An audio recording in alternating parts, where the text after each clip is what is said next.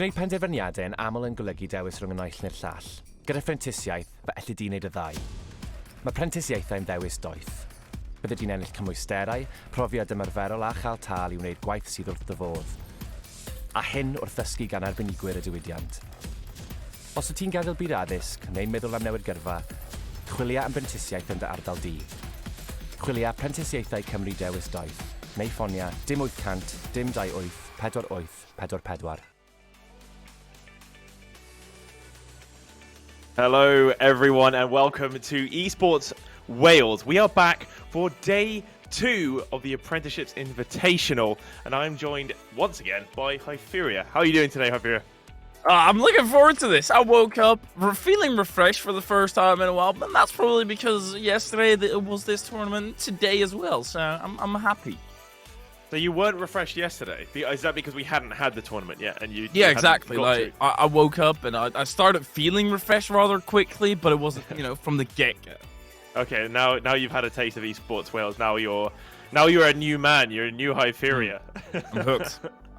Yeah, we were just talking about how it's very Wales and where you're from are very different with the different sort of levels of altitude, and I could imagine you'd be rather refreshed if you got to go up these mountains they have in Wales, other than just the flat, wet Netherlands. At least it's still wet there, so you would. Yeah, I was gonna say Netherlands isn't the only thing that's wet there. You talk about Wales, England in general, just there. So let's have a quick talk about the... Oh, sorry, Javier, I totally cut you off, but I was listening to you. No, you can cut me off when I just say wet. But let's have a quick chat about yesterday. We got to witness day 1, how it unfolded. It was a beautiful Swiss bracket in which, unfortunately, we had to say goodbye to 8 teams to leave us with just 8 today. We had a total of 16 teams yesterday, and... It was intense. There was a lot of Rocket League. That's a lot of games. And we now also have some info because we've seen the majority of the teams that are qualified. We've at least seen them once, except for Wash the Welshman. For the rest, we've seen every single one. So I'm glad we have a little bit of info going into the game. We can kind of do those chain reaction of, hey, that team beat that team, so therefore surely they beat this team as well. But whether that actually is going to work, that's what we're going to figure out today. It's always the toughest thing as casters and analysts. I'm sure you've noticed it now. You've had it so many times where you're like, well, this team must definitely win because they've beaten everyone that other team lost to. So they must definitely beat them, and then it doesn't happen. And then you're like, wait, what's going on here? You feel like you're getting scammed. Yeah, I feel like now we can at least kind of make predictions. Like we can go into this quarterfinal, and let's have a look at the bracket. We've got Welsh Farmers Only versus Double Dribble. We've got Washed Welshmen versus GCS Owls. I think that's going to be a very close game, and that will also be one of the games up on stream. And in the bottom side of the bracket, and we were talking yesterday about how important that seeding was, because in that bottom side of the bracket is really tough. That semi-final is going to be very, very close, and I would say we're looking at 2 favorites, 2 Potatoes, 1 Pro, and 1 RL main, 2 Val main, but they even themselves have a tough matchup in the quarterfinal. You've got Tidfield Titans and Infamous Swansea. We've seen them play, and they've put up some great battles as well. So to see who might make it into this grand final, at this point, for me, it could be anything. I don't really have a strong favorite. I don't know about you, Javier. Do you have anyone that you expect to see in the final today? I expect Welsh Farmers Only in the final, but that's mainly because, I haven't seen Washed Welshmen. GCS Owls, if they play like they did yesterday, they can put in a good dent, but Welsh Farmers, they got niced by the bracket. The 3 teams on the bottom we know are very strong. GCS Owls, they dominated, but we don't know how much of that was due to their opponent or them just popping off. So that is something we're going to figure out today, I hope. Did you wake up this morning just as worried about adding an extra O to the word poppin as you were yesterday? Or are you getting usually over it? I only have it around the time when I want to write a message like that. I'm not that weird. It's not right. I wonder whether I'm going to type poppin today. I really hope not. And then imagine if I misspell it as well. Oh, no. I don't know. I don't know what a life of Hyperion is like. You know, maybe Terrible. you could do a whole rundown. Maybe one day we'll talk about it. Maybe we can make a whole documentary. A day in the life of Hyperion. Because I got to know you even better. You know, I've known you from way back, but I got to know you even better yesterday. You know, you sort of opened up a little bit about some of the issues that you have to face with your anxieties. So. And then you opened up as well and shut you down. yeah, you destroyed me. That was not very nice.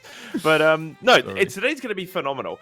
I also want to give a shout out to Apprenticeship Wales for making all of this happen. Of course, we wouldn't be here without them. So we didn't really shout it out yesterday, but I thought it should be proper, and I guess for day 2 even more important. So first game up, we have Washed Welshmen versus GCS Owls. Now, we haven't seen Washed Welshmen, but having looked over their fixtures yesterday, they do seem like a very strong team. We've seen the kind of performance the GCS Owls can put in. So, do you have a prediction here, Hyperion? How do you think this game's going to go? You know GCS Owls logo. That one's actually legit. I felt like Washed Welshmen. They looked at Welsh on Google, picked one of the first images, pasted Rocket League logo over it. So I'm gonna go for GCS Owls for actually putting in creative effort into their logo. Washed Welshmen, if this logo is customly created, you did a brilliant job and I love it.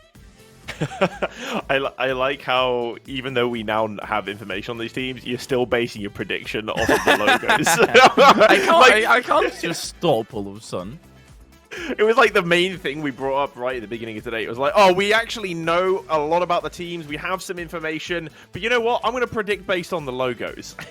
No. Okay, so you're saying GCS Owls, have you got a score? 3-2. Ooh, a game 5. I like it. That's exciting. Because today is going to go, by the way, for the people back at home, I don't think we've said this. It's best of 5. Semi-finals, best of 7, grand final, also best of 7. That's good that you point that out. I totally forgot to touch upon that. But no, I like it. I like game 5. I'm saying the same. I think it's going to be a game 5, but I would like to. I like to think that Washed Welshmen are going to do it. I've looked at their results, and I think they've done pretty well. They had a tough run in that Swiss bracket. The beginning of the day was tough, and I think that they could just take this. And we haven't seen them play, so I'm going with an unknown here. Rather than being, biased like Hyperion, going, oh, I've seen this team play, so I know that they can do it, and therefore I'm going to pick it. Okay, yeah, no, we'll see. We'll see how it works out. But Washed Welshmen, they're the wild card of today. We have results of them, but maybe they're controller DC'd in that one series that they lost, and they're going to be stunned now. So it is one of those picks that could very well come through. They could even sweep. We genuinely do not actually know how these teams face up because we have not seen them in the flesh. Yeah, indeed. So did you we did see GCS Owls. We haven't seen Washed Welshmen, but do you have a player to look out for on the side of GCS Owls? I feel like Skies yesterday was on a different Owls team. Owen and Xbait, they were absolutely insane. E as well, by the way. Just the entire team started popping up. But anyway, here we go. The first game of today, and Xbay already putting down the first shot. Well, we are underway. And it is indeed GCS Owls that are getting forward and getting a little bit of early pressure onto the Washed Welshman. E just pops that onto the crossbar. Will be defended. No goal yet, but it's tough times for Washed Welshmen. What we know about tough times is they never last. Only tough people last. And Washed Welshman now with an opportunity in front of the net, defended by X-Beta. Keeps it out, keeps it level. Both teams have had chances now, but it remains 0-0. This is where we really start seeing people crumble apart or cement themselves into the Hall of Fame. Bryce-Lee. Slight error with his teammate Owen in the corner. Fortunate boost timing. Jackalus still to the backboard. Bait. That's a good pass into Owen. Owen tries to rip it over the top of Kato. Kato just that tiny tap upwards. That was covered.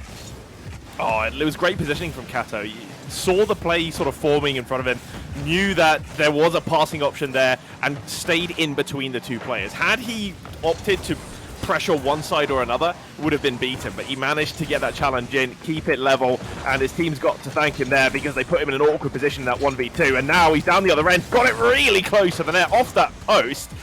90-second mark. This is where I tend to expect a goal in a game one. And we normally talk about how they're timid and tentative in a game one, but here both these teams are actually getting forward, putting shots on. They don't seem afraid to attack today, Hyperia. Ooh, this is scary, hanging in front of the goal. He puts it there yet again. It's a double commit bait. It doesn't matter if you score it, and the bait will oblige very much GCS Owls. They scored the first one of the series. Oh, we were talking about how they're not afraid to attack. All three players there from GCS Owls were forward. Had they not scored, they could have been in a lot of trouble, but they took the risk and it paid off. They're 1 goal up. They get the first goal of the series, and it must be a good feeling to do so, to know that it's now you that's ahead. The other team has to fight back and climb that mountain, but they do that immediately. The response, Kato puts it in the back of the net. He's already been showing up for Wash Welshman with a big save, and now a goal to his name as well. It's only but a faint shadow, but the shape is oddly resemblant of a banger of a series. Wash Welshman and GCS Owls. This is looking like a spicy one, going back and forth. Whoever can open the scoring and pull away. And at that point, just hold on to that defensive end. It is a Wash Welshman into the attack bait. Going outwards, 30 boosts still remaining, maybe even a landing 1v2 scenario. E with a demo, he committed genocide, and that is bait getting that goal. He got that goal indeed. No, this is well played here from GCS. Again, another 2v1 situation where Wash Welshman have perhaps overcommitted a little bit to the attack. They've gone forward, got themselves into a favorable position. This time, they've gone for that demo, and that's just removed the defender from the equation, get the second goal of the game for themselves. Second goal of the third goal of the game at the halfway mark, but it does seem to be a bit of back and forth. Another opportunity, and somehow Jackless has not managed to put that in. It was very, very close to Wash Welshman. GCS Owls being asked to do quite a lot back here in defense. They find a route out with X-Bait. He gets the demo as well. Kato's a bit awkward. Does get the touch high into that 50 on X-Beta. That gets pinched all the way down to the other side, and Owen's got a little bit of time to catch, but heavy touch handed over to Jackalus, and the Ihane has to recover. Bait across the pitch. Jackalus puts that up high, but with 12 boosts, he guides others to a treasure that he cannot possess. That ball losing possession. Owen trying to cut infield off to the backboard. He goes. Kato still there with Kato diving underneath. He also having the same fate. Jackalus in and out. He does get it. Not necessarily the greatest clear. He's still into the box. Bay with a shot, and that's another one converted. GCS Owls up by 2. Up by 2, and they've had 2 leads, but now they've doubled that lead, and Washed Welshman, they might be feeling a bit worried about this, because this is the part where the game starts to fall away from them a little bit. They need to get back in there. The fact they've fallen 2 goals down, they're going to feel okay. Now there's a bigger gap, there's a big amount of decline. We've got to do twice as much work. They have the ability, we've seen them get forward. The problem is, they get caught on the counters, but they get a quick one back. Immediate response, you love to see it from Wash Welshman. They're not sitting down too easily here in game 1. A 50% reduction in that lead. Brilliant stuff by Washed Welshman, and at the perfect time with 94 seconds remaining. This is more than possible. GCS Owls, you see it on the scoreboard, bait her. That is the person who needs to be shut down. Bright Tully trying to go up the ceiling. It's a bit awkward. Did get a wave dash. Jackalus goes wide with it. Maybe an infield pass, not really facilitated. Kato gets denied as well. Jackalus cuts in rotation off to the backward. He sets his sails, but Owen is there guarding it. You can tell that Washed Welshmen want this game still. They are getting forward, and they're the ones that right now have the momentum. They're creating all kinds of problems for GCSL. Bright Ollie here going to keep it close with, the slow play. He's taking it all the way across the net, and he's forgotten to do one thing, put it in the back of it. Kato here intercepting in the midfield. Good play from Washed Welshman to not let them progress too far forward. However, this one bounces a little awkwardly in front of net. Owen's got the time to shoot. Kato again from that backcourt. Really an important player here in game 1 for Washed Welshman. 3 saves to his name and a goal. He's got 4 shots as well. Start to wonder if Washed Welshman are relying on Kato a little too much as he goes up again to create some problems for GCS Owls. Owen, keeping this close as we enter the final 24 seconds of that game number 1. We've talked about it a plentiful. It does not really matter where you want to scrape by every single game that you can get. We've seen turnarounds, we've seen 180s, but now we do need to see a comeback to make chances bigger for Washed Welshman. Final 10, and that's where they're going to have to perform. Jackal is missing the touch, bait to the backboard, smart play, but he's not going to drop that into the back of the net. Kato panics, and it's GCS Owls who do take game 1. It looked like Kato was going to be able to keep that one up, but perhaps just ran out of boost at the all-important moment. But what a way to get started today, Javier. Really close match. This game 1, I mean, neither team was scared to get forward. They were both wanted to play attacking Rocket League. They both took risks, and we saw plenty of goals. A 5-goal game in a game 1. Not often we see that. We normally see a lot more of a timid approach, and if there's a high-scoring game, it'll be quite heavily to one side, the team that's been feeling a bit more ready or warmed up or confident going into it. I can't really separate the two teams on ability right now. I do feel that it's incredibly close. But GCS Owls came out on top in game 1. What was the real difference maker? I think more specifically was, or what GCS Owls did better, is keep it into the attack, bang it to the backboard, keep it out of reach of Washed Welshman, and make it awkward for them. Instead of going for a straight shot, they put it just a tad high. They know they missed, but they've got somebody ready for the follow-up, and that's where they cut it straight through the center and have a dominating position instead of having a 55%, 45, they create themselves a 70% chance of scoring. So GCS Owls, they're phenomenal at that, and they need to continue. Washed Welshman, they need to adapt. All right, you're saying that Washed Welshman need to adapt to GCS maintaining pressure, maintaining possession, using that backboard a little more. It's immediately a 1v1 situation here.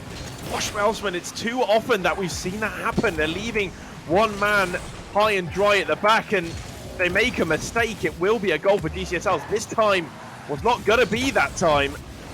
Can't let that happen too much more. Get the GCS Owls because they've got the quality to punish.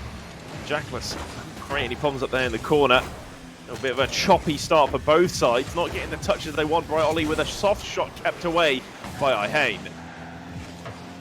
He's just so solid on the goal line, not getting baited in, taking his time, and let that ball stroll. He's got a good faith in himself to read where that ball's got to go and to clear it away. But Bright Ollie, he's through entirely. That's an open net. Nobody at home, and he'll come knocking.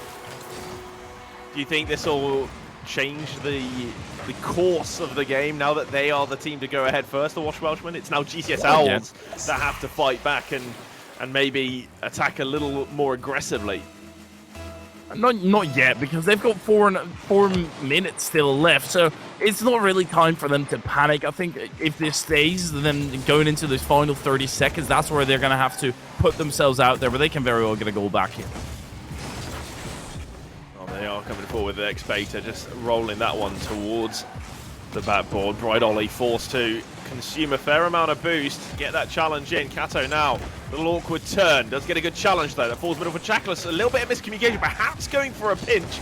Could have been spectacular had they pulled it off, but in the end, they just hand possession over a little cheaply to GCS Owls. Always what could have been. That's the most beautiful thing to think about in Rocket League with Kato. Make sure that could have... But that stays, that could have been a goal. Kato jumping in front of it again. Covering the goal, he did get it past, but Bright Ollie absolutely no boost to work with. Owen, yet again, putting it off target. Kato does get the clear away, but Bait already waiting in the center. They need to extend actually past the midfield. Bright Ollie might just be able to land on the play, but there is an Owen who cuts it away from possession. Bait, good free flip, but not going to be turning into something. It's only superficial. A much more contested battle here, I feel. You know, a lot less time on the ball for both sides into those challenges quickly. It is leading to a few miscommunications, a few double commits, but neither team really letting anything go uncontested. Owen now, he's managed to find a pocket of space, but a heavy touch means that Jackless is able to get a touch. Kato going to follow this one up. No attack going to form. No one able to create a clear-cut opportunity since that first goal. Washed Welshman still sitting pretty, 1 goal up, half the game remaining. Back into the center. Owen. Right, Ollie. Soaring through the sky with 0 boost. That makes it very simple for Bater. As easily it takes that wide. Jackal is bumping up his teammate. That Nether's in undefended. Bater tries to pass him back, but it's way too tough. And the Owen doesn't read it whatsoever. Now Kato trying to cause interference does indeed do so, but the passing option in the mid not arriving just yet. And Owen is able to clear it past 1-0 boost in the tag, but that doesn't matter. He picks up a 12 pad, and that is enough for Owen to break through.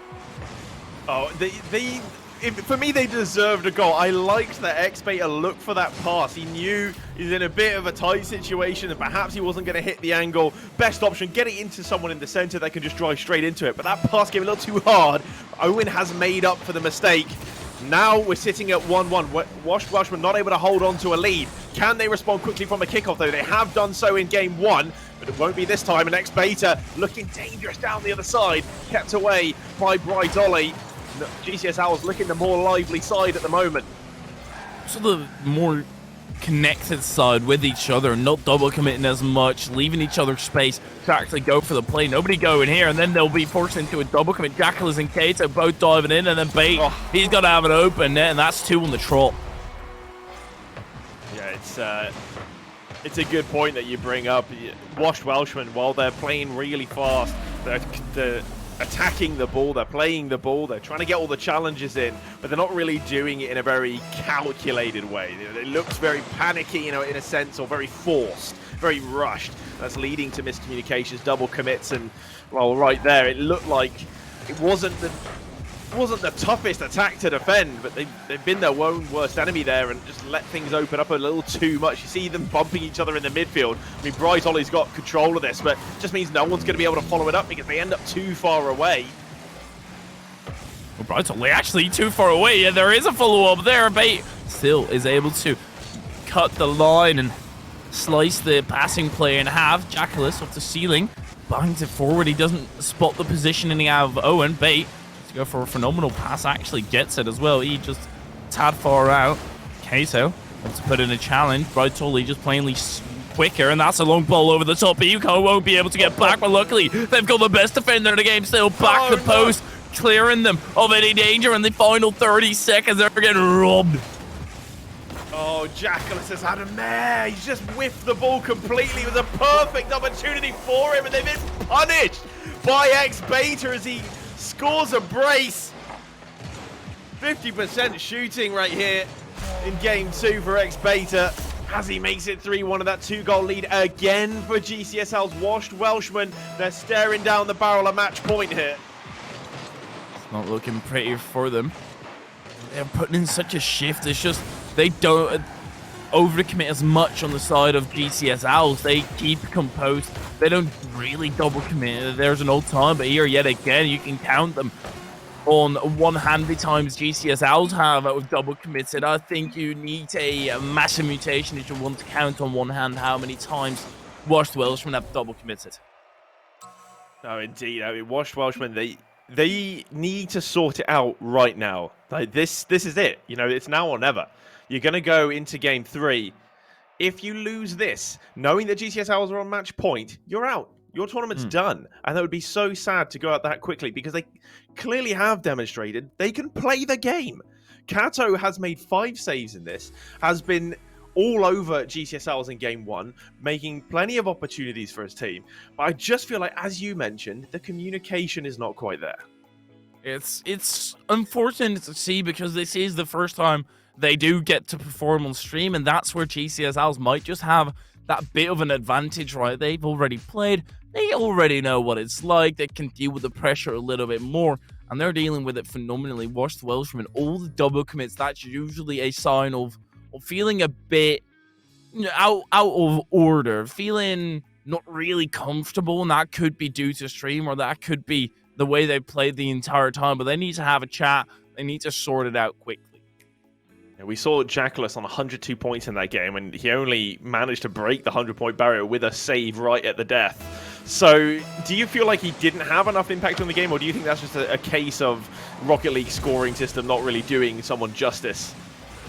I do notice Jackalas is the double commit very often involved, which doesn't necessarily need to be his fault the entire time, but it is one of those things where, oh, well, he's involved very often. Maybe there's something going on, but that doesn't matter anymore. What happened in the previous games, that's off the record. If you just get 3 on this troll here, Jackalus tries to do so, but soaring through the sky will quickly be shut down.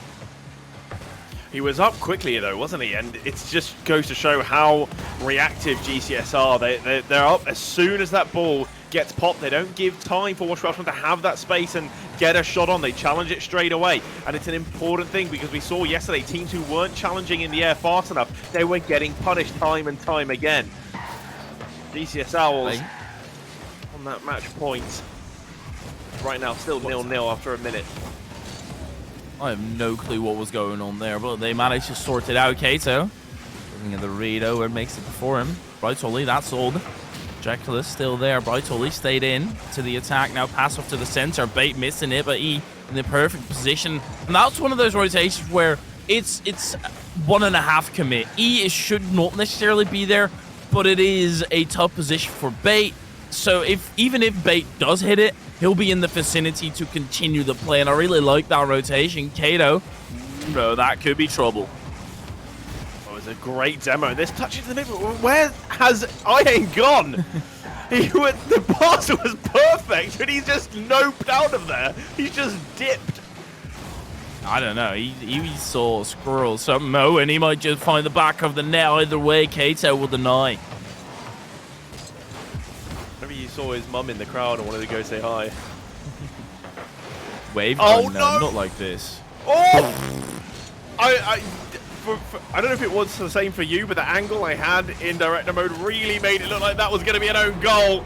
It doesn't matter because Ihane has managed to find the back of the net. The continued pressure from GCS Owls turned out to be too much for Wash Welshman here. And it was just attack after attack. They didn't let up. You can see that Wash Welshman haven't even had a shot at this point. They've not been allowed on the ball. They've been suffocating in that defensive end. Ihane already on the side, trying to get it through. Brightolly passed one. Now the pass infield needs to come. Oh, and taken off the pitch as well. Brightolly, you don't care about the boost, you care about the pace, where you get the pass into the center, because now GCS Owls, all 3 of them were already back, and there was no passing option in the middle. So that is one of those scenarios where Wash Welshman, they outplay their opponent, but they kind of squander their own opportunity. I'll tell you one thing though, from both sides, players have had some really nice first touches. And don't you just love it when the ball drops and it just sticks to the car like they've lathered a whole layer of peanut butter on it? I don't know how sticky your peanut butter is, but I feel like glue might be doing a better job. Like you hang up everything with You never peanut do butter. it like in school when you had to do the egg and spoon race and you put a little bit of peanut butter on your spoon so that the egg doesn't fall off. No, I never did that, but that would be cheating. Which, you know, in egg race in school, I don't really care that much. Oh, I was very competitive. I was a very competitive child. I had to win everything. Ah, yeah, okay, yeah. Especially the egg and spoon race. It was the main event. Everyone was excited for the egg and spoon race. Oh, well, the main event is currently on here today as well. Wash Welshman, they're getting beaten at GCS out. They're running this show. They're running this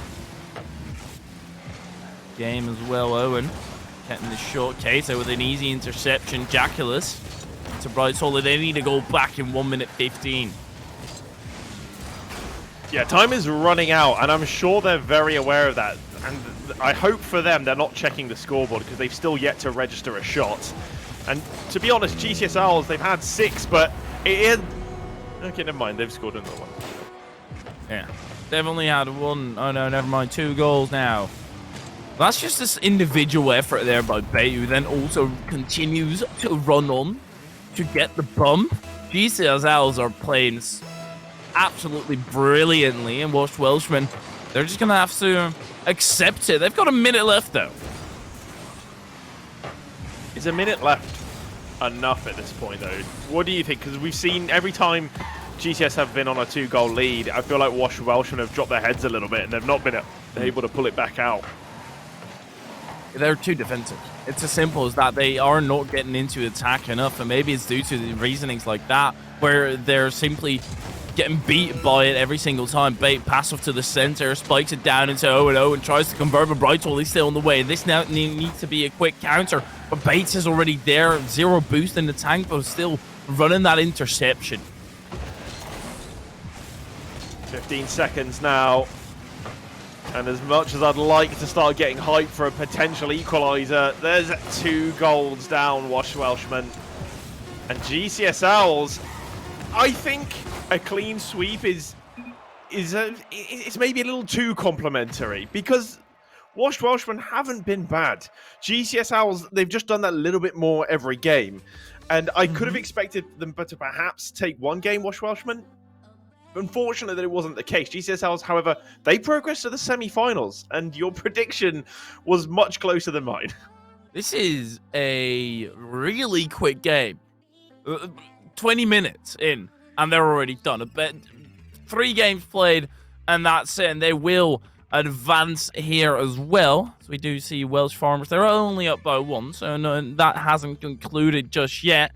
But it is a massive performance by GCS Owls. As Welshmen, they played phenomenally, and that is what allowed GCS Owls to shine like they were. But Welshmen, unfortunately, we're going to have to say goodbye to them first. Yeah, Welshmen, they made it to the top 8. They got top 8. They can at least find some solace in that. There were many teams that didn't make it to today. They put in a valiant performance. They played on stream, and Kato definitely looked really good, was a standout player for me on Welshman, but just wasn't quite enough to overcome GCS Owls. GCS Owls, however, they've had a good turnaround. They lost their first game yesterday. They came up against Welsh Farmers, and I think they might be having a rematch if Welsh Farmers get through this one as well. So they could meet again in the semi-finals. Welsh Farmers beaten 3-0 last time, so it could be tough for GCS in the semi-finals. Do you think GCS might have a little something up their sleeve in a rematch? I hope for them. I hope they looked at the replay, look what they can be doing better, and try and adapt on the fly as well, because as much as you can watch back the replay, it usually doesn't really help that much, because it really depends on the day how they're going to be playing. You can prepare a little bit for they're going to be playing defensive or they're going to be playing aggressive, but one player could be feeling different today, could be feeling like a menace, or could be feeling a bit timid, and then all of a sudden you have an entirely different game. So quick adaptation is important, but then they do go into that best of 7. So yeah, best of 7 is always very different. It's always interesting to see the different formats in Rocket League. Best of 3, best of 5, best of 7. I feel like best of 3 tactics get thrown out the window, and it's just like, let's play hard, let's do whatever we can throw into it. Best of 5, you got a little bit more thinking to do. You know, you can grow into the series. But best of 7, it's really long, actually. You know, if you go all the way, you can have a completely different team at the end of the series than you were at the start. But on that note, let's take a quick break. We'll be back with you soon with Open Book versus Infamous Swansea. Making decisions often means choosing one or the other. With an apprenticeship, you can do both. Apprenticeships are a genius decision. You'll get qualifications, hands-on experience, and get paid to do a job you love, all whilst learning from industry professionals. If you're leaving education or thinking about changing career, find an apprenticeship near you. Search Apprenticeships Wales Genius Decision or call 0800 028 48 44.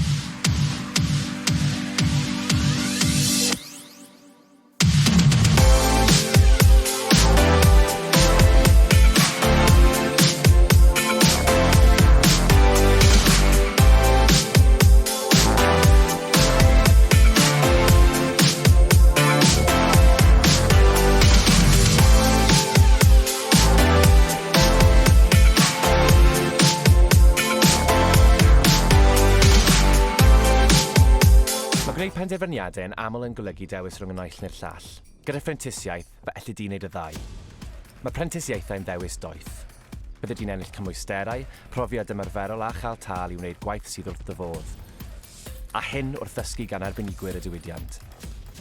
Os wyt ti'n gadael byd addysg neu'n meddwl am newid gyrfa, chwilia am brentisiaeth yn dy ardal di. Chwilia Prentisiaethau Cymru Dewis Doeth, neu ffonia dim 800 dim 28 48 44. Hello and welcome back again to Esports Wales. It's our second series of the day, Hyperia, and we've got one RL main, two Val main versus Infamous Swansea, or Open Book versus Infamous Swansea. I don't know what they want to be called. Yeah. We're going to have to pick one and choose one. What is it going to be? I'm going to go Open Book because it rolls off the tongue so much easier. I don't want to say one RL main, one, two Val main. Yeah. Like, it's way too long. Yeah, I just keep checking like different like pages. So I've got one where it says Open Book, and then I've got like a bracket that says one RL main, two Val main, and then I keep saying one RL main, two Val main. I'm like, no, it's so much more of a mouthful than Open Book. But I'm wondering how much of a mouthful Infamous Swansea are going to find them. We saw both these teams play yesterday. I think I have a preference, but I want to hear from you who you think is going to come out on top in this series. I think we hadn't really seen the Open Book play at its fullest potential. I feel like they were kind of messing about, weren't really triggered that much, trying to play their absolute best and just play consistent instead of trying to freestyle. Infamous Swansea, I think we did kind of see that out of them going through the ringer there, and well, that is something they need to bring back today. The way they played yesterday, that they would be so amazing. This could be a phenomenal series if they show up at the same level. Yeah, I think it's, you know, we're set up for an absolute banger here in the quarterfinal. I mean, this lower side of the bracket is really, really intense. I mean, we talked about it earlier. The seeding mattered so much. Welsh Farmers only to get the first spot meant they were up against Double Dribble, and we know that was going to be an easier game for them. And I think Proven, I think they did. They only. I'm not sure if they finished their series. We have the bracket up here, but I thought they. Yeah, according to our source, they're only one game up. I would expect them to clean sweep that.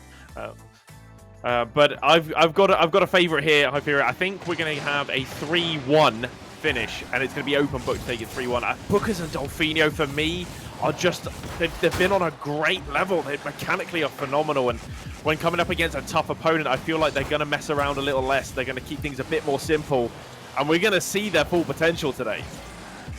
Is it? We have Nats against Nat.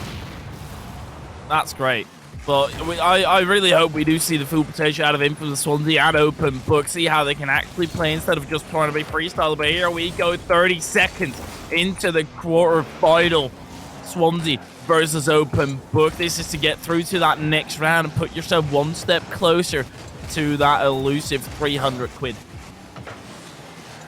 All right, we've got Nats and Nat, as you said. Let's clear this up. On Infamous Swansea, we're going to call him JC. He's got the JC in his name. We'll call him JC. And JC couldn't get to the ball. That's in the back of the net. And Open Book take the 1-goal lead. Clear away from Fab as well. Dangerous through the center. Says good. Right there with him. And that's going to lead to Infamous Swansea conceding the first goal. Open Book, though. This is where it kind of starts for them. This is always scary. You know that they can pop off, and if they score just a regular goal where Infamous Swansea are out of position, oh, that's going to be so frightening going into the rest of this game. But Open Book, let's have them meet some resistance. Infamous Swansea have given away that first goal far too easily. But the response, they're not happy about the way they conceded. They've taken it a little personally, and that was a real good test of the defense from Open Book. Nat just missing out, or JC missing out on this one. Siscott looking for the drop down. Couldn't complete it, and it's just these inches, these millimeters between finishing off a play and handing possession back over to Open Book. You don't want to give possession over too easily, because we know what they can do on the ball. Nat's up here quickly to defend against JC. Yeah, it was bound to be happening. Pass infield, that's also bound to happen. Is they going to go sky top bins? No, not just yet. It's only slightly wide. Fab Goes to the right flank. Delfinio beats him to it up the ceiling. Dives down on the play. Pinch to the backboard. Bumping everybody up and puts it there yet again. Booker's there. But it is Nats who tries to finish it off. Also him denied by the woodwork. And Fab finally on the carry away. Zero boost in the tank. It's going to be so tough to get that further out. How did they not score? How did that not go in? It was just across the line again. Infamous Swansea say, yeah, no problem. We were never worried. It was all good. Oh, yeah. If they equalise now, that would be painful for it, but they know they should be 2 up here. You know, really. Just God, not being pressured too hard. That's just hanging out on the wall, getting completely violated by Fab as he removes him from the play. Booker's with the drop towards net, kept out by JC as he tries to pop this over Nats. Doesn't manage to find the route out into his opposing half. Sis with just a long clear, handed over to Delfinio. Kept in play though by JC. Back and forth again. Not too calculated at the moment between the two teams. It's more like hitting the ball for the sake of it.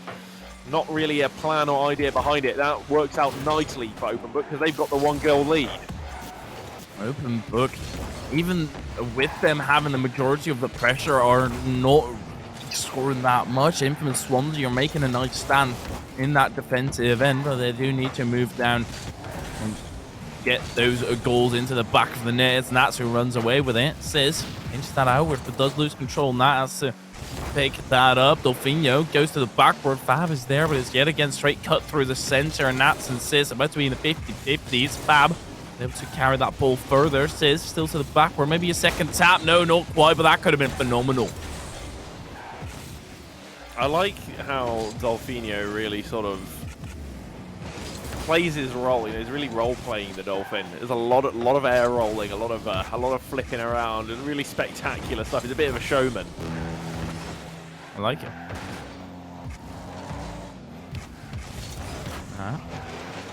Let's get away out of the defense.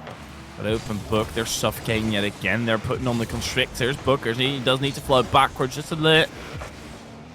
Nat into the corner. Nat tries to get that off to the center. Booker with a phenomenal shot, and that's the 2-goal lead. Open Book, that's exquisite. Yeah, I can't believe he got this one through. It looked like it was going to be blocked by JC. He was just an inch away from it, and he's going to be frustrated with himself and not getting in the way. Have left it open again. It hasn't been too much of a one-sided affair. It's been really well contested, this game. Both sides have had the opportunities. Open Book more often than Infamous Swansea. They get that 2-goal lead. That's going to make them feel a little relieved. They know that they can, well, take the pressure off themselves just a bit. Probably got game 1 secured here. Infamous Swansea need a game plan to go into game 2. To me, it's very reminiscent of the previous series that we watched. Open Book, they have the majority of the pressure. Infamous Swansea, they're getting a few breakaways here and they're getting opportunities on the board. But apart from that, it's not really that they're moving into the offense on a consistent enough basis to actually make the game tough for Open Book, who do control the pace, who do control the boost, who control every single aspect of the play. And Infamous, they're going to have to go rogue and try and operate underneath the look of Open Book. Yeah, if we look at it here, you know, Open Book have scored 2 goals from 11 shots, which means that Infamous Swansea, they made a fair few saves. But we look at the fact that Infamous Swansea had 6 shots, and Open Book only had to make 5, also made 5 saves. You could say that it could be that Open Book are keeping a little bit more of the pressure, but Swansea are simply not making enough saves. Defensively, they're just not awake enough. They're not on it. They're not reactive enough, and they're perhaps getting out of position, being pulled out of position too often. And you said it's reminiscent of the last series. I'm seeing Infamous Swansea quite similar to we saw the Wash Welshman, where they're pushing up a little too aggressively, and they don't have the men at the back to defend the shots from Open Book. Because if we look at the 2 goals, they weren't spectacular. There was a big mistake, big miscommunication on the backboard for the first goal, and the second goal could easily have had a third man on the back post, but there was no one there, and JC missed by an inch. So there really was just margins in it. Next to that, also giving away possession relatively handedly. This is not going to be turning into a goal. Delfinho across the goal mouth, and JC missing that defense. Delfinho still in the hunt, on the prowl. Cisco tries to clear it away, but Booker's up early. It still works out for them. Booker should never be up that early. Fab forgets the ball. It's a nice play, but you're going to have to do it with an imaginary one. That's to the back where rams it through. Delfinho somehow gets across the pitch. Chaotic happenings, and Fab does end up finding his sense. Cisco into the center. Fab there, but Delfinho still on the D. Oh, JC coming very close there, looking for a Doomsy. Didn't have the boost in the tank to finish it off, but it's a good start here for Infamous Swansea. They're pushing up, they're looking a little bit more organised, and they're taking turns on the ball, but they've got the follow-ups coming quick enough. That pinch into the middle from Fab does cause a bit of difficulty. Booker's not able to get it, and Delfinho's got caught in possession on the backboard. Swansea keeping this pressure up. They are starting to suffocate Open Book. If they don't score here, I wonder how they will. It's a great bump on the line. Cisco gets a shot away, but Delfinho somehow keeps that out. He had no momentum, but somehow he's reacted on time. I'm getting older and older. I don't have those reactions anymore. I don't know how they do it. I don't know. These players wouldn't surprise me if they're 12 years old or something like that, and miles better at the game than me, and then they go on the counter. Cisco can't create enough momentum. It is Booker's to sneak it past him. That is Open Book. After being on the defensive end, they go on the counter and they make it work. Swansea are going to be kicking themselves here. They know that they've been on top for almost this entire game so far. They've given very little chance to Open Book. Open Book have gotten that one chance on a break, and they put it in the back of the net. Simple as that. Swansea just not taking enough shots. They've got the pressure, but they're not creating the clear-cut opportunity that they need. Not being creative enough with the ball. Bookers baits it out a little bit. Cisco. It surely should be enough momentum, indeed. Gets the pace needed. Fab. Oh. Well, that was an odd one. Cisco, he's still prepared for the clear away, though. Starting to see a little bit of discourse in Swansea. That they're not looking quite as comfortable as they started game one. Of course, they lost that game, but there's a bit of panic here now. They've got one goal down. They're rushing things. It doesn't seem to be so calculated, and the very fact that they didn't... That should be punished. Dirty. Oh, my word. 110 kph. Bang. Top bins. Not even touching the ground. That's filthy. That is ridiculous. And that's the aggressiveness that Open Book are coming in with. That's the stylistic ability that they have, that flaunt their wings, their beautiful feathers, and soar through the sky, dive on to the play. Delfinho, that was a brilliant one. That was almost reminiscent of the ground pinch we saw yesterday. Was it Gom that scored a ground pinch? It was very, very similar. Yeah. I think there was a clip of it on the Esports Wales Twitter. If you haven't already, go follow the Esports Wales Twitter for the game updates and for upcoming tournaments and clips like those. It's absolutely ridiculous. So the goals that we've seen this tournament, way above average. And usually not.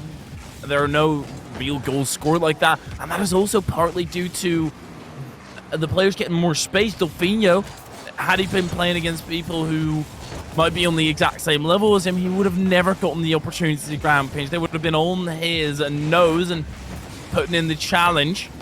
Infamous Swansea, you give them a little bit of space and they'll make it work. Fab into the backboard. And his Bookers on the clear away. Cisco tries to bang that back in, but it's a bit too far forward, and there is 50.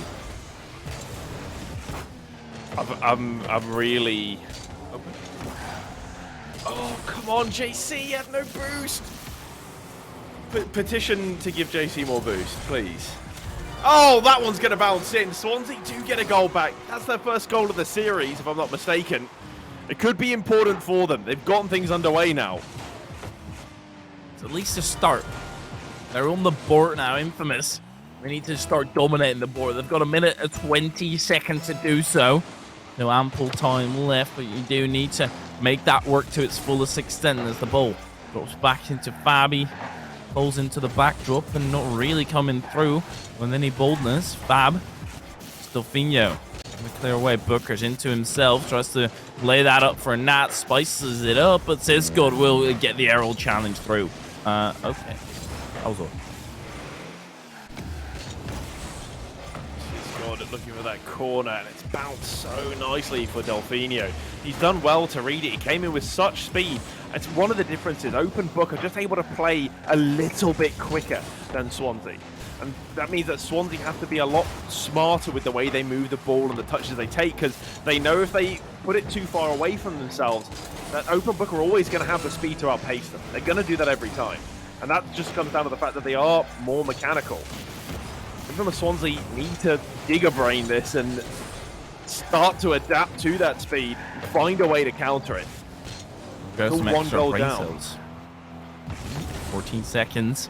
And it's Open Book into the attack. Delfinio pops that up. 87 boost. Trust going underneath. But Fab, that's a big bang play. Does read it entirely, but they don't have enough pace to clear Nats cleanly as well. Cisco dives underneath, and that should be the end. Can't get the pass off to the center. And Open Book, they win the game off of that exquisite pinch. Discord.exe has stopped working. You could see how enthusiastically he went for that. He's like, I'm going to keep it up. And then he completely shanked his jump and ended up on the wall. Wasn't a good look, but we can't criticize him too much. He put an absolute shift in this game. 4 saves and 3 shots. Didn't manage to convert from one of those. But again, a very close game. It's very similar to the last series we watched. I feel like in every in every way, Open Book are just that little bit better than Swansea. But Swansea just need a little bit of luck to overturn what Open Book are better at to be able to win a game or two. I still think it can go any way. It's just right now with Open Book on match point, I start to worry for Swansea. Unfortunately, it is one of those things where sometimes you are unlucky, sometimes every single piece of work is against you, and sometimes you're just plainly getting beat by your opponent. Open Book, they're facilitating that now for infamous Swansea. They're going to have to make a stance and fight back here because they've not really had much to say. They should write up an SAY. They should be the rightful victor, but it would have to be in a reverse sweep. Open Book, they might already get the first goal here as well. The opener not happening just yet, but Booker still onto the side, tries to get the shot off. It's to the backboard, but Nat is covering it. I don't want to sound like a fanboy, but I think Delfinio is slowly starting to become my favorite player of the tournament so far. It's not just how flashy he is with his mechanics. It's also he thinks. You know, he's not just hitting the ball and doing things for the sake of it. You know, he goes up for it. He fakes it out. He really has an eye on his opponent. He's got great spatial awareness. He's a huge player for Open Book. I mean, of course, Booker's putting in shift. Nats is great at running the space and keeping things locked down, but I'm really enjoying Delfinio in this tournament so far. Booker, he might enjoy him here as well, but punts it wide. Nat still lobs it into the center. Delfinio there to what you talk about, instead of ramming it through, trying to sky this home. It just is a plain simple tab receipt. Looks where the opponents are going and puts it right in the space they aren't covering. It's prime time at SeaWorld right now. SeaWorld is not great though, mate. I mean, it's the dolphin shows I'm referring to. Let's not talk ethics and how animals are treated. Come on, this is Rocket League. I'm trying to make a joke, okay? Oh god, I hate living in 2022. It's so difficult. Yeah, you can't compliment SeaWorld these days, bro. Can't do that. Can't say anything. Yeah, no, anything is offensive. Everybody's a snowflake. These are all jokes, by the way. We do agree with the current state of affairs, and something might just need to change, but that is also what I'm talking about in this game. Something needs to change in the current state of affairs for infamous Swansea. They have been beat at every single turn they took. Bookers goes infield. Delfinio tries to finish it up, but there won't be a goal happening. Well, it was a decent effort from Nats there, just to put one on target. Force the jump, force the defenders to move for it. It's Golden JC double commit here. Fab, low boost, not wanting to rush this one. It's fallen nicely for JC though. Root out for Fab. It's not able to get on the end of it for a redirect. So important that Swansea get a play going. A goal down again. This one's going to go in. I asked for it to happen and I received it. You ask and you shall receive. It's a tiny misstep there by Bookers. Didn't read the ball bouncing next to his car instead of getting that tiny tap to send the infamous Swansea into a tizzy. But now, open book. It's been tied up. Let's see what they can bring out to try and facilitate the comeback again and extend the lead. Sisgold, they should sit close to the ball. Don't let open book run loose, because as soon as you're going to do that, they're going to start styling on you. They will have the mechanics to absolutely make you look like a Bronson Nat trying to fly on through, but his Booker's cleanly on the backboard, just patiently waiting. Patience is so underrated in Rocket League. They always say you got to play fast, and playing fast doesn't mean fast car speed. You got to make decisions quickly. Because they're great. He made a great block in that tough situation. I mean, there wasn't a lot he can do. You can't really blame him here. He's been put in an awkward situation by his teammate. He's read the flick from JC, knowing there was also a passing option available. Unfortunately, he's not able to put it far enough away from danger. But fortunately for the series, Swansea take their first lead. That's good. Can even extend flip reset, not really being pulled into perfection, and Delfino just waits it out, but for Nat not to bite there on him getting baited in. There was a fake. Doesn't go for it. Fab. Nat's into the center. Bookers goes for the corner. Sisgold is able to pinch that right back. And a little power behind him. There's the pace that we've been waiting for. A miss from Delfino. Fab yet again to the backward. Delfino still awkward. Double commit with Nats, but Nats dominates the 50, and Bookers is able to clean this away. 1.5 minutes to go. Swansea fully aware they need to hold on to this lead. This is the lifeline, the only one they have right now. Open Book, of course, on that match point. Open Book can happily drop this game and still be the favourites to win. They still just need to win that one game. But something I see players sometimes tell themselves, forgetting that it is still only a best of 5, and it's easy to go ahead and drop one game and then forget you drop the next one too. You're in just as much trouble as your opponents were. Nat trying to get out, and well, there is a very smart play going on here. Just take a player out entirely, and oh my word, that almost own goal, make it scary. Actually, no, it's Booker, just Natsu's out of the play. Nat and Cisco, the 2v2, and they also have the lead. I respect the rule 1, but 3 players, it is easier to hold, but this will be the 2v2 of your lifetime. This is like not a rule 1 that works out well for Swansea, because you've got Cisco, your key man, ruled 1 with Nats, the player who, well, I don't want to make him sound like he's bad, but he's not Delfino or Bookers. He's more of the consistent force. He's the rock of the team, and that is unfortunately the tie yet again. Infamous Swansea. They see their lead dissipate in front of their face. Fab sets sail to the backward. Might just be able to read it. Bookers needs to do something about it, but Nat still has a shot. Delfino getting poked by Fab, and that's a phenomenal bump. Oh, I'm so glad that Swansea have gotten a goal back for respecting. You know, this is the good karma for respecting the rule 1. Beautiful. That is dropping a deuce on your opponent's head in that 13 seconds. It's time to hold up everything, try and block every channel. But Nat, he's found a way. Nat into the box. Cisco, that's awkward. Pinch out wide. Nat back into the box. That's the wrong way, lad. Booker puts it up higher. Nat should have it covered, and now just hit the ground. It's as simple as that. They do that, and it's infamous Swansea who win a game. This is what we wanted. The story is starting to build here for Swansea. Can they carry this momentum? And just take a moment to appreciate Sisgod for the work he put in this game. Like, of course it's a team game, and I don't want to focus too much on one player, but he's made 6 saves and he scored 2 goals from 5 shots. If you want an MVP, it couldn't be more clear-cut than this one. Cisco pulling through for his team, but that bump by Fab, that deserves 1,000 point. The in and out into the bump on Delfino, the amounts of coordination needed on that is out of this world, but they've been able to grab a game. Now they just need to run away with it and try and get that reverse sweep started. Because remind yourself, they still need 2 in a row in open book. They only need to do it once. Well, can Swansea do it again? we called Open Book to win this one. Well, I predicted them to win this 3-1, so definitely set up for that. But kind of regretting making that prediction. Love to see it go to Game 5, and the way that Swansea played in the last one, I wouldn't put it past them. That double commit? No, Bookers does get it on the other side. Bookers gets past this, good.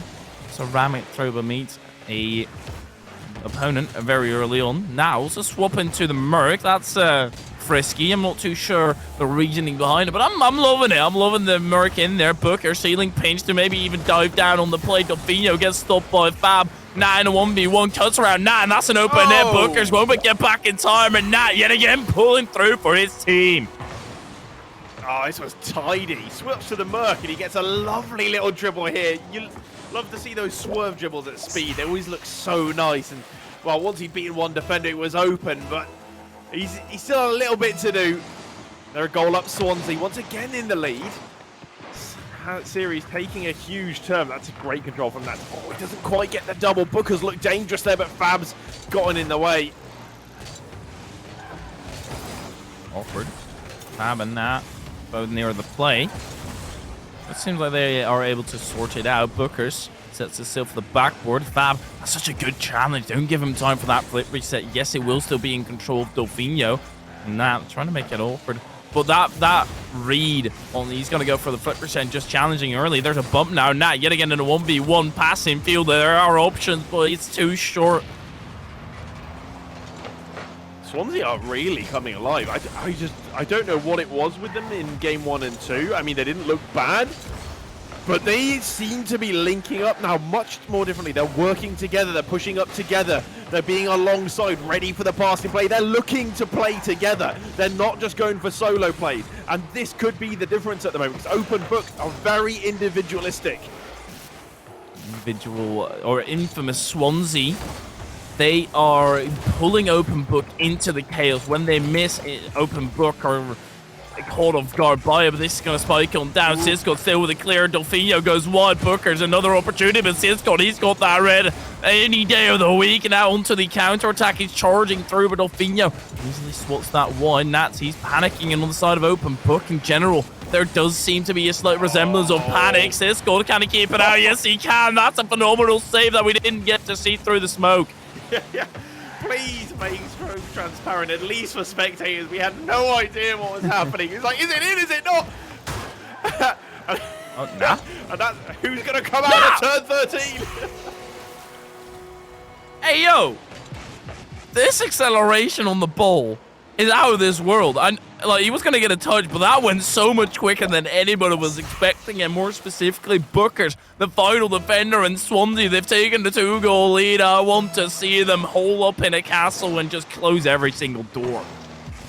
Yeah, I don't know how he managed to pop that as high as it went and as quick as it went with the bottom of his car. But I guess Merc hitbox just be hitting different at the moment. Just to take a look at the fact that Swansea have only had 3 shots. They've been clinical here in game 4. Open Book, I mean, it's not like they haven't been trying. They've had 7 shots. They've just been denied time and time again. The clinical part is something they heavily needed. They weren't getting the opportunities, and they also weren't converting them. Now they are converting them. They're still very low on the amount of opportunity, but with 90 seconds, you don't really need to create anything more. This is just to play safe. Don't get that out of hand, because that was a double commit. Fab always lonesome against Delfino and Bookers, 2 phenomenal forcer, but Fab, a long shot, is also in his saving cards. Nats has to dish that in, but Nat easily clears it. Delfino cuts in field, but there's nobody home. Open Book are being pulled apart right now, and you can see they're starting to look desperate. You see the double commits coming out. They're getting in each other's way. They're not respecting each other's space. Infamous Swansea, all they have to do is keep it simple. Don't take any risk here. Just play simple Rocket League. Nothing too extravagant. And we'll hold on to that 2-goal lead. There's still a minute, so the danger of Open Book pulling something back still very much alive.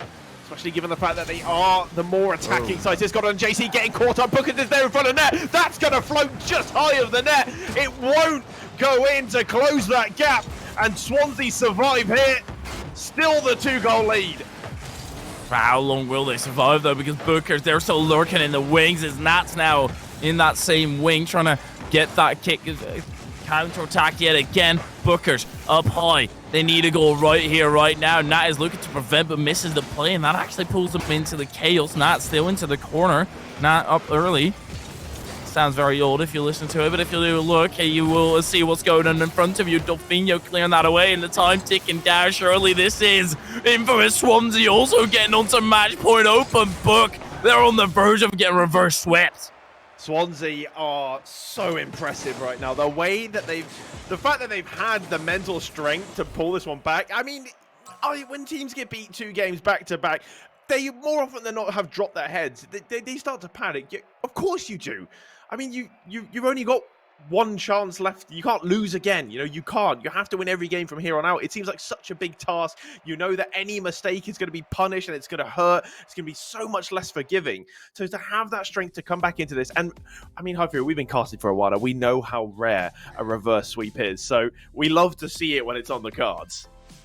And for the Swansea, though, they need to keep up in the exact same way as they were before, because everybody saw the shots. They were about 13 on the side of open book, unable to convert a single one of those. An infamous Swansea, they 2 out of 3, 66% was converted. That's a phenomenal rate.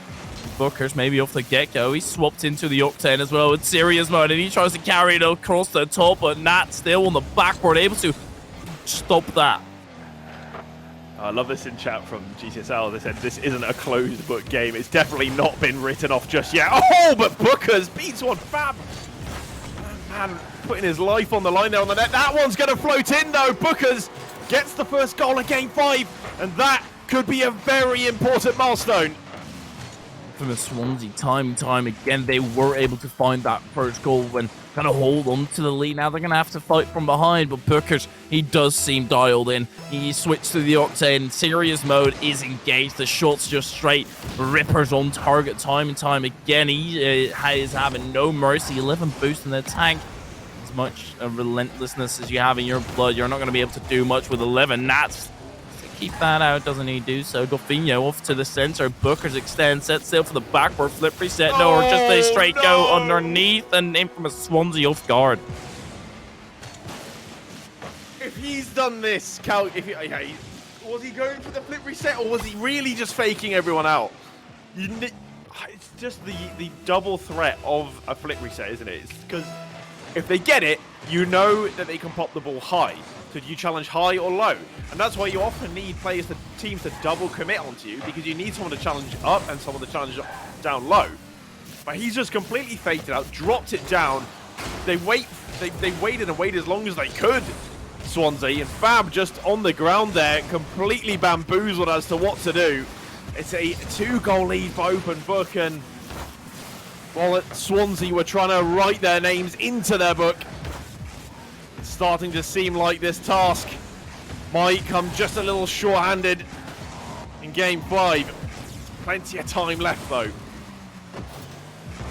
Nah, carry away with that plenty time, and you do need to start scoring at some point. Delfino start making mistakes now. We're at the point of preventing that reverse sweep, and Booker 6 shots for him to convert, and Nat baits out the entirety of the defensive end. Fab in field. Nats is awkward. Nat still gets to clear into the open space. A rule 1, but Siscon, no, with a respect. IA, we love you, Siscon. We do. Holding your ground. You could have saved this. I wouldn't, not a chance I'm keeping that rule on. I do not care. I don't care about these stupid rules, and I don't think he should have either. I don't think so either, but it is one of those scenarios where they kind of know what time it is. They've gotten close. They have been getting dominated time and time again, and the 2-goal deficit about to be 4 now. Yeah, Booker's of course going to score. I'm in pain. Pain without the S. Oh, it hurts. I really became a Swansea fan in this one. I was enjoying open book at the start, but the fact they turned it around, and I just loved. I felt like they they saw that Delfinho was really feeling it today, and they managed to shut him down. They stopped anything from happening. And I feel like in this game, at least at the start, the difference was that Booker's really stepped up and got on the score sheet and started making things happen for Open Book. And I mean, I don't know if it's just as simple as that. I don't know if you see it another way or if you agree with that. I don't really see a way back here. Open Book, they aren't letting in a goal here. Infamous Swansea are able to sneak one out from underneath, and I guess it's still possible. Infamous Swansea, they just need to pop off. Yeah, with just the 1-0. 3 goals between the two sides. Swansea would be a miracle, and it would be an incredible story to tell if they turn this around. It's looking incredibly unlikely at this point. 2 minutes 24 seconds to score 3 goals, and it's not unheard of. Of course, keep in mind that Open Book did score 4 in the first half. They had 5 goals in total in the first half. I'm expecting more of the same. I would hope to see more of the same. Swansea, though, the uphill battle, very, very real. Got to get your cross-country skis on for this one. Siscott had a good opportunity, then got taken off the board, sent to the scrapyard, and Nats goes all the way down the other end, coast to coast, 5-1, and this seems over. That was savage from Delfinho. Siscott was really well poised for a cheeky little flick, but got completely removed, sent to the Shadow Realm. And Open Book are 4 goals up here. And I think it may now be a closed book GTSLs. Nat into Nat. A battle since the dawn of man. But the 4-goal differential, you want to believe, but you all know it's just copium at this point. There's no residual feeling left anymore of actually being possible. Still a great series, though. I mean, it's almost final worthy. It is final worthy. I think this was the quarter-final. This is one of the most contested series we've seen. Unfortunately, this game's gotten out of hand, and Open Book are all over it. If they could stop being so rude now and, at least let Swansea into it have a bit more fun. Yeah, come on now. They made the comeback. They got it to a game 5. They're brilliant already. I thought this was ending in a dead-end sweep. Open Book looked phenomenal. They were popping off, and Infamous Swansea, they were able to find their momentum. They were able to find each other, connect, and actually combine to get the play going to its fullest extent, catch an Open Book off guard. And I feel like they got too close to the sun and burnt themselves here. They didn't stick true to what had been working. Delfinho is going to score another. He just doesn't care. I mean, it's for the Brazil, fair enough. Well, they get the Brazil. And, I can confirm that currently 2 Potatoes 1 Pro are 2-0 against Tidfield Titans. A potential clean sweep on the cards for them. And honestly, I wouldn't be too surprised to see it. It's a very, very good team, led by, of course, Tadpole. That would be brilliant. The Open Book versus the 2 Potatoes 1 Pro. That's something I'd be wanting to see, but first we have to kind of wait out the seconds here. 40 seconds is what we still have left, and I think that challenge from Booker, the audacity on it, I think that speaks volumes. Well, yeah, we've got 3 more series to go today, which is phenomenal. I'm super excited for the semi-finals and, of course, our grand final. Going to be best of 7s, as you mentioned earlier. And, importantly, that first one, Welsh Farmers only versus GCS. I feel a little bit for GCS because they've been so good. And they've had a great run in the Swiss, and they've had a great game, as we saw earlier, against Washed Welshmen. But that seeding has put them up in the top of the bracket against Welsh Farmers in the semis, and they are undefeated so far. They've barely dropped any games, just a couple, I think. So, team to beat. Open Book, however, though, they deny Swansea the clean sweep here in Game 5 with a Brazil, a 7-1 win. I don't think we saw that coming. Absolutely not. I mean, initially, it was Open Book dominating. Then Swansea started to get back. And then all of a sudden, bam, most dominating win in this series just yet. A 7-1, straight plowing through It's unfortunate. I like how Booker's kind of facilitated everything at the start. He was dialed in. He went for it, and he kind of created those opportunities. As soon as they were in safe waters, that's where he started calming down again and starting to have more fun with it. Yeah, I think that either way, all of these players and these teams have been having fun. I've been seeing the chats in the game, and it warms my heart when it's not toxic. There's a little bit of banter, but you know they're all on the same page, and that's what I enjoy so much about these Esports Wales competitions. Of course, a shout out to Apprenticeships Wales for making all these things happen. We've got 3 more series left today, but we will be coming back shortly after a break with our first semi-final of the day. So don't go anywhere unless it means getting a quick drink and a little bite to eat. Don't stay hydrated, gamers, and we'll see you soon.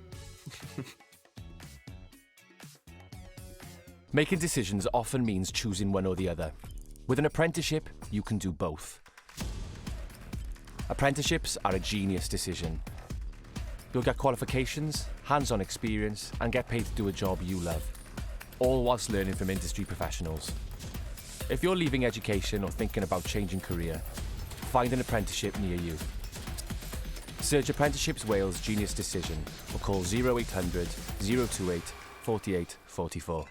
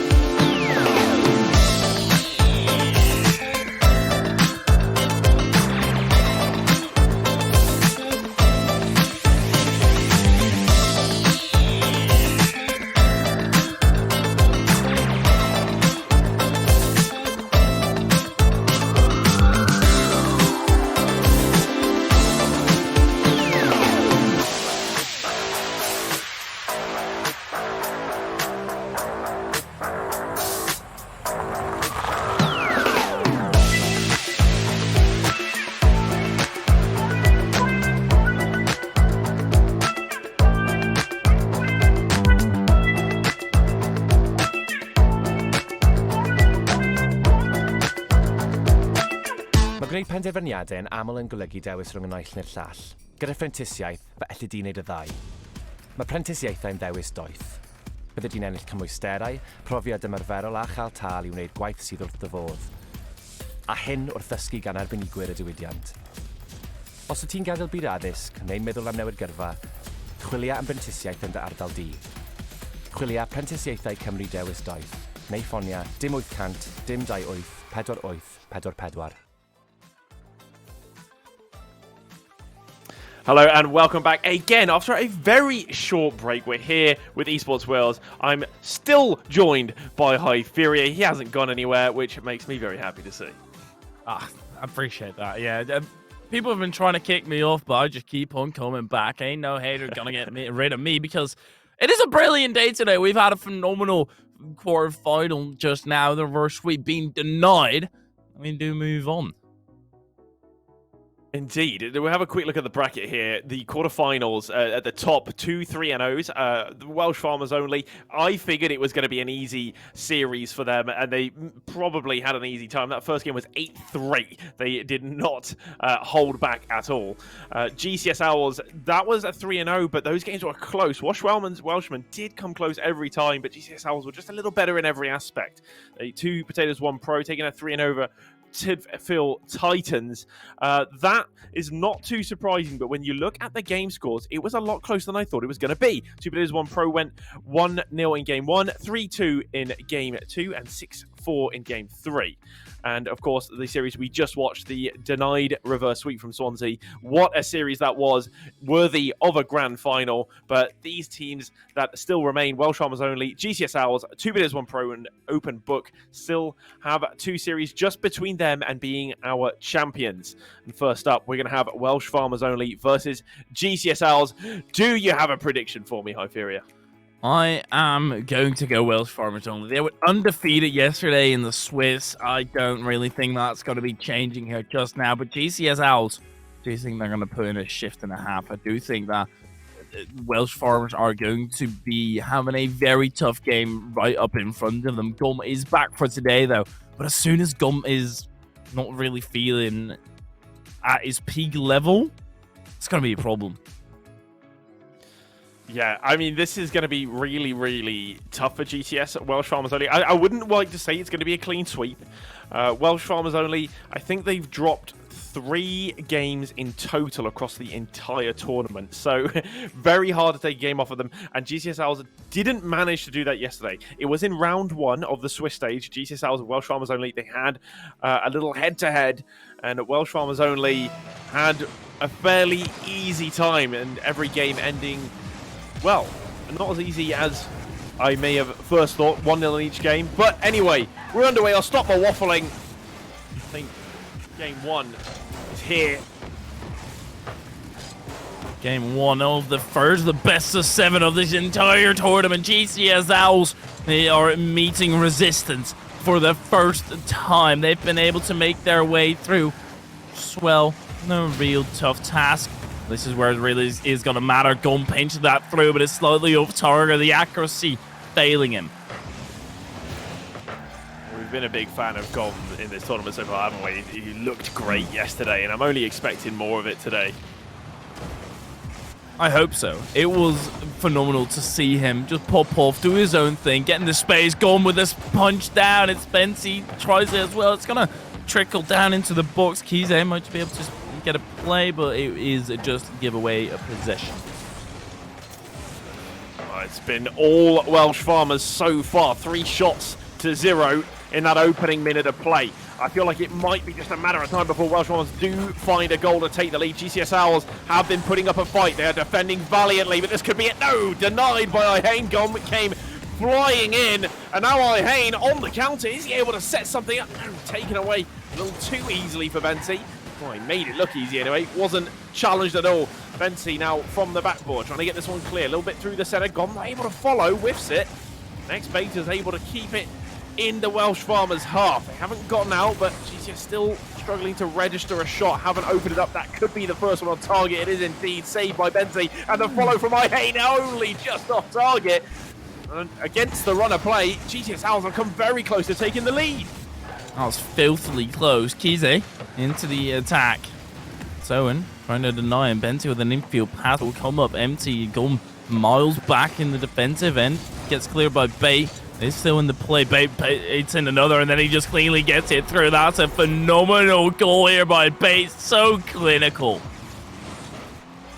GCS Owls, they had a really rough time at the start of this, a full minute of pressure that they endured, and we've got to give so much credit to that, because they didn't give up. They were low boost, they were suffocated, they were struggling to get on the end of the ball. But once they got out, they started to look convincing, and now they've got the lead. We're approaching halftime as well. That game number 1. Usually it's a feel-out period, and on GCS Owls, they're feeling resistant for the first time. Benti does get the return goal, and Welsh Farmers, they tie it right back up. Oh, they didn't take too long to rectify things, did they, Welsh Farmers? They weren't happy about falling behind. They knew, well, we've played better so far. We should be ahead. They got the goal back. Benti registering that one. Gom has yet to really show up and hit the clips that we saw, but it is still early days here in this best of 7. Half the game gone. Both teams with a goal and looking for more as Kisa tries to create some trouble at the back here as Ihane whiffs. They're getting penned back again. Welsh Farmers looking to mount this pressure. X-Beta going to get challenged by Kisa. Going to go drop back down for Ben. Sees he gets it over X-Beta. Ihane here again. Oh, and he had more time than he thought, and he's rushed that. Could have played himself into some danger as Gom was lurking. Benti has to clear up Kisa's slow pace. He can't really follow up, and there Gum goes through the sky. He's setting up a play here, gets past though, and it will trickle on down, but it just wide of the goal. He trying to get out of that defensive, and Kize helps him along. Gum can't get back, and he will get a fortunate goal here. Yeah, I mean, this was oh, it's rough that we'll have to watch these replays, isn't it? He doesn't want to see that again. Rightly so. That was not great. It's fine. They can regain. Come. What he tries to do here, I think he did hit it over. Kize meets Bait in the midfield, and that is a great block there. Kize off the crossbar. There's going to be some structural damage there, but he does get it through. Welsh Farmers are better when they're losing. That's what we can take from this game so far. They just can't close out. It's just they pop off every single time, and then they stagnate again.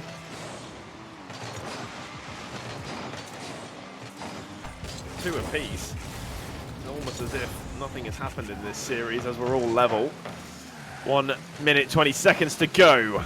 Owen here challenging in the middle. It's going to be followed by Ihane. He gets it on past Kisa. Owen looking for Ihane. A nice little passing play. Those short passes, they can cause some confusion for defenders at the back as they're not sure which way it's going to go. But it's looking dangerous here as Gom makes it awkward for X-Beta. Very close to the target from Kisa. That could have been the one to put them up into the lead. Once again, Owen playing it across net. No, going to be met by a teammate. Neither team able to get the sustained pressure that we saw earlier in the game. This shot from Kisa in off the crossbar again. It's almost identical to his last goal. You say, oh, there's no way he'll do it again. And he does it again. It just looked brilliant time and time again off the crossbar. It's still ringing through everybody's ears. And GCS Owls, they're being put on the back foot now with 2 bangers by Kize. Welsh Farmers, they're starting to feel it. Kize yet again, tally on another to the count line. Welsh Farmers, they're up by 2, doubling their lead. I think it's well earned.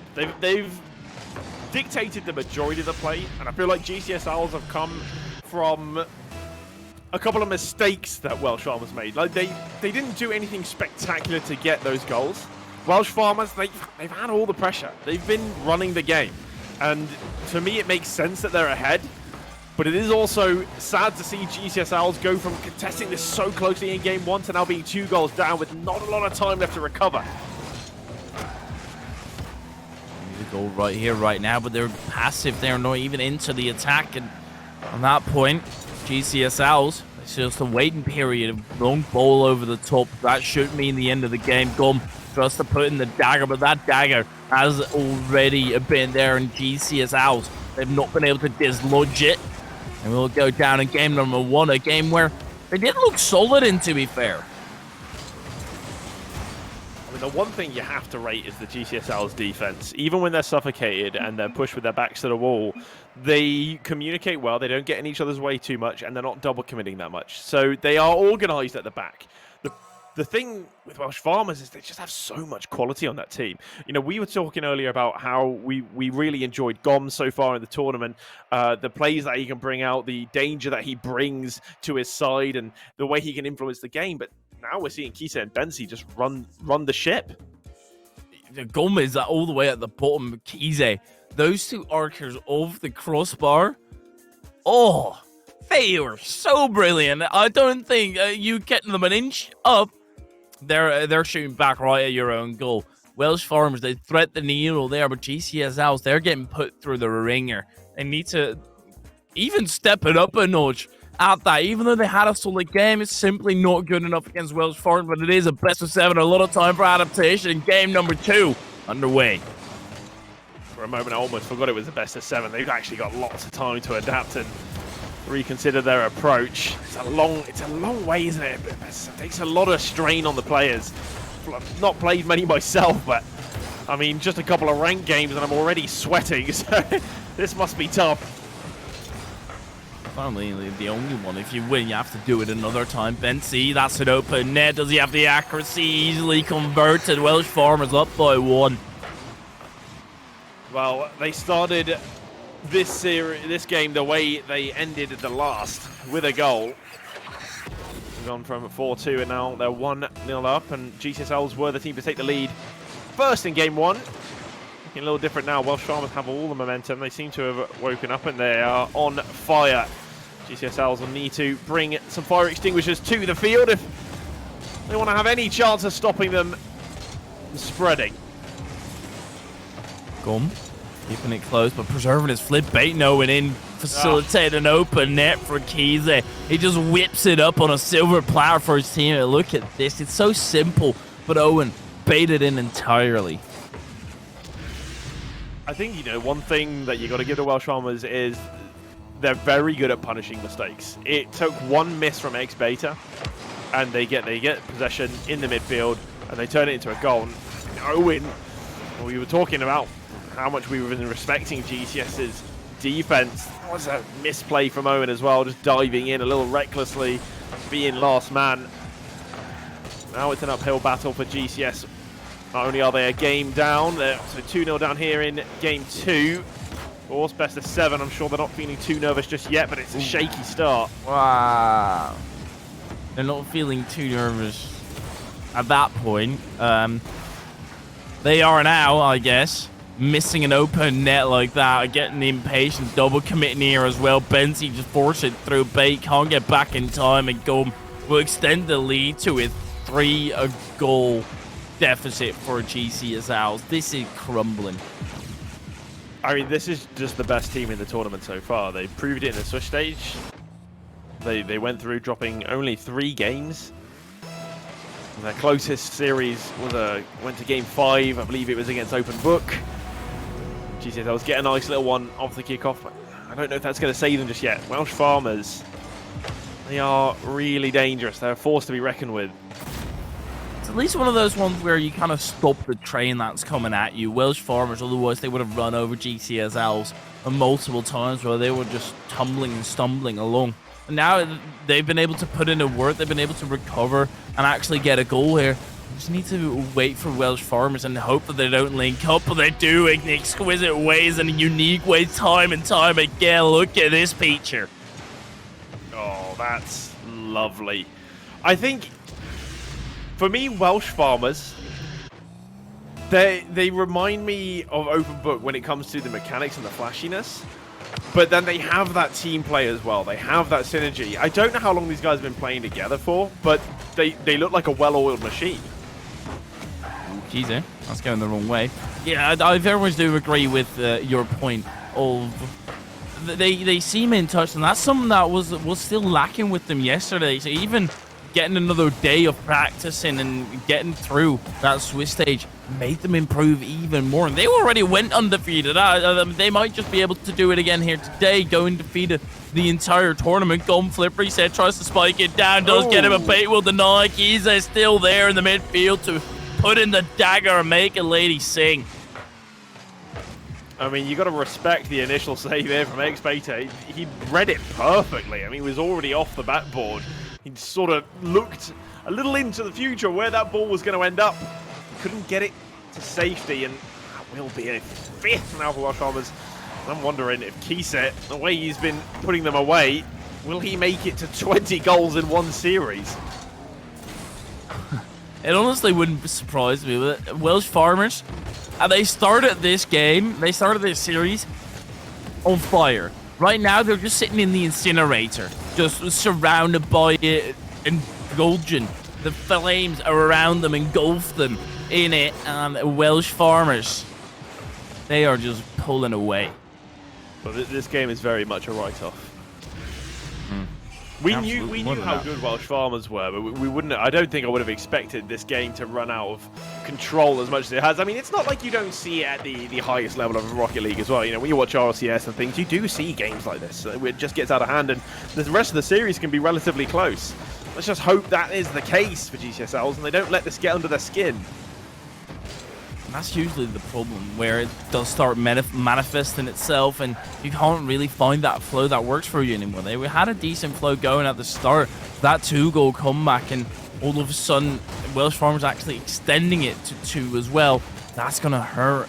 I need to have that confidence. If you're going to be playing against the Welsh Farmers that are looking so phenomenal, you need every grain of self-doubt gone out of your body. 7-1, we get another Brazil, second of the day already.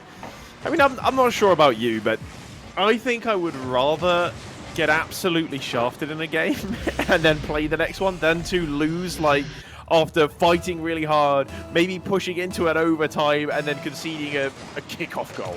I think that would have me on edge and a little bit more triggered or tilted, not quite playing, I'm starting getting into my head a lot more in that situation than I would here, losing this hard. Sure, yeah, it doesn't look good, but it doesn't. I don't think it hurts. I mean, there's a clear winner.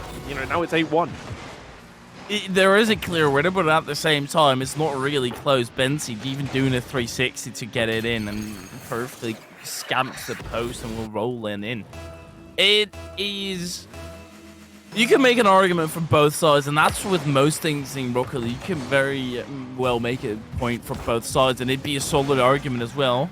But it is one of those things where GCSLs, they've kind of given up. They don't really mind this game that much, and that's the mentality you should have. Don't let it manifest. You just got to bin it, write it off, move on. Just kind of replaying that goal from Bensi again in my head. And it was actually really nice. The way he came across the ball at the right time, so he found himself on the right side, hit it left corner. It was very hard to read for the defender on that. It looked really pretty. With the 360 as well, added into the mix. Some extra spice. Make it look easy as well. Yeah, that's the best thing about Rocket League. People watch the highest level and think, "Oh, actually, this is not great. This is relatively slow." That looks to be the case until you're in one of these games. And right now, Welsh Farmers are making GCSLs, a team that has dominated throughout 2 days, and also in this area earlier today. They're making them look like beginners in this game. Yeah, we know they're not. I mean, GCSLs have been great. They got to that quarterfinals. They look really good. And Welsh Farmers have really pulled them apart. I mean, they know how to work the meat. I guess this is a bit of a pulled pork situation. Honestly, Welsh Farmers, they're so dominating. It's wild to me how stark of a difference this is. GCS Owls, they are stumbling and fumbling the bag here. Not due to their own voluntary will. They've not got it under control. It's Welsh Farmers who disarm them and slap themselves with the weapons that GCS Owls were coming at them with. Yeah, I mean, there was no contest here. It was so one-sided, and usually you can pick apart what mistakes were happening, what went wrong, what you could change, but when it's this much of a gulf in one game, it's hard to pinpoint what needs to be done. I mean, it's easy to say, well, don't give them so much time on the ball, don't give them so much space, but Welsh Farmers are so quick, and they've got that mechanics to back that up. They can play with the speed, and GCSLs just don't know how to react at times. They've been there to improvise, adapt, and overcome. And when the play is happening, they see you challenging early, they'll all of a sudden go slow, tone it down a notch, and you are continuously caught off guard by what they bring at you. But Bay, you've been a star player for them, and this is your time to start shining the brightest. Get that explosion instead. He takes it away from his teammate right at the get-go. Right, I want to see GCS step it up here. They need to put it into 5th gear. It is a good little start here. A little bit of pressure early on, which is what we love to see, but there could be a breakout here. Kisa getting a good challenge in. Ihane at the back, fortunately poised very, very well to respond. Xpader taking his time, not just forcing it here. We love to see. Unfortunately, though, Gom, a very clean challenge on him. That one's going to come center. Xpader again taking the time. A high flick. Can someone follow? No, Kisa going to be the one to meet the ball there. Into the midfield. No miss coming out here. Ihane coming straight through with speed. Well, GCSL is definitely contesting a little more in the center of the field. Center of the park game at the moment. No clear-cut chance for either side. GCSL is having majority of the shots. In fact, it's 2-0 as it stands. This, though, is a 1v1 for Kisa. Played well by Ihane. Gets the defensive challenge in well. Xbait trying to force this one through the center. Owens should be a nice little setup here for him. Gets into the backboard, doesn't read the double. Oh no! It sat perfectly for him. Nice agony for GCSL. So Welsh Farmers, they do get away with one there. That's kind of the problem. Welsh Farmers, every single time they get an opportunity, they punish. They are swift. They are relentless. GCSLs, they also are that, but in the little brother form. They're trying. They're getting opportunities. This is yet another one of those. But in the short week, and Bensi, simple clear that goes wide. Gum, he plays close to it. Musty, well off the ceiling, and he's a flip still. Welsh Farmers, they're looking to control the pace yet again. At least it's not already 4-0. That's what I like about this so far. But this could be the first. Yep, it's gonna be. Gom gets onto the end of that for the redirect. But what a clear this was. Kisa has pinged this downfield. And Gom just to have that awareness to stick upfield, wait for the clearance. It's worked out perfectly. And for Gum to be there, that's purely Gum things. There's no other reason to be there except for trusting your teammate and getting that read. It's as simple as that. Kisa now into the center. Might just score himself. Gum not getting the read here. Maybe a pass back off to Bensi. Drives past it. Bensi not faked out, but does have a bit of space to work with. Finds that pocket, but Owen to close it. Just Gom things. Indeed. Really is the thing. Stepping it up when he needs to. Kisa and Bensi not able to find the target this time in this game. They've been doing a lot of work the previous games. From stepping up when he needs to. Owen, though, with a high pop. Gom having to come out from the depths of his own net just to get that one clear. Jesus, Howells having opportunities, but the shots really just aren't of high enough caliber. When you're going against a team like this, they're only having to make simple saves. That's all they're doing. Just need a little more oomph on those shots. Already go from an 8-1 to a 1-0. Near 90-second mark remaining. That's an improvement at the very least. Owen might just be able to pull it level. Gum down the line. GCSL, they've been on the back foot, but this time you need to take an aggressive stance. Change your entire ordeal. Ihane. Backboard, 13 push. Just tries to bait in Gum, but Gum doesn't bite. He's patient.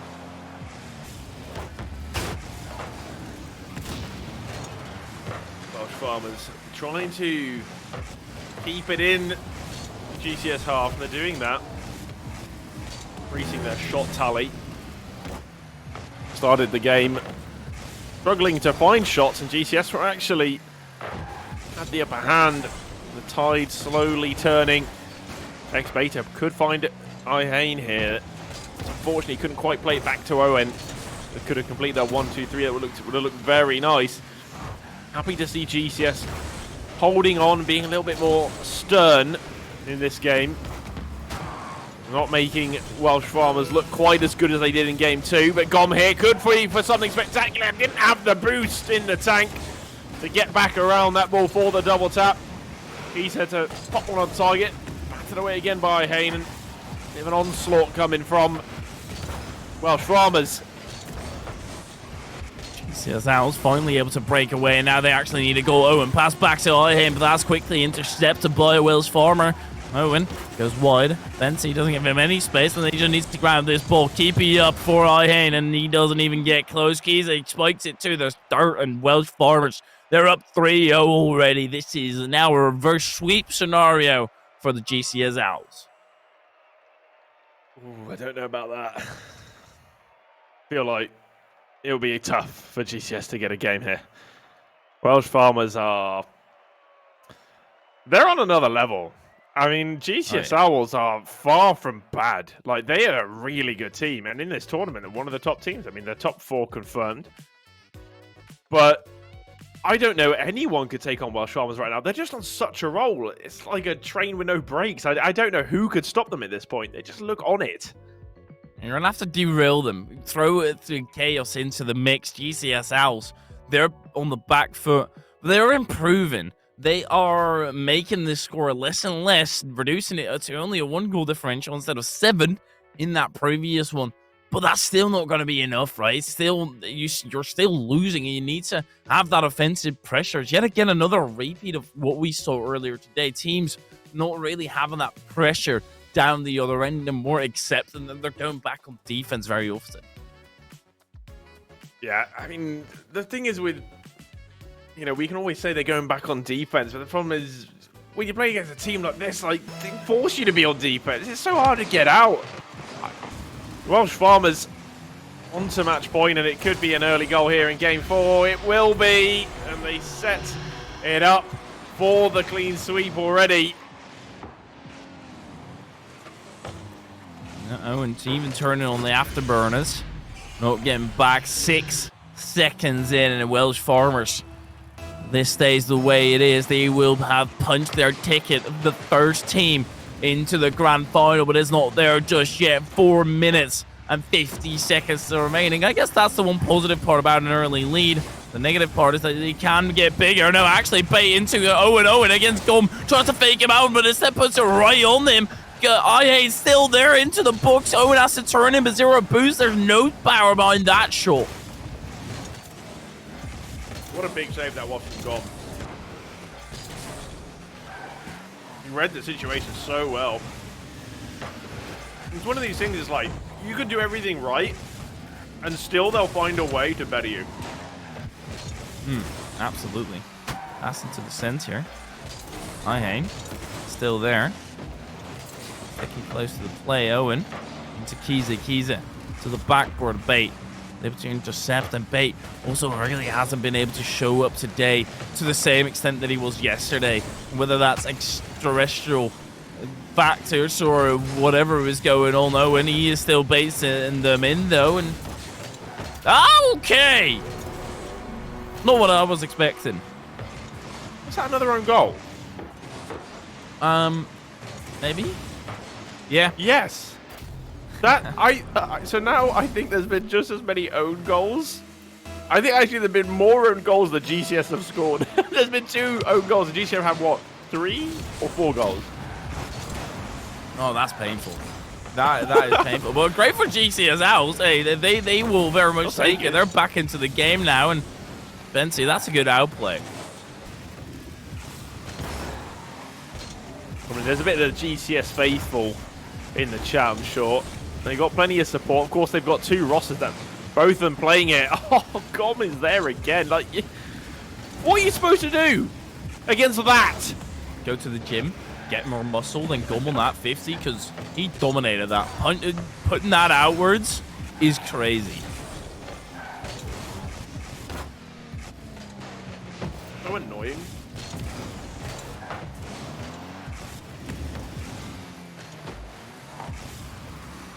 I heard you say something. You were very quiet. It's so annoying. Gom. Just painful to play against. Nuisance. I'm so happy I'm sitting here in spectator mode. Though. Yeah. And again, up to the play. And it is only 1-0, but it might just change rather quickly. The turn of tides is always lurking in the shadows. Kize up for, I think Gum took off as well. He might have backed down, but it's Kize who just spikes it into the 16. Yet again, he goes there and he will follow it up himself. Bait is able to get in the way of it for now, but Ian also on the clear away. And then Gums comes charging through from the defensive end and shows them wave dash on the wall.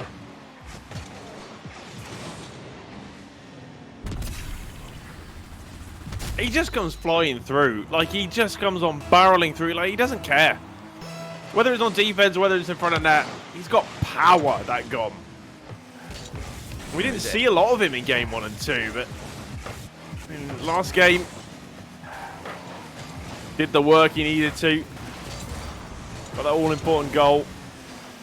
Now here, 2 crucial saves in what was a 1v1 and a 1v2 situation. On top of that, he adds another goal to get the lead. Almost taking a consistent role here, also getting that tap over. Everything he does, you can expect him to actually hit it. He doesn't try and stall. And I do like that Gum is taking that kind of role instead of, oh yeah, I'm the best player on the team, probably. So I'll just start styling and show him how good I actually am. You know, he takes a step back and actually is more of a team player. That is exactly what Welsh Farmers need, Owen. They need a goal though. GCSLs, they're hunting for it. They're laying in the bushes trying to catch Welsh Farms off guard, but every single time the camo that GCSL have has been spotted. I mean, you don't win Rocket League games from being spectacular. Like, you can do something spectacular and happen to win, but doing fancy things isn't a winning strategy. Like, if you're going to keep forcing it, you're not going to win. And I think, you know, when we were watching Open Book and we saw how they make it sometimes more difficult than it needs to be by just overcomplicating their plays. And you say it about Gom, you know, he could do a lot more fancy things. He could do a lot more with the ball. But he doesn't need to. Simple is always better. It's as simple as that. Welsh Farmers, they are looking solid yet again. 2-goal differential, 3 goals now with that shot from Kize coming out of absolutely nowhere, just bangs it through ceiling pinch, I think. No, just a straight awkward shot. Can't save in Welsh Farmers. Surely they're through. Yeah, it's again just a really tough one to say. You got 2 people there, they both get a tiny touch on it. What are you going to do when it comes to that speed? Definitely a golfing quality here, and it's going to say a lot about Welsh Farmers. I mean, we already knew that they were a favourite here, if not the favourite. They haven't dropped a game in the dropped a series in the Swiss stage. They are not dropping a single game here in the semi-final. They are the team to beat. They're setting themselves up with a big target on their back for whoever's going to meet them in the grand final. Oh. But I wouldn't be able to say who I think could better them. For me, Open Book will the closest. We haven't seen Tadpole's team yet. Yeah. That's that lower semi-final or that older semi-final is ridiculous. And this game just ended. Welsh Farmers, they get into the final, dominating their way through 4-0. Kize has been phenomenal the entire way as well. It's not only Gum, it is Kize who stepped up a notch from yesterday. Absolutely excruciating for GCSLs to deal with. Yeah, as much as, you know, we can throw compliments at Gom and we know of his quality, Kize, man of the match for that series for me. He was just on it. He was scoring left, right, and centre. They couldn't stop. He caused so many problems for GCS. It was a valiant performance from GCS. I like that they didn't just completely give up after that 8-1. I mean, they could easily have just said, yeah, let's go home. Never mind. Yeah. They're too good. But the game immediately following that was so much closer. And that fourth game, yeah, sure, the first half was really close. It ran away from the bit in the second half, but they put up a fight. They didn't just drop their weapons and say, yeah, take it. I do appreciate that. They try until the bitter end. But unfortunately, they're going to go home. Still top 4, though. That's phenomenal. Only just outside the prize money, I'm pretty sure. Or maybe... Because there's no third. There's no third. There's a third place, a playoff that they're going to have to go with. So it's not done for them entirely. And they are not through to the grand final to compete for the big prize, right? Yeah, I mean, there's a little solace knowing that they can still go on and play again. But maybe it also... is terrifying knowing that it's going to be either 2 Potatoes 1 Pro or open book there. And on that note, we still have to catch that series. We will be back shortly after this break, so stay tuned. Making decisions often means choosing one or the other. With an apprenticeship, you can do both. Apprenticeships are a genius decision. You'll get qualifications, hands-on experience, and get paid to do a job you love. All whilst learning from industry professionals. If you're leaving education or thinking about changing career, find an apprenticeship near you. Search Apprenticeships Wales Genius Decision or call 0800 028 48 44.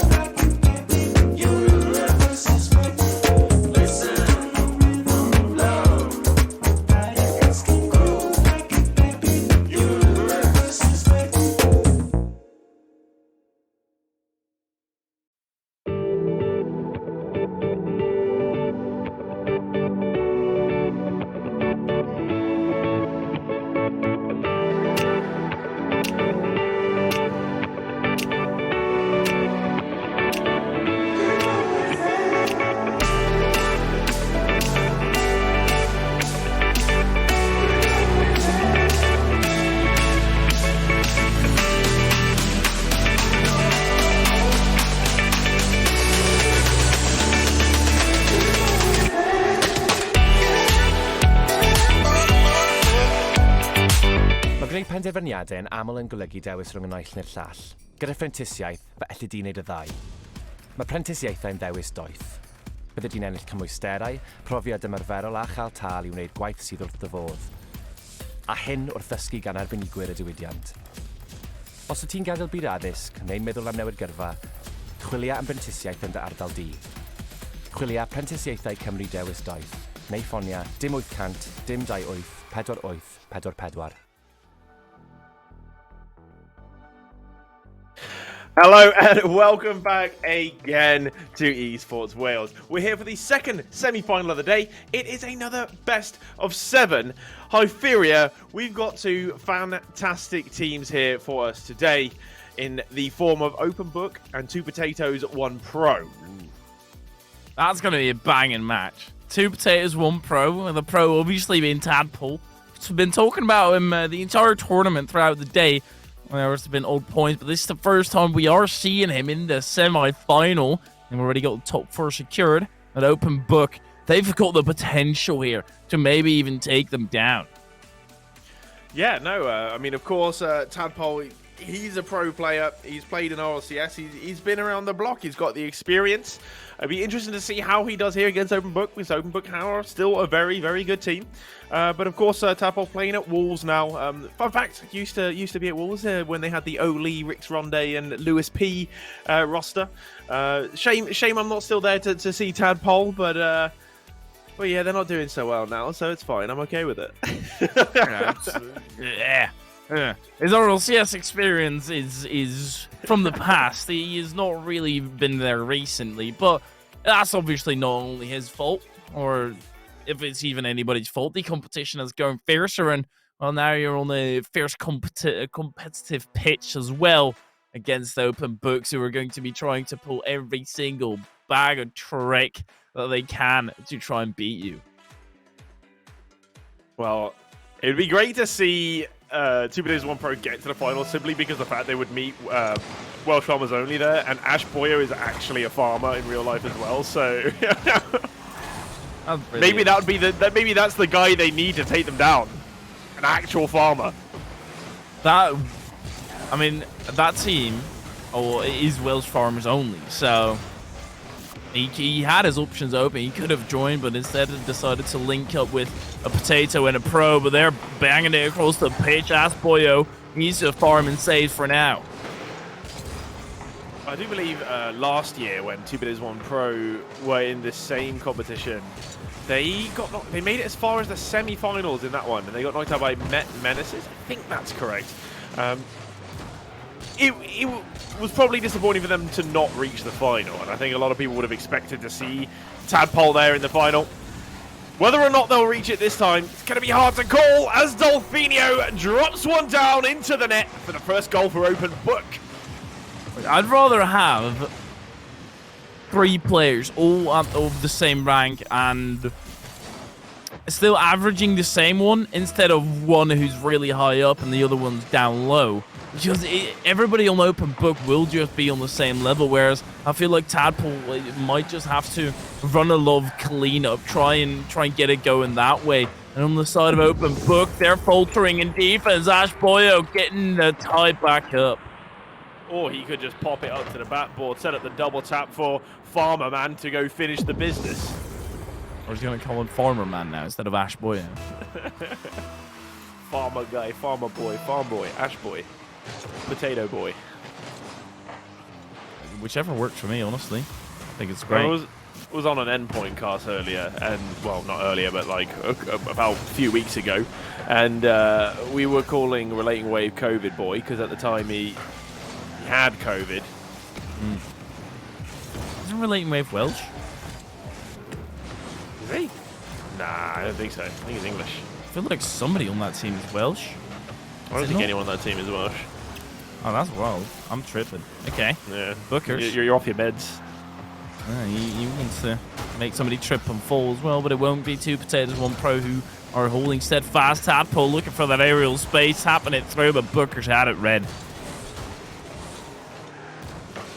A tight deadlock game at 1-1. 3 minutes still to go. Tadpole with an effort just off target there. Down off the crossbar. Ash Boyer meeting this one the midway line. There's a little bit of space opening up in the midfield here for Open Book to create something. Nats trying to go solo, looking for that double tap. Booker's coming over the top of the Tadpole just to get involved in the play. Foxy going to keep this one close. Can't beat Dolfinho. Finding Nats now in the midfield. That's going to pop up nicely for Bookers. Can he do something with this? Limited boost, gets the extra touch. Made it difficult for Ash Boyer. This is going to remain in the 2P1P half. Nats drops this one down. It's not a convincing attempt. Going to need a little something better than that to beat Foxy. It's a great carry from Tadpole, but it's not going to be towards target. Can Foxy direct it onto? No, and Ash Boyer has to retreat to defend this. Still in front of the box. Nats wants to get a read on Ash, but that's not going to be happening. Ash down the line. Meets Dolfinho early on. That's a head on 50. Booker's able to regain that ball. Maybe even land on him. Block Tadpole, but Tadpole, he spotted that with patiently waiting. Dolfinho. The ceiling can't get the pinch. Does Ash Boyo easily gets that out. Right to the hands of Nats. There are a few mistakes here and there where they're either failing to clear out or failing to combine on the side of Open Book. But Dolfinho with that wave dash sending it through, and he could have actually scored that. Did not read the miss out of Ash Boyo, but they're thrown into a tizzy. Entire disarray in the defense. Did you say they're thrown into a tizzy? I've not heard that for a very long time. A tizzy. That's great. Love the word. I'm just wondering, like, I've seen Tadpole play a lot, and I'm just wondering, when will we ever see his final form? When will he transform into a frog? Maybe once he makes RLCS again. Oh, shots fired. Well, I mean, that would be a regular evolution point, or right here when he gets an open net, but that's, you know, less spectacular. It's a great block from Foxy. It's just sort of an instinctive jump to get in the way of the clear. A clear that, again, was going through the center of the field. And it's a little bit against the run of play, this, I would say. 2P1P ahead with less shots on the board. Open Book had a lot of pressure in the middle of this game. And it's going to be 2P1P to take the lead. And Tadpole fell off that ball a little awkwardly. Had a flip reset to use, but couldn't utilize it. Booker's with that demo onto Tadpole, showing how he feels about his opponent. His opponent which just signed his Steam profile. Oh, Foxy with a 50. Yeah, that just teased it up for Ash. All he has to do is press the X button and drive forward. It's as simple as that. But Foxy, he's been so phenomenal in those 50s. The earlier goal that happened as well was due to Foxy getting a 50 somewhere mid-air, teeing it up for his teammate. He's been the butler. There are some Foxy 50s. Brilliant two now. That he's created. Got well. Panic! Regain. 23 seconds. My guy. That's the coaching advice I always give. Regain. You got this. Yeah, I mean, it's just, It works. there's nothing better to say. I mean, it's just all Hold up. one word. It encompasses it all. Still awkward, come yeah, on, Nash Ash, still no! there. Wow. Come on, farmer boy. You've got to get that one away. Oh, it's so awkward. He's panicked. Yeah. This was chaotic to the max. They were bewildered, disoriented, and had no clue where to look. And all of a sudden, with 23 seconds remain, it was a 2-goal lead. Scrape 5 off the top, and all of a sudden, it's all tied back up yet again. 2P1P. They're trying to get this ended in regulation still. They feel like they deserve it. Ash into the center. Foxy is there, and he might just, but Nazi's able to fish it out of the net.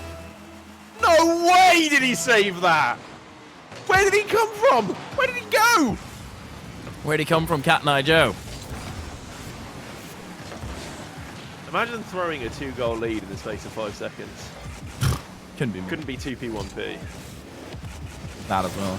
Yeah, they might just, it might not matter if they're able to get it back. One of the things that you could be afraid of, purely because you see Tadpole on the other side, you start giving him too much respect, even though I think if Open Book played like they were, they can very well match him, because the majority of I think Tadpole's strength in RLCS in every single endeavor is his brain, not necessarily his mechanics. Her mechanics are are up to par, but nothing that special. You're going to have to outthink him and not give him that much respect. Booker's trying to set up an attack, but that's quickly all shut down. So the legs are swept underneath there. I mean, they're called 2 Potatoes, 1 Pro, but we haven't seen them yet this tournament. Foxy and Ash are, they're not shoddy by any means. Foxy's great and Potatoes. Potatoes. Oh my, that's what we're calling them now. We're calling it potatoes. Because their name is a mouthful, right? It's the same as we have with 2 vowel mains, 1 RL main. Yeah. So we're gonna call them potatoes. I like that. Well, that works. Bookers in field, and that's what you get when you mesh them all together. Now they do actually need to mesh well and glue it together here. Tadpole with a flip reset. That's just the basic. But how do they not save this? Oh, that's a rubbish goal. Tadpole scored a flip reset. Oh, show me. Did the flip even do anything? He didn't change the direction. I think that's what threw them off, really. But they've got to save. You're going to make the save on the 0 seconds, Nats, but you're not going to save that. Come on. It's one of those ones where had anybody else put off a flip reset like that, they would have been prepared for it. They would have had it on lock. But purely because it's Tadpole, they respected it. They expected it to bounce to the backboard and the double tap was happening or something. Instead, it's a garbage goal, and Tadpole gets to tally that onto his count. I don't even want to count this game. I don't even count it. I'm disgusted. That is so disappointing. It is really. It is anticlimactic. I mean, it's not like we've seen many better overtimes in this tournament so far. I mean, there was a couple of kickoff goals that won it in like 8 seconds. So as it goes, you know, it's not a bad way, but I'm just disappointed. The saves, there was 2 people on there. They could have got there. Yeah. Well, it's only game number 1. There's still plenty of time for it to evolve, to try and grow into this, because we said it earlier today as well. There are a lot of teams that, as the tournament goes on or as the day goes on, really start to grow into their own. That's where they really start playing to their peak performance, and I don't think either of these teams have reached it yet. Yeah, I wonder if there is a team that we've actually seen reach their peak performance, because I feel like no one has been like challenged to the max, you know, like for example, the farmers, you know, they have they had to play at the top of their game yet? Have they been forced into that position? I mean, open book perhaps pushed them into that. We didn't get to see that game. It would have been a great one to watch in the Swiss format, because that went to game 5. So, I mean, right now, that's all we know is that open book can challenge them. At the moment, they're a game down to potatoes. It is one of those cases, right, where it genuinely is open book who are giving too much respect. Disrespect them, spit in their face. I don't care at this point. Pull out everything. There's no rule book anymore. Demo them. Go aggressive. Pull the hair. Whatever you want. Whatever works for you, because you can't let this game get the better of you. And also having the nerves there to try and bring the game to them. Take the lead, and not Tadpole who sets the pace. No, open book. You can set the pace as well. Yeah. Well, right now we have a little bit of a wait. I believe Tadpole has had to deal with an urgent matter. Probably all the people in his DMs for Valentine's Day tomorrow or something. Have we got Valentine's Day lined up? Said no RL player ever. Yeah. There's so many Twitter posts now. They're like, looking for Valentine. It's like, lads, come on. Why? Oh, Dolfinho. That's what I'm talking about. That's a disrespect. Okay, that's a bit too much. But it does force it out, right? It is still massively disrespectful, but it does force out Tadpole going high with it. Oh, nice little drop down by Foxy. Tadpole taking a little too long there. He gets caught in possession in the midfield. He's going to pop this one up. Finds Dolfinho. Oh, I'm enjoying it. I'm enjoying the potential that Open Book have when they do start to link up. We talked about it earlier. Their flashy plays and sometimes maybe a bit too individualistic. When they start to find each other, that's a whole nother element they add to their play, and that will make them a real force here in the knockout stage. Just a reminder, if you're just tuning in, this is best of 7 here in the semi-finals. One of these two teams going to be going into the grand final right now. Potatoes, a game in hand. top forward already. An open book. They've got the opportunity to extend, but they do need to find a goal here. Tadpole pinching it up the post, going underneath them shortly thereafter. He hunts for the demo still. Dolfinho sets sail for the backboard, but doesn't get the touch that he was looking for and thrown off entirely. Usually, I feel like open book would be hitting that, but now Tadpole into the counter-attack. Zero boost, tries to get that in field. His teammates wouldn't even have been there.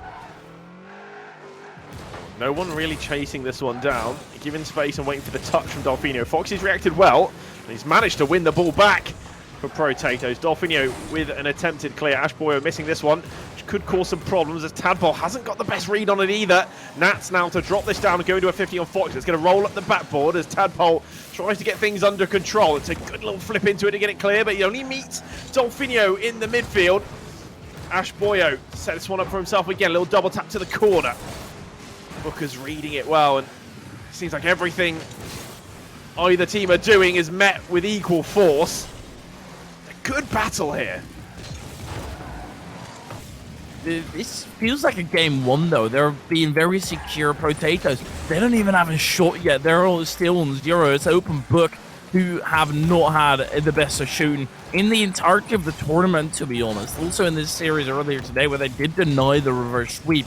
They had like 11 shots and 0 converts, so that's something they're definitely going to need to work on. And then, if they do, they'll be a force to be reckoned with. But right now, it's still relatively tame. Foxy gets to the backboard. Dolfinho misreads and needs to recover, but Tadpole just goes low underneath. First shot, first goal. I mean, this is the thing, and Tadpole ain't messing around. One opportunity is all he needs. One shot for Potatoes. They make it count. It's 1-5.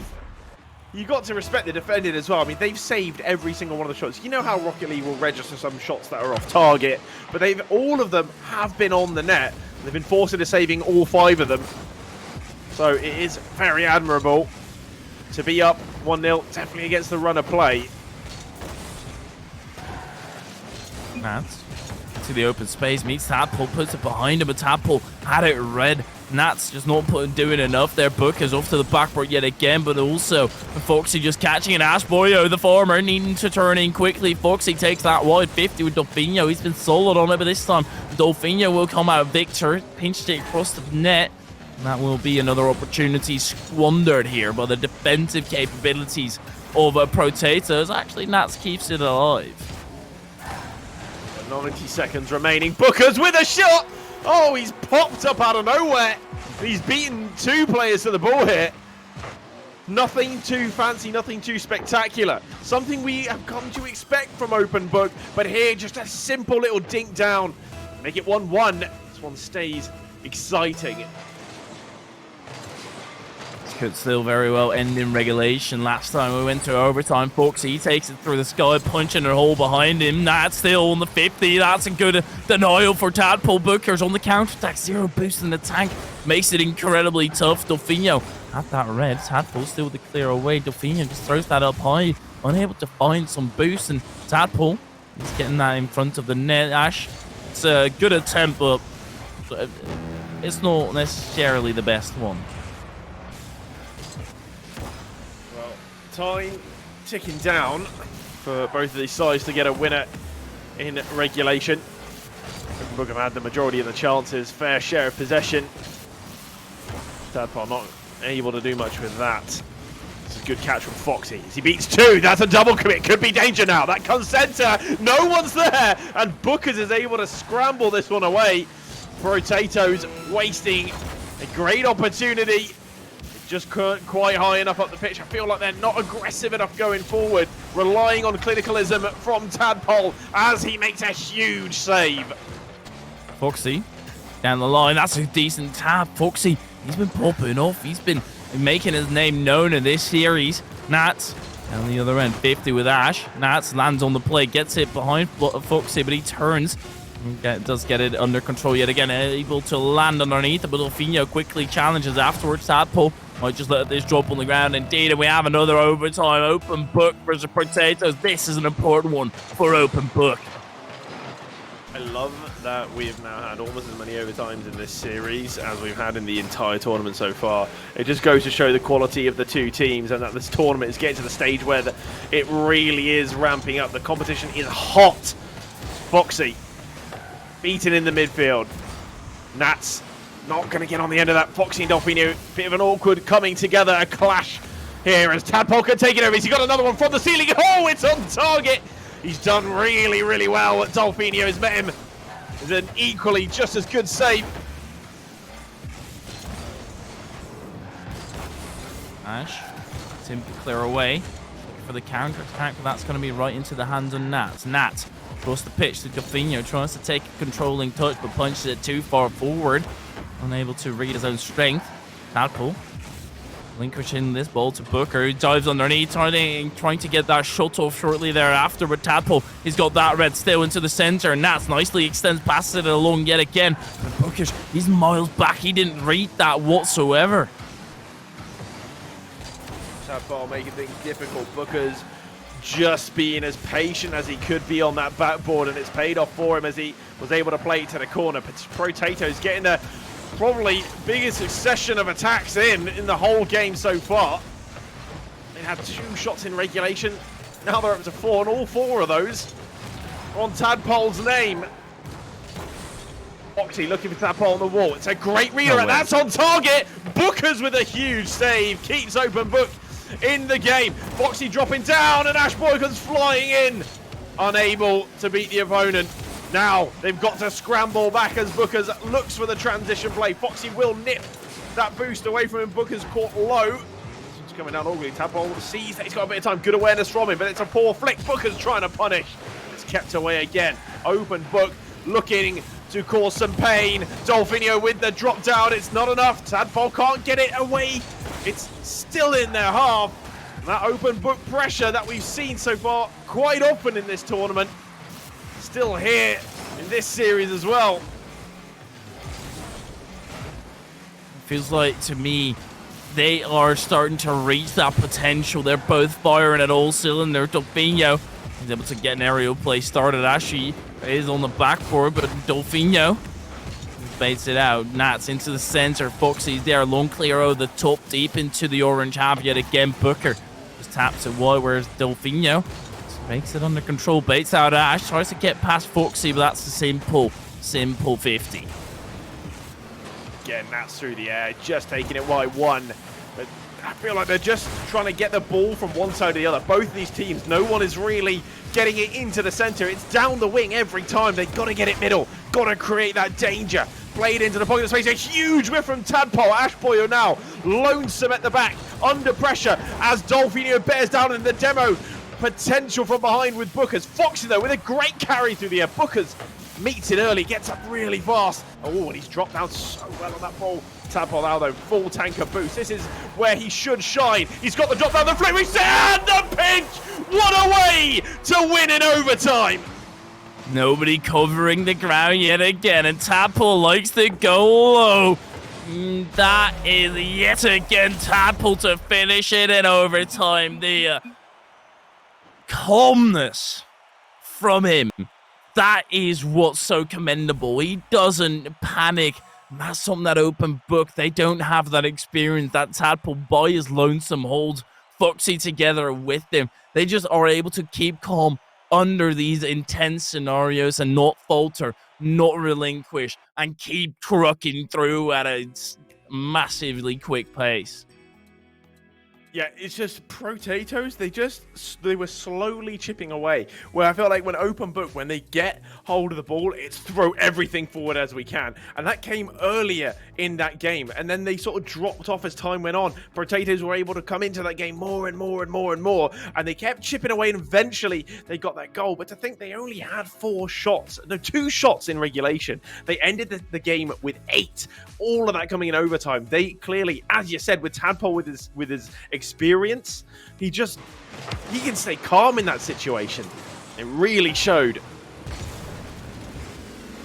The last game was already important for Open Book, but this one is essential. They have to win. A reverse sweep that is going to be off the card for me. Booker might be able to redirect this. Still gets it up to the center, but Ash easily got his reading glasses on. Delfino sticking close, putting that ball on top of his car. Nats backflips, and they're starting to make some silly mistakes that you wouldn't expect out of them. That's a good block. Booker is able to finish it off. Tadpole quickly gets back and will deny him the opportunity to even try.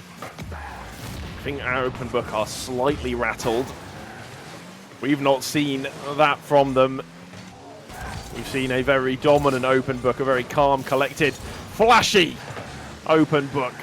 Styling out, trying to get the bonus points for that style.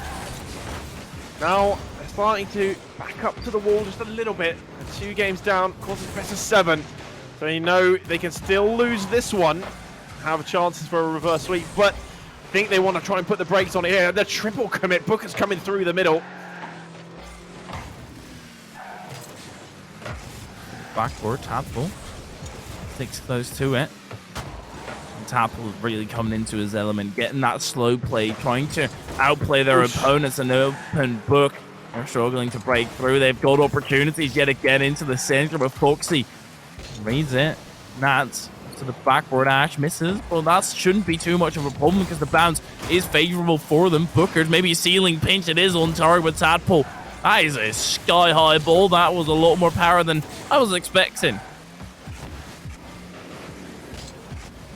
It's just such a tense game. And it remains locked at 0-0 for so long. It's a huge save coming out from Foxy. You know, this is where you really just have to focus up. You got to clutch up. Again, open book coming out strong in the early starting moments. Oh, Ash looking for that bump. Oh, it's a good idea. Tadpole low boost. Wasn't going to be able to do anything great with that ball other than stay close to it. Delfino, has he got the read? No. But Nats does. That was sloppy defending from Potatoes. Foxy misreading the pace behind that play, I guess, and Nats having to clear a net. Of course he's going to convert. No worries, no doubt in his mind. Open book. They've been able to find the lead for the second time now. Potatoes, they've been known to be fighting back. They don't like to lose a game willy-nilly. They're away. Bookers in Tadpole up close and personal. Probably shook his hand or at least try to. Nats with a short, putting it high. Ash and Tadpole and Foxy, all 3 of them when they would like to do it together. Ash yet again. It's awkward in front of the net, but it will be hanging into the back of the net here. Oh, yeah. Yeah, they fell apart in the defensive line.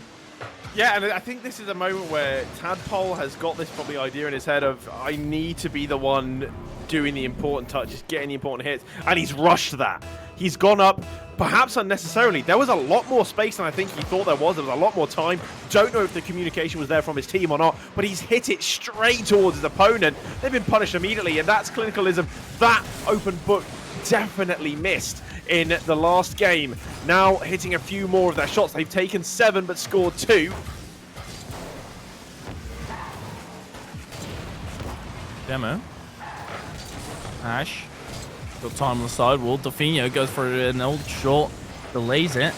Double commit by open book. And at this moment, those could be so costly. Ash, unfortunately, goes the wrong way. Tadpole has to take a step back to reach it yet again. Delfino able to close the gap and get a challenge in. Foxy driving backwards. There is some beeping if you listen closely, but now the only thing you hear beeping is the win for open book. Surely that's there. This is starting to become the tournament ground pinches. This one, you know, less spectacular than some of the others we've seen, but seems to be a popular way to score at the moment. Open book. It's the most convincing game they've played in this series. They are bouncing back. 1.5 for Potatoes to contest it. And Nat's got other ideas.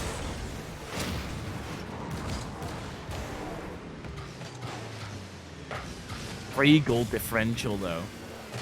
I don't know how they're really going to bring this back without a goal within 10 seconds, I'd say. Otherwise, it's already out of hand. Delfino going to be sticking that ball close. Tadpole goes wide. Boyo puts it forward, but every single time they're just getting stopped in Potatoes.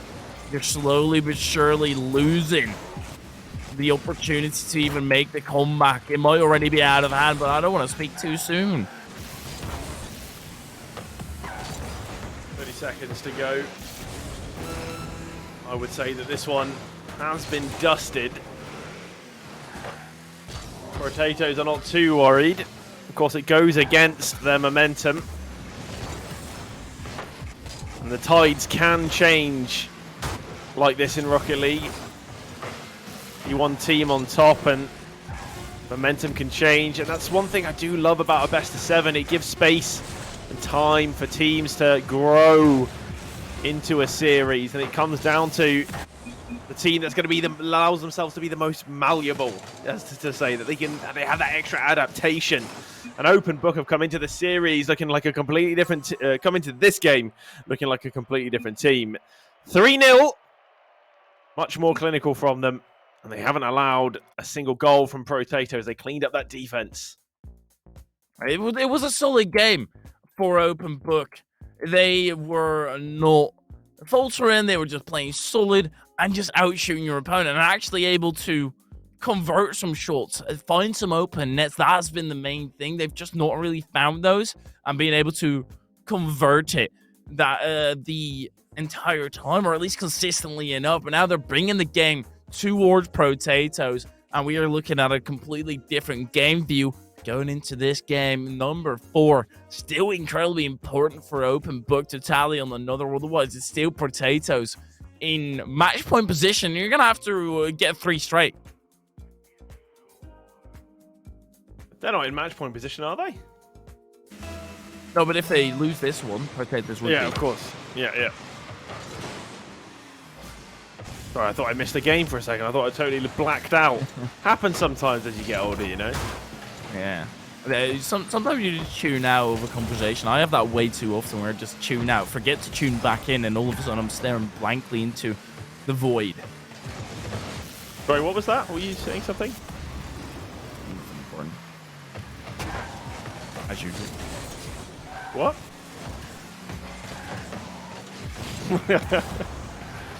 It's a very quiet opening, though. And not really much happening, feeling each other out, and Potatoes mainly trying to sort out their issues. It's probably good to take a step back to see what they were doing wrong and actually try and adapt upon it.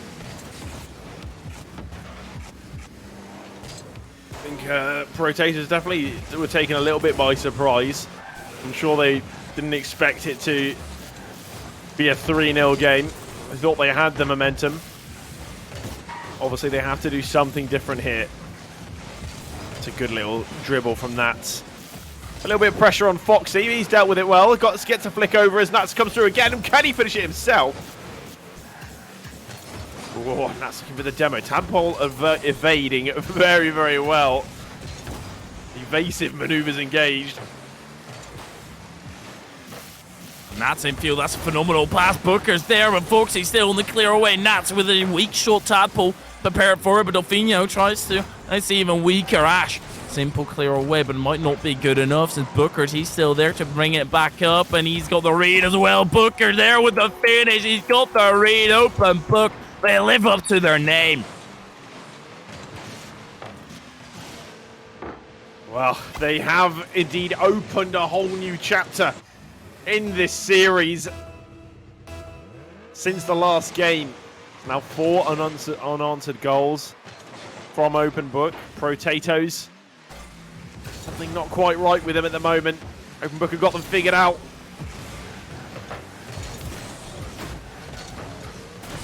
I do like that more, though, instead of Potatoes just taking this game by storm. It can be as simple as that, but Delfino, the clear wide. Potatoes are not out of it by any stretch of the imagination. Foxy flip reset underneath, block still, Nats upfield, but Delfino turned infield. He wanted that boost more than he wanted the goal. Oh, it's getting aggressive here. I love that Open Book there. You said this, actually. You brought it up. You're saying you're going to be worried that they're going to start respecting Tadpole too much. And they did do that in game, especially in game 1. We saw him having a lot of space and time to just go and look for flip resets. You saw the overtime goal that he got with a very disappointing finish. It was because they all just sat there and watched because they were too nervous of what he might do to outplay them. No one jumped for it. No one pushed it. This, since last game, Open Book are just bezzing. Like, quite literally, play as fast as we can, get in their faces, give them zero time. And it's working. And they're buzzing around their head the entire time, not leaving them alone. Delfino, that's a good extension, but Tadpole prepared for it to return the favour. Bookers into the box. Nat's there off to the crossbar. He sets his sail. Delfino yet again onto the backboard. Tadpole, of course he's going to be there. He's going to be everywhere he needs to be to give Potatoes a chance as we enter the final 90 seconds. Open Book were like a trio of ballistas just sitting at the halfway line, and every time Potatoes tried to get it back out of their half, they just pinged it right back to the backboard, punishing it, battering it. It's a good thing this is a video game because that wall should not be standing anymore. Alright, the wall needs to push forward to give themselves a bit of a safety net. An open net, or open book rather. Haven't really had too many open nets, but always one facilitator there. Nat tries to jump in front of Ash. Ash continuing into the center. Tadpole up for it. Tadpole blocked by Bookers, but still Tadpole in a position to score. It's Foxy on the clear away. Bookers across the net. Nat has got a bit of time. Delfino wants to panic, but punishes himself for it and goes against it. Nat still to the backboard. Oh my word, that's chaotic with Bookers and Delfino. They're so defensive now. Both and Book are doing it all right at the moment. They're just keeping the ball close as when they can, because it just means that as long as it's on the nose of your car, you can't really concede, can you? If they keep that ball close, they deny the open play for Potatoes, and they take the slow plays. Brookers, oh, he should be finishing that.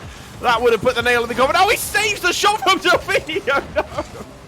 Oh no, 10 seconds. It's a good 50, but there's still an opportunity for Potatoes to build this up from their own half. Tadpole sets his sail for the corner. Foxy, good luck catching this and reading it. Nats, he just spikes it to the ground. An open book. They tie it back up. We've got a 2-all series. It's getting a little spicy now. I thought for a moment it started to run away a little bit from Open Book, but they took your advice and they regained. They very much did. But they just started playing up to the standard that they know they can set for themselves instead of trying to adapt to the game plan of Potatoes. They realize, wait, actually, this is not that great. This is not that pacey. So I'll just run this show. And Potatoes, they're a bit frazzled. They need to recollect themselves as well. Yeah, just imagine the conversation like, oh, come on, guys, we're better than this. Are we? Yeah. Oh, okay then. Yeah, fine. And then they go and score 4 goals unanswered. No problem. Oh, Potatoes, they did bits in defense. They definitely could have lost this game by more. I'm just worried that they're not getting a good enough grip of the game. I know that Ashboy is having a little bit of struggles. He's getting DDoSed by Tadpole. His internet's not helping him out, but I guess that is one of the disadvantages of being a farmer. Probably still on dial-up, especially a farm in Wales. So yeah, shots fired. Honestly, it surprised me that he's even able to play. Like, even having internet, I don't know much about Wales, but the things I've heard about it were not necessarily the most positive. But I'm liking my time here. I think the majority that I've heard is classified now as propaganda. I like Wales. Yeah, it is all just it's untrue, you know.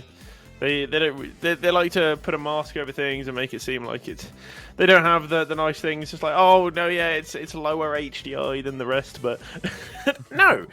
I mean, we can see by the quality of Rocket League that's not the case. And of course, Tadpole is a very, very popular person, so he's gone on a BRB again. And to probably check his phone, his DMs. I'm sure it's all the yeah, I heard it's Valmain's Day tomorrow, so yeah. What do you mean? Val's Day's main? I thought it was Valmain's Day. Valentine's. Oh, yeah, because open books are Valmain's. Yeah, great. I want to leave. I'm so stupid. That wasn't a joke. It was genuinely you just being stupid. No, it was a joke. It was just a stupid joke. Okay, I was gonna say that would have been worse if you actually misspoke. Hey, babe, are we gonna have Valmain's Day? Well, that's what me and my girlfriend are doing tomorrow. We're just gonna sit down and play Valorant all day. Mostly probably a good way to spend it. Yeah. Instead of listening to the day and doing something with your loved one. But Potatoes versus Open Book. It's time to play some extra Rocket League one day before it and fall in love with yourself and how good you are. Ash to the backboard. It's going to be intercepted by Booker, but Foxy already yet again to that same spot. Is their hammer at home? Tadpole, he's got a sledgehammer there. I think Tadpole is just, when he went to be right back, he, I don't know, picked his controller up, stopped playing with his feet. Yeah, I mean, was he? That'd be honestly more impressive. We've already got Ashley who's able to play with one arm. If there's somebody who's all of a sudden coming out here, like, yeah, I'll play with my feet. I don't care what rank they are. I'm turning them into a pro. Ooh! Oh! Tadpole had a stretch for that one. Something about a ceiling pinch that just hits different. I love to see it. Tadpole's been a nuisance in that defensive end. Just running interference time and time again, not allowing the goal to be happening. Foxy to ceiling. Ooh. It's got a flip to boot. I will be given away. A lot of demos happening. Ash, good luck getting faked. He sidesteps Tadpole. He tries to be quick, but Booker, that's a phenomenal play. Just solid. The axles have been broken. Oh. Just a disclaimer, no cars were hurt in this program. It is all virtual. Except for his heart. His heart is shattered. Oh yeah, but we don't care about that. There.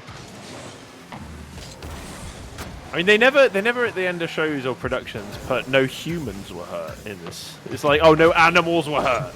The animals are fine. To be fair, I'm starting to agree. We really come into the point where we care more about animals than we do people, I think. That's the thing. No animals were hurt. Yeah. No cars were hurt. For the people that's what I hear a lot lately. No cars were hurt? I don't even know. But for the people who are afraid that when a horse falls, to put it more simple, in a movie, that horse is actually an actor. So instead of feeling sad, you should feel proud of the horse for being able to put on a convincing act of him getting to the next level in life. He's being a good boy. Yeah. They've been trained heavily. Just like these players on the pitch. I'm sure you could ask Ash a few things about horses. I'm sure he knows a thing or two. Maybe he's trained some horse actors. Oh! Tadpole. He's not beating around the bush, though. One mistake on the backboard, he'll punish. Great 50 yet again by Foxy. Booker's not able to read it. He thought he had time to get it up the backboard. He got back. Why are you assuming that Ash is involved? He could just be a potato farmer. He could be any type of farmer. That's true. Doesn't include horses. I don't know. I don't like to picture a farm without horses. I think horses are like a necessary thing in my farming image. Maybe it's time for you to readjust your image of how Potatoes are playing here, because that was dreadful. They're not going to be happy with that play, not being able to force it through. That's going to sting. Foxy should be able to tap this over. Indeed, it denies Nats the goal. Tadpole down the other end, Ash, and Nats having a bit of a kerfuffle in the corner there, and whoever came out with a boost on top are going to be in a happy position. Oh, this is a nice pass over to Foxy. Oh, he just had to get it on target. I say he just had to. It's a really difficult thing to do from that position. But, oh, what a play it would have been. Yeah. Just get it on target again. Forehead. It's as simple as that, but he merrily misses out. Nats into the box. Booker's way too far out. Still beats out Ash, though, onto the backboard again. Foxy is quicker than Nats. Booker's one in a good spot to extend the play. Tadpole taps it down into Foxy. Foxy tries to do it with a wave dash. Actually throws it kind of wide. Tadpole wants to take over, but Tadpole's little boost, and that's going to be the end of the play. He's overstepping there, Mark overstepping overthinking their own abilities. Foxy's now in a tough position where Delfino is charging on through for the 50. Tadpole with a carry through the air, runs low on boost, has to drop it down, trying to look for a pinch. Right now, Potatoes 2-1 up. They look like they could be heading on to match point. They still got quite a bit of time to play this one out. An open book, we know how dangerous they can be. Scored 4 goals unanswered until this game. Potatoes have another plan, and they are once again readapting. Oh, look at that pinch. I don't know how the ball went where it did. It looked really, really convincing. I think there was a Potato player in the way. It's wide by an inch here. Foxy wants to set it up and confirm this dub. Open book, they're keeping themselves in this. The differential only 1. That can be scored in a quick counter-attack. Foxy not past Nats. Delfino outpacing Tadpole as well, and this is the counter-attack that I'm talking about, but Ash having plenty of time to get this away. Nats with a phenomenal demo, tries to hunt through on Tadpole, but that tiny little speck in the water, you're not going to hit that. Delfino, he does know that though. That's his territory into the center. Nats charging through, he's barreling down, but Foxy just falls onto the save. That's a phenomenal one. Oh, such an important save to make as well. And a crucial time and a crucial part of the series as well. You know how important match point is. Tadpole making sure this one stays theirs. A huge save from Nats. Delfino to pop it up. It's going to invite danger, but it's the only way they can keep this one going. Do they keep it? Oh, Booker's going to keep it going. Would have been nice. Potatoes, they punch themselves toward match and point. Looking solid, open book. We now need to actually step up yet again. Potatoes, they're taking a mixture every single time where open book aren't really able to read it. Time and time again, they think, oh, we'll adapt in this way. Yeah, this worked for us. We won a game. Look, we even won 2 in a row. And Potatoes, they have some snap in their mind and they go in a different direction, making it tough for open book. And Potatoes, we're just simply out shooting open book here. It's one of those things you have to ask yourself, you know, like when you're losing, it's easier to then look at the team that is playing better than you and say, what is it that they are doing better? What are the things we need to change to be able to overcome that? And when you then start winning and getting on a roll, you know, you then need to accept the fact that your opponent is doing what you just did. They're analyzing you and they're thinking, what do we need to do? Now Protectors have turned it around again. And Open Book don't have time now to evaluate. They have to go all out here in this game or lose the series and get sent to the 3rd place playoff. Get that engine rumbling. Get those glasses on so you can read every single play. Open Book, they need everything in their favor. The Potatoes, they're starting game number 6 with a kickoff in their favor. We're landing towards the center. Delfino tries to extend, but didn't really need to. They're starting to panic just a little bit. Bookers, the Open Book, this is where they need to stay composed and get back into the groove. Composure is one of the most difficult things to maintain when your backs are against the wall. Something in Rocket League. It's like the invisible hand. Is the mentality of the players. So we know what everyone is capable of. You watch them, you've seen them play, you know what they can do. You know how they play at their best. And then you go, oh, why did he miss that? Why did he not do that? Why didn't he pass that? Why didn't he play that better? Well, it's not as easy as that. You know, you've got a lot of thoughts on your mind. You're not always going to be clear cast.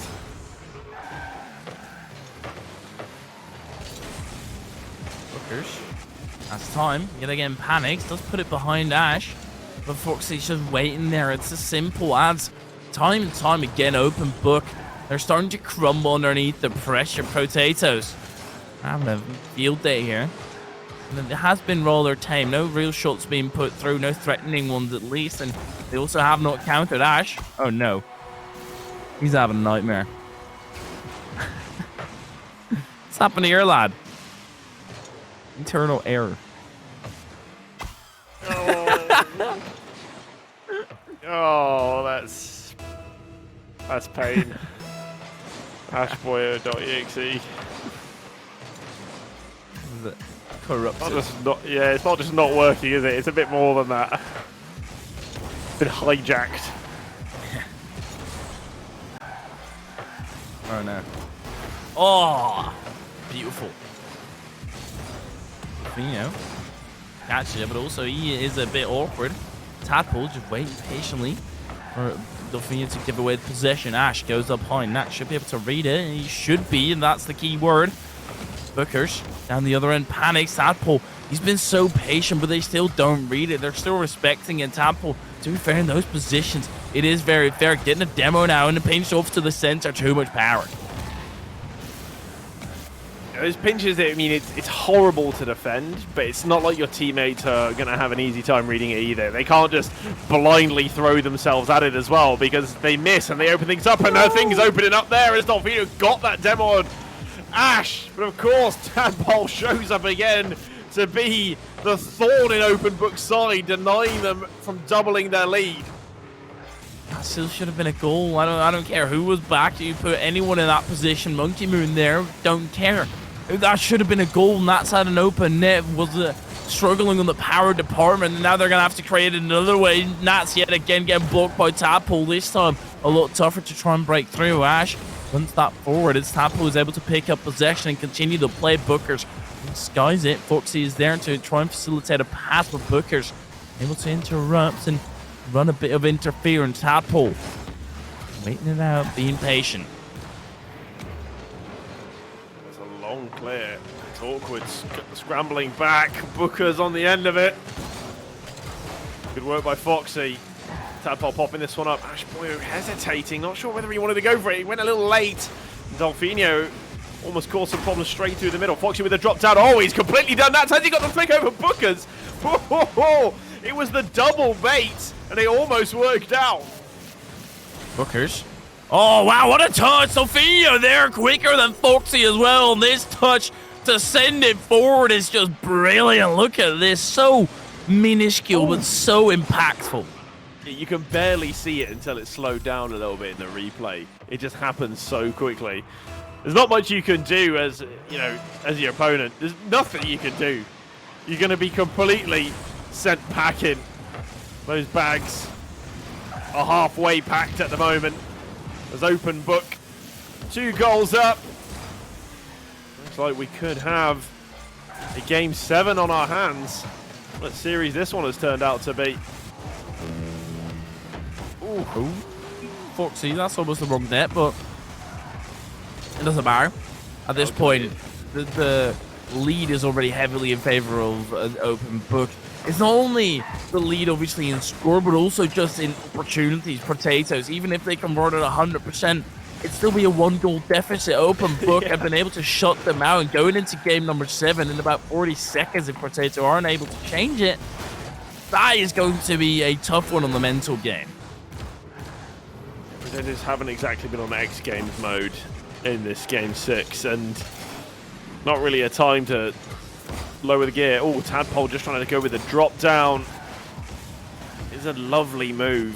Catches a lot of players off guard, especially teams like Open Book, who are playing really with a lot of speed and relying on forcing plays. I do think time has run out here, and Nats make sure they won't have time. They're going to drop down another goal. Rotators had committed everything forward. That's going to be a GG. It's all going to come down to one last game. That last game, it was at the very start of the series. Booker said, if we get to 3-0, let me 1v1 Foxy. Now, I don't think we're going to allow it, but I would like to see it for all the marbles. To see Bookers maybe get clapped by Foxy in a 1v1 would be funny, but I think I don't even think, I know we're getting into a regular 3v3. Yeah, I think Booker's was a little bit too big for his boots when he called that at the start, because even he's saying, no, please, no, 1v1, I don't want it anymore. Maybe because he's also seen what Foxy's all about. That would be jokes, though. That would be amazing. If all of a sudden they say we go into a 1v1 for the final game, that'd be brilliant in spirits. If everybody would agree that, that'd be amazing. Oh, it is going to be bog standard 3v3. Oh, gosh. And Not even. we say a bog standard 3v3, but They're something refusing. broke. Oh, and it's a breezy from Foxy. Not even a goal, though. Players messed up joining the game, and it looks like we might have to restart the lobby. No problem. We just it's what we call a cliffhanger. We're building the suspense. We don't go straight into game 7. No, we've got to have some technical difficulties. We've got to have someone go for the loo. We've got to restart the server for ping. There's got to be all the different things, a plethora of challenges and first world problems that we will first have to overcome to be able to get to the game 7. Just think of it as like a season finale. Even though it's not even the finals. It's the semis right now. Yeah. This is for a ticket to that grand final to go up against Welsh Farmers only. Ash, he wants to reunite with his long-lost brethren. And there's only one thing sitting in his way, and that is steering your car right when you need to on the goal line. That did happen, Ash. We have not forgotten. Oh, I've just noticed in Rocket League on the menu that there's a tournament starting in 13 minutes. Maybe we could just delay real quick, and we could run the tournament real quick, Hytheria.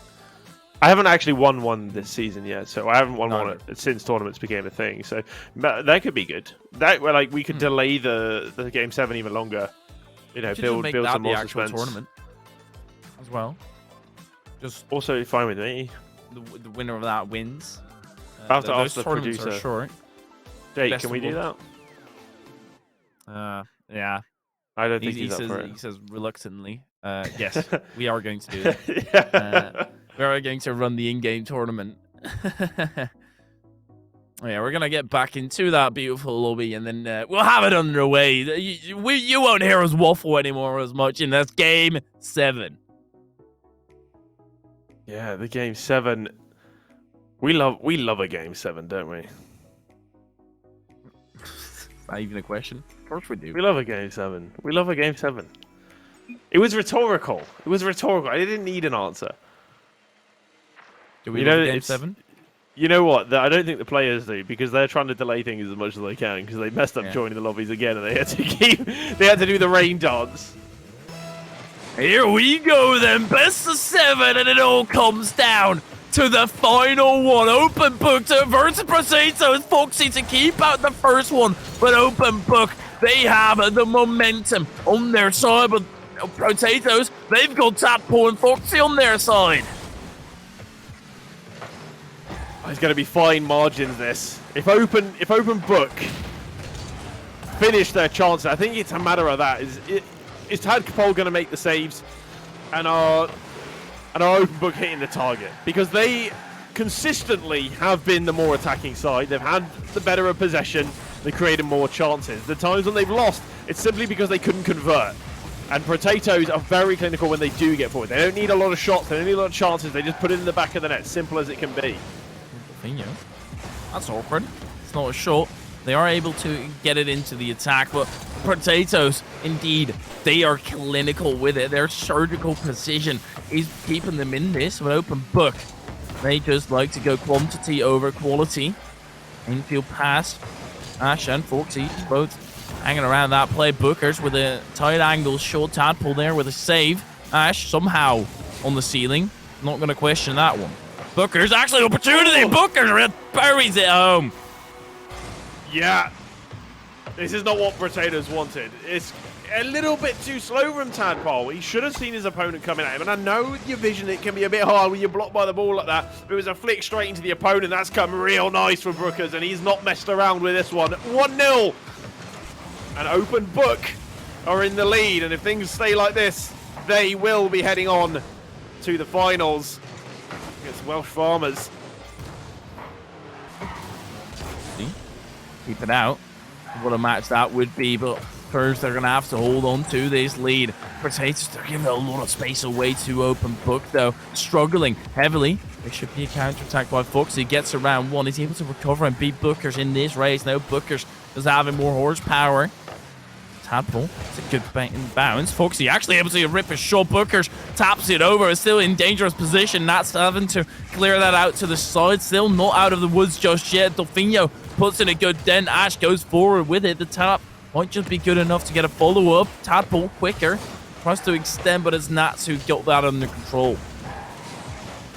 Oh, that's... Foxy, I think, didn't expect that ball to come all the way across the net. And he's gone a little too late. That was a real big opportunity for Potatoes. And I have to utilize the space well when they get given it. Every now and then Open Book do drop off. Know that they've got that 1-goal lead, probably wanted to hold on to it. They don't want to throw too many people forward, but there, Dolfinho and Nat both jumping into the fray. We're going to come out to the right side. Dolfinho with a miss. It's fallen nicely for Nat. He's just going to ping this one towards the net. Nothing too concerning just yet for Potatoes. They're still 1 goal down. They need to find a little something, pull it out of the bag. They are trailing. They would not be happy to be sent out in the semi-finals once again as Tadpole searches for that equalizer from range. At that point, it's just kind of starting to turn into a curse. And they can't get further than the semi-final. Tadpole up close, Booker still through, but that was an open net, not converted. Might sting later to run, but they don't have to worry about that. You've got to brush that off. Ash did get that back boost. Foxy 50. Ash trying to get the follow-up, but Booker's cleanly takes around the side. Booker's not quite. Delfino tries to get that and glue it back together, but the offense is ended. Pinch center, and that's clear. And that's not wasting any time to get over to that front post. He saw that what Tadpole wanted to do there, and it was to ping a ball across the face of net. Managed to meet it before it's had a chance to do so. Oh, and it's opened up for Dolfinho. Tadpole gets the slightest of touches onto his opponent just to throw him off. What an important touch. And here it's for Tadpole again. Oh, he's missed and put it wide. That was a huge opportunity. And now back down the other side again. Foxy back in the defense. Dolfinho trying to land on it into the center. Tadpole rams it away, wants to give some breathing room to his team, get some boost back in those tanks. Ash up early. Does get the save credited. Foxy goes across the pitch. Foxy extending. That's a 2v2 for Ash. If he can get the demo here, that would have been a goal. But Booker does get credited with the save. Dives around him. It works his way around. And Ash and Foxy, both of them diving on this play. Dolfinho denying. That's going to be on target. Ash, you need to make a save here. He does. 20 seconds to go. It all comes down to this now. Can Potatoes find a way back in? They have to do it now. They're going to have to push forward. Foxy looking for those 50s. Those Foxy 50s have been working out today. Tadpole trying to keep it close, unable to do so. Comes over to Bookers. He'll get it on target. That's going to be the nail in the coffin. I am more than certain that Open Book will be heading on to the grand final. Potatoes will get dropped out again in the semis. My oh my, Book is just twisting and turning to get that goal. An Open Book indeed. They punch their ticket into the grand final. That is phenomenal by them. Just the entire way through, dominating on the shot count, ripping them left, right, and center. And that is the end of story for the Potatoes, also known as Two Potatoes, and one pro Tadpole out of the tournament together with his teammates. What a series. I mean, it went the whole length, and I wasn't sure we were going to get that. I wasn't sure we were going to get a Game 7 from this semi. And I didn't know at the start who I could have said was going through. And after those first 2 games, I was quite sold on Potatoes. But the way that Open Book turned it around, and even then, allowing Potatoes on to match point after the 2-2, I didn't think they were going to take it, but then they go take 2 back-to-back. Their ability to form sort of a malleable mesh as a team and adapt to their opponents, because it wasn't going well. They just turned things around, and it takes a good team to do that. They were down, even 2-0, and they're able to fight it back, get it in their favor. A solid win for them. That's going to propel them into that grand final against Welsh Farmers only. So I guess they do have a task up ahead for the lion's share of the money. Yeah, I mean, there's still what I believe to be the best team in the tournament left to go. Of course, the first series we will catch is, I think, the 3rd place game to confirm who will take the 3rd place prize. But we're doing that after the final? That's going to be off stream. They're going to have to battle it out, duke it out between themselves. Yep. We only have the grand final left, so that does mean we are going to go to a tiny little break. You want to stay tuned for this one because this is going to be a bloodbath. See you back in a bit. Making decisions often means choosing one or the other. With an apprenticeship, you can do both. Apprenticeships are a genius decision. You'll get qualifications, hands-on experience, and get paid to do a job you love, all whilst learning from industry professionals. If you're leaving education or thinking about changing career, find an apprenticeship near you. Search Apprenticeships Wales Genius Decision or call 0800 028 48 44.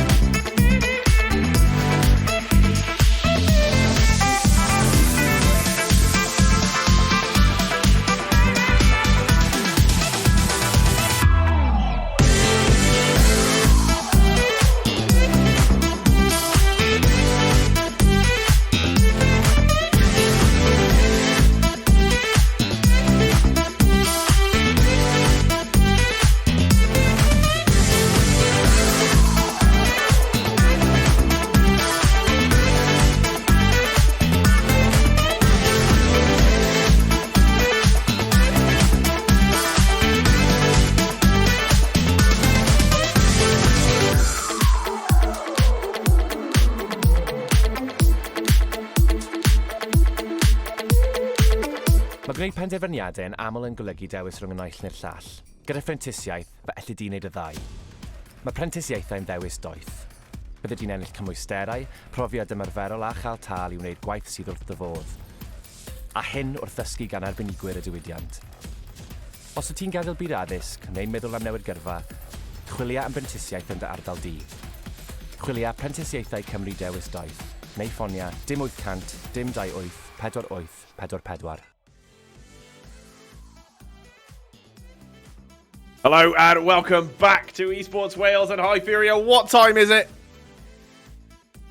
Time for the grand finals, baby! Woo! Let's go. We're going in for some grand finals. But before we do, I've got some very exciting news. Esports Wales have been running a giveaway for the past week or so. It was the pinned tweet on Twitter. Sorry, I'm not very good with Twitter stuff.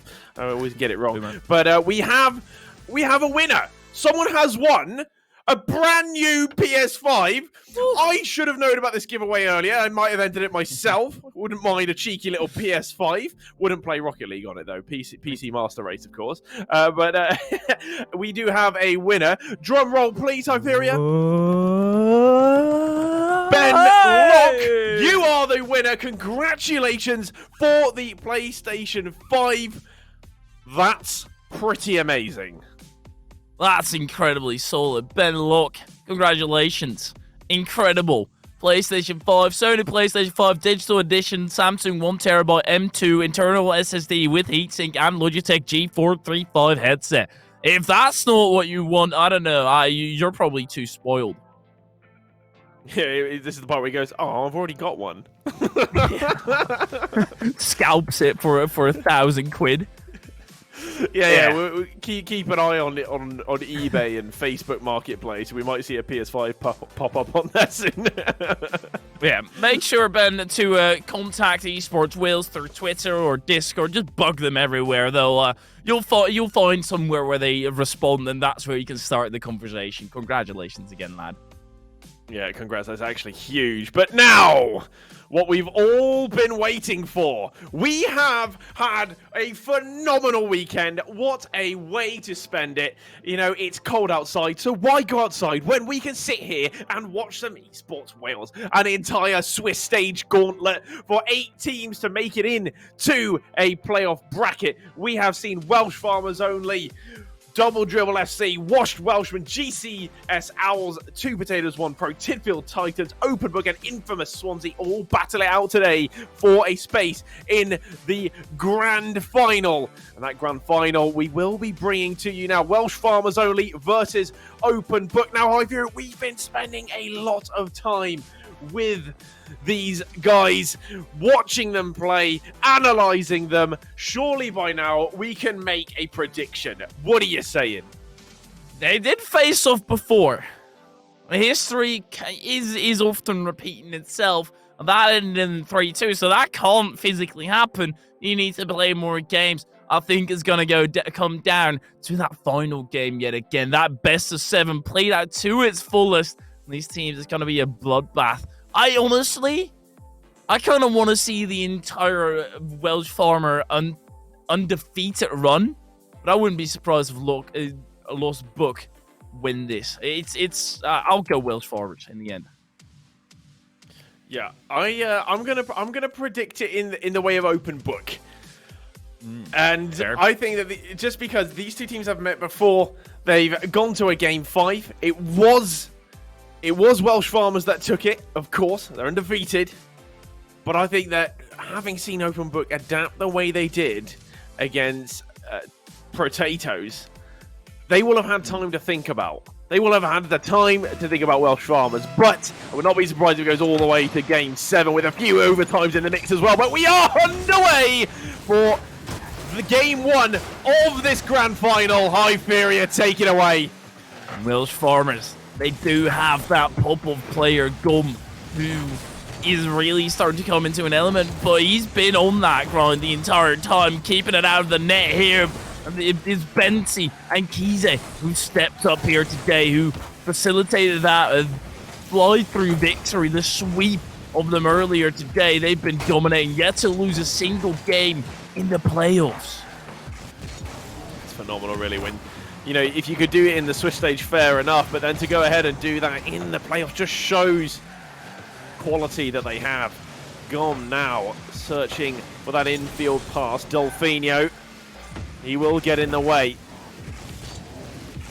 Fancy keeping this one close. Find a route through the middle. Kisa almost finding a teammate there. He will have to keep going. Fakes this one out. Lets it drop. Booker's not caught off guard. He was well ready for it. Gom. Got to make things awkward. Nats has no problem cleaning it up. It's a bit of a wayward hit, though. Going really nowhere fast. But a ball touch from Gom. Getting punished by Booker's. Not quite. Kisa with a magnificent save to keep them level here in game one.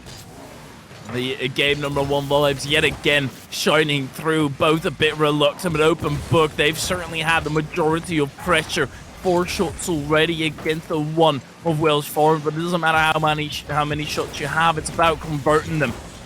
Welsh Farmers, in which every opponent of open book for that matter, they've been incredibly lethal. Yet again, Bensi rammed it through and there's no save possible. We do have ourselves at the opening goal of the final. Whether you win or lose, you caused the first blood. So nobody is able to get out of your name.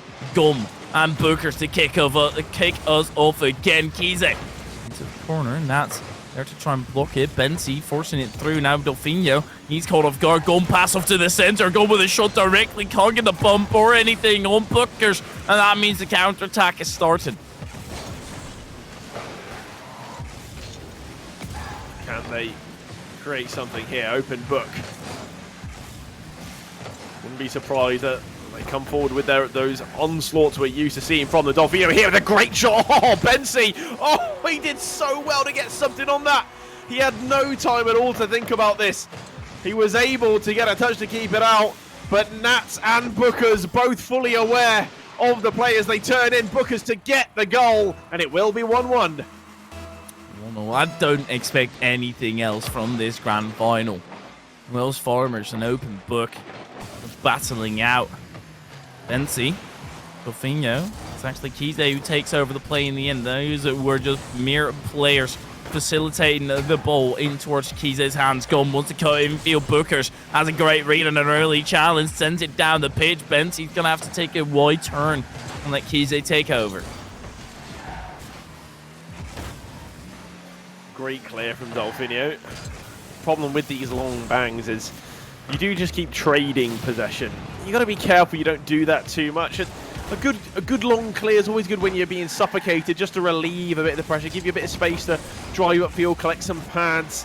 Sometimes you just need to keep that ball a little closer. Tries to do that there. Tries to take that advice and gets taken off the field by Gom, and a big miss that gets punished immediately. That is not what we expect to see in a grand final. What has happened here? Bensi flies past it. Kize flies past it entirely. All they have to do is get at least a connection. That's preposterous. Welsh Farmers, that is deserved for open book. They just made the mistake twice over. Not just once, but twice. And now they're going to have to glue it back together. Right there, wronged. Get the ship back into a winning position. Gum gets it up, but it is only a 50. That Bensi uses all his boost for it to get.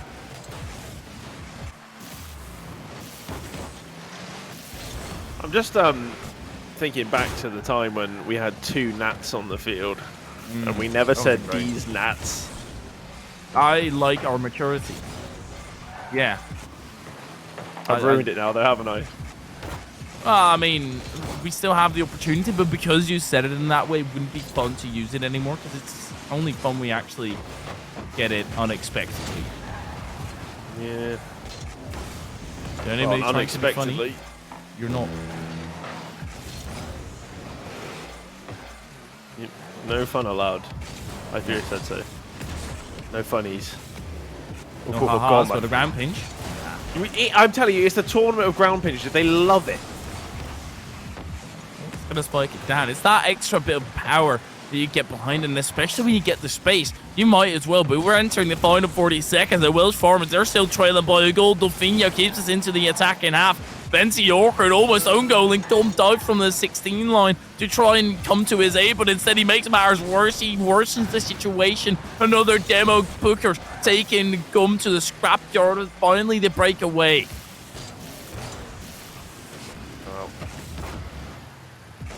13 seconds. This game is looking like it's going to be open books unless Welsh Farmers can find something now. It's a great pass in the midfield. Gom is there!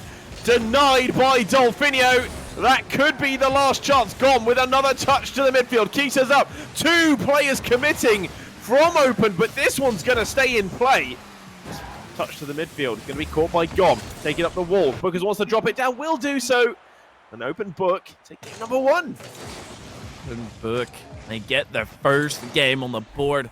It's, yet again, yeah, that little bit of warm-up. Welsh Farmers, Gum comes off of doing his maths homework, so it's not that big of a deal just yet. This is where you do need to start turning it on. This is where you need to get those thrusters running. And Welsh Farmers, they are more than capable to. It's open book, who still struggle with that accuracy. That being said, Welsh Farmers, they don't have the greatest one either. Yeah, they actually had plenty of shots, and had they gotten a few more of them on target, could easily have taken that game. I'm wondering, though, we talked today, at the very beginning of today, about how important that seeding was to get maybe a little bit of an easier playoff bracket run. And Welsh Farmers were the recipients of that. I'm pretty sure their 2 opponents were easier than going through the bottom side of the bracket. We could safely say that having Tadpole's team and, well, Potatoes and Open Book in that semi-final, it's 2 teams that could very well deserve to be in a final. That maybe Welsh Farmers aren't quite warmed up to the speed of play, the pace of Open Book, because they've had GCS and double dribble before this. Exactly, but it is one of those things that is permissible for that first game. It's all right. Okay, you're not necessarily feeling it. You still need to warm up. Can't happen anymore in the second game. That being said, it does look like Open Book are just looking a lot stronger and more consistent. Welsh Farmers struggling to break out of that defensive end as Booker carries it to the backward. Benzie's there to put a spanner in the works. Booker's into the corner, but it's actually opportunity. No.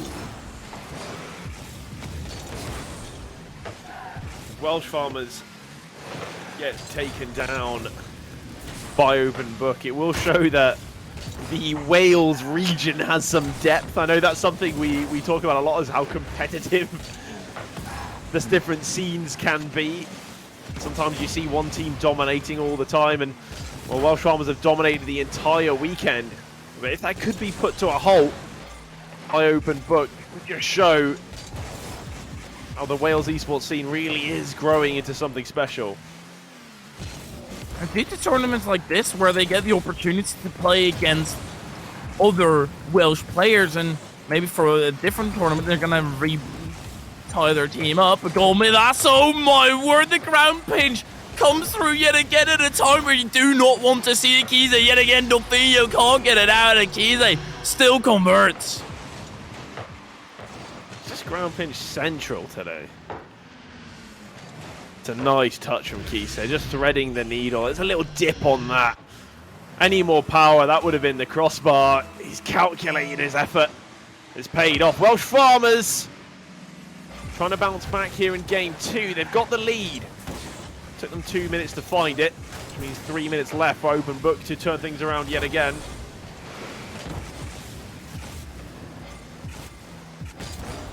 Coutinho, 7 boost, but and a dream. Kise shatters the dream quickly. Says it keeps him realistic. Gum. Maybe a flip reset. No, he just lands on it, but can't get a cut infield. Booker still reluctant to challenge. In the end, Kise will be there. At least challenge Booker's authority about that play. A bit odd in front of the net now.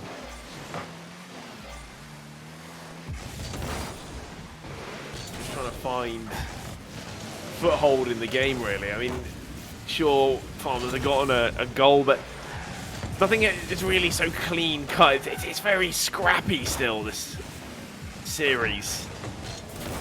A lot of these long hits and not looking quite as composed. Of course, they just don't have the same amount of time on the ball as they have maybe done against other teams. Gom looking for a touch here. Oh, it's an amazing touch. Oh, take a bow. Everyone just take a moment as well to admire the craftsmanship for this goal.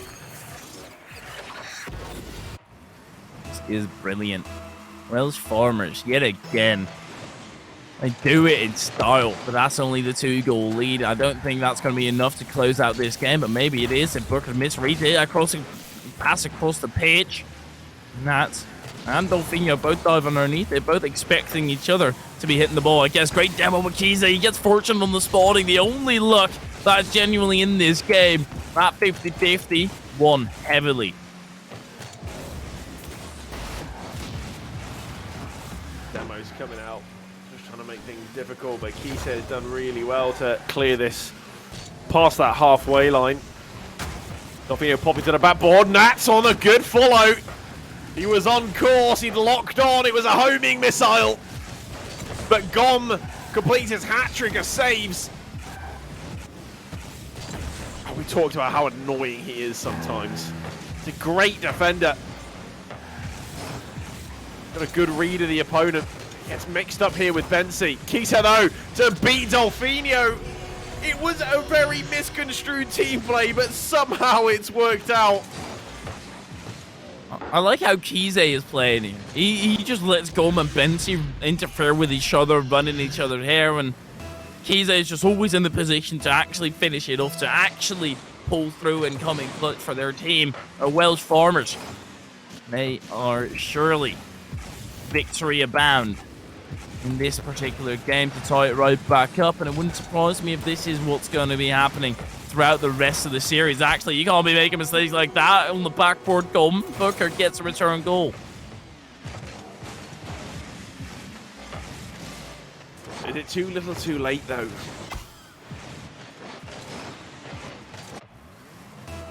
Might be. 37 seconds, not a lot of time to find equalizers. It's not impossible. Mathematically, definitely possible.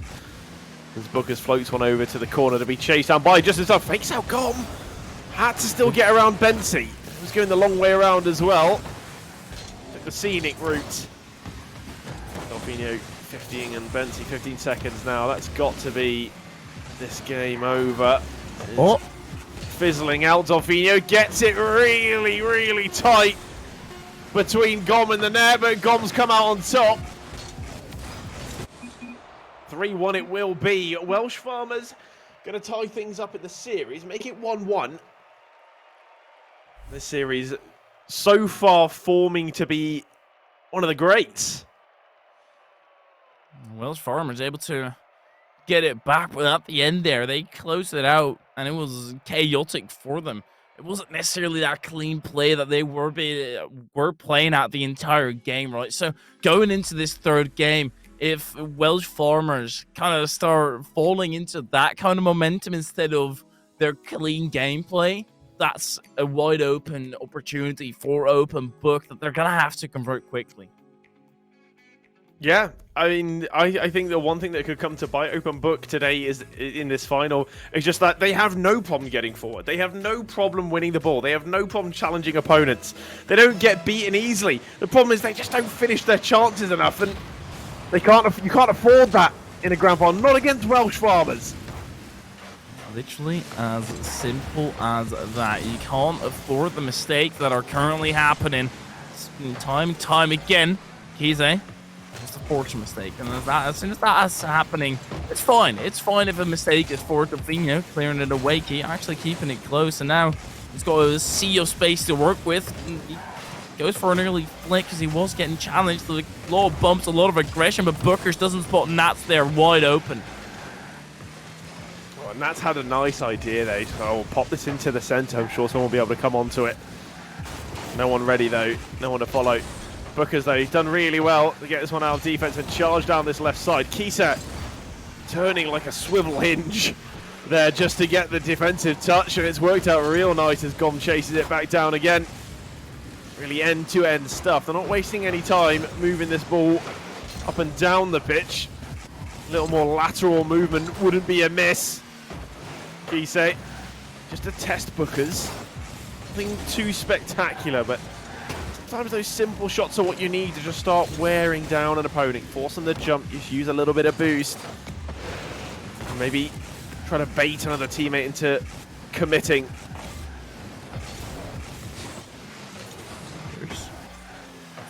He's allowed the second touch. That has opened the net for her. Oh my, Bookers. That's the open net for Nats. The Bookers makes it special, but Gum reluctant to turn in, give Bookers the space, and Bookers incredibly smart to actually go wide with it instead of going for the shot directly.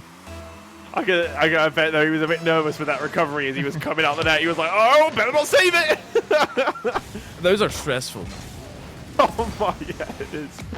Because you got one thing on your mind off your shot as well. I got to recover, I got to rotate back into position, forgetting that your teammate's actually shooting. He did well to get out of the way in the end. Uh-oh. Nats not getting out of the way here, though. Cutting in front of Delfino and then giving away possession. They're going to be happy with this. Actually, they're just Booker's netting himself a goal.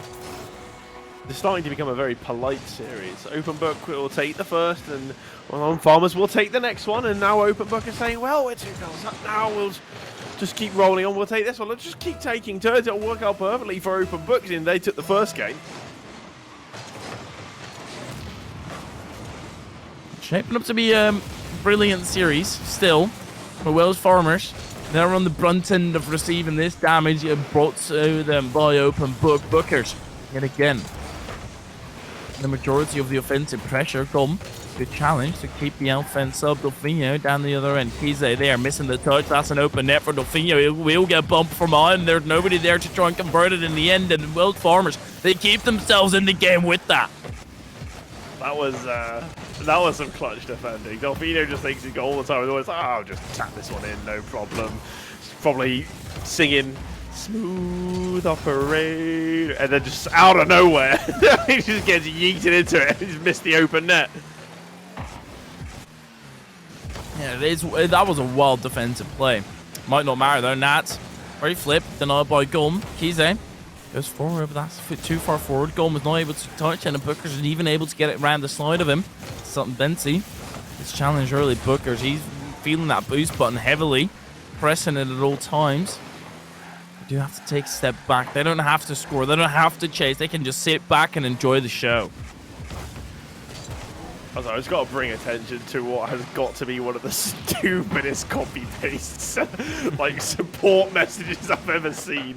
Let's go, Jensen. By the way, Jensen is Delfino. I can use his first name because we are tight like that. Yeah, I know top players, but it's not a big deal to me, lol.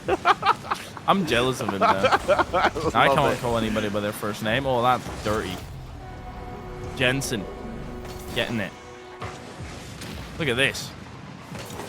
Faking out Gum entirely, and Nats able to score the open net. Congratulations, mate. Surely that's game. Such a gamer.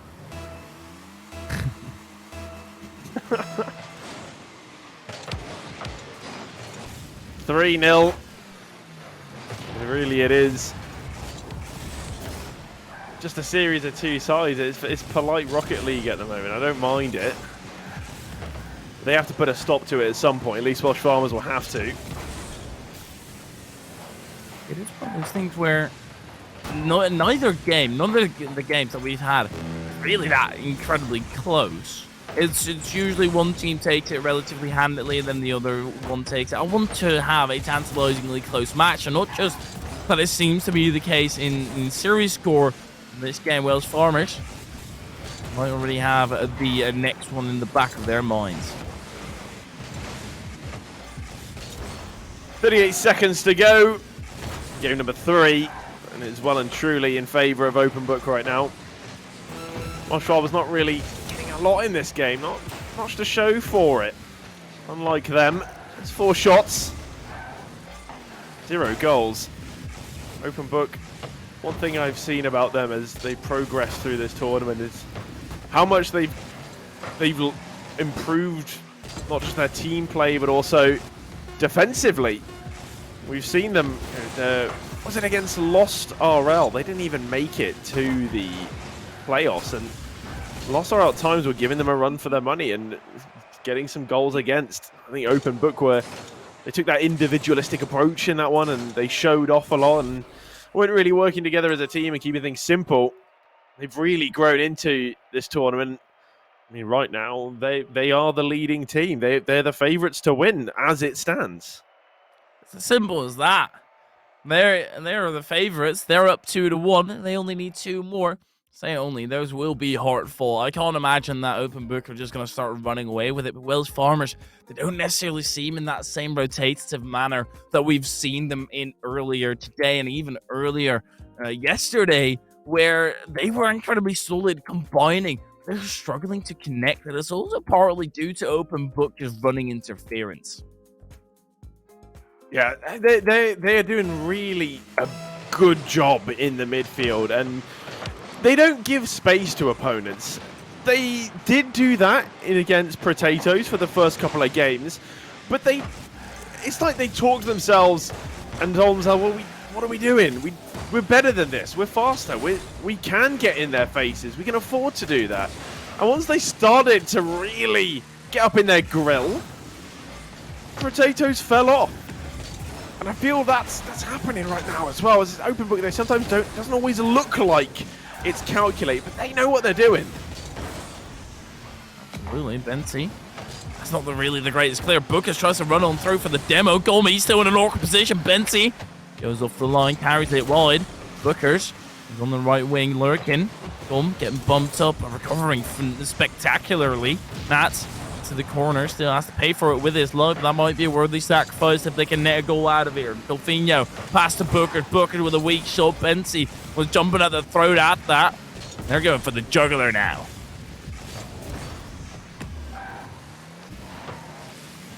So tense, the start of every game, until it opens up just like this.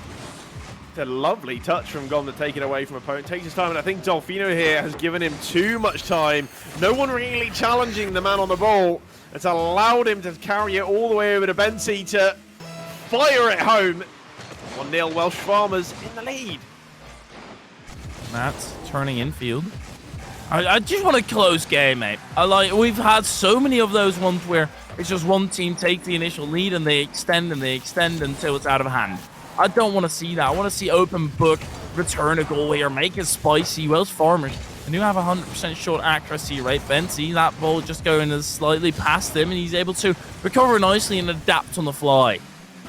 I agree with you totally what we're saying. I mean, that's what I was saying earlier about the polite Rocket League. It's like, yeah, you guys take this one, we'll take the next, etc., etc. There's no real sort of back and forth in the actual game itself. Benty on the end of this gets a flip perhaps. Smoke drops all the way down. Trying to stay close. This one's going to remain in that orange half. Kiesik can't find a route into the centre. Some demos coming out to relieve a little bit of pressure as Gom gets wiped off the floor. Massive. Delfino still into the centre. Gom denied by Booker to get the clear away, and this is where they need to constrict their opponent. Nats into the centre. Gum with a good clear away. Kiesik, they've been so lethal on those. Kiesik yet again trying to get that second touch. Nats annoying him. Nats going forward. Benty out wide. There's Bookers, who is struggling to get a shot off. There was an interference there, but there's a panic in the back line for Welsh Farmers. Oh, this is opening up nicely for Welsh Farmers here. Small part of me thought perhaps they could have gone straight for the shot there. I went for the passing play. Look for Kiesik. Was in a good position. And I am a big fan of those downfield passing plays. Gone now. Just going for a power shot.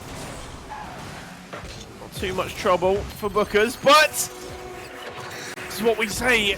Just putting the shot on target forces them to jump. Has done here. He's ended up getting bumped.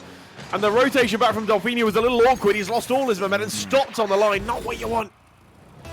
And it happens even at this level, doesn't it? You know that you have to rotate a little wider there. You've got to come in at the back post, but he's going a little too narrow, right in the middle of the net.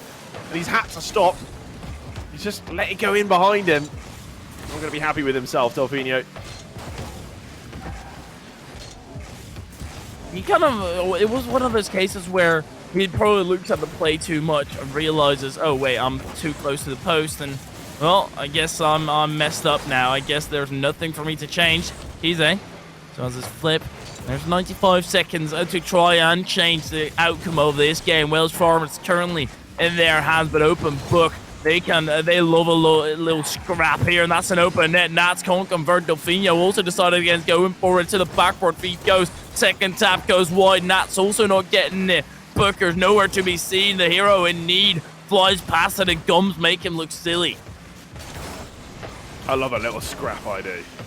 I love scrappy Rocket League. I mean, of course, all the fancy mechanics, the showmanship. It's always nice. It's easy on the eye, but a little hard-fought, scrappy Rocket League doesn't go at this, and Nats could have done a lot better there to put that on target.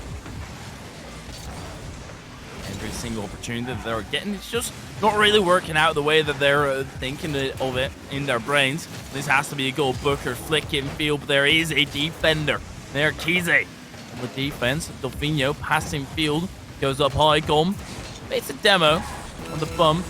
Probably would have been the same result. Kize with a clear away. That net undefended. It might just roll on in on a Saturday morning or Sunday evening. Doesn't matter. That will go in. It's 3-0 now for Welsh Farmers. I mean, they really are taking turns. Next game, it's going to be 2 or 3-0 for Open Book. We know already. Probably is, mate. And then all of a sudden, game 7, that's where all the fireworks start popping off, and you have a massive disaster and everybody struggling to get away from the explosions. That's what I'm freaking out. Fires popping up where you didn't even think fires were possible. Just like in a swimming pool. Yeah, like from underwater.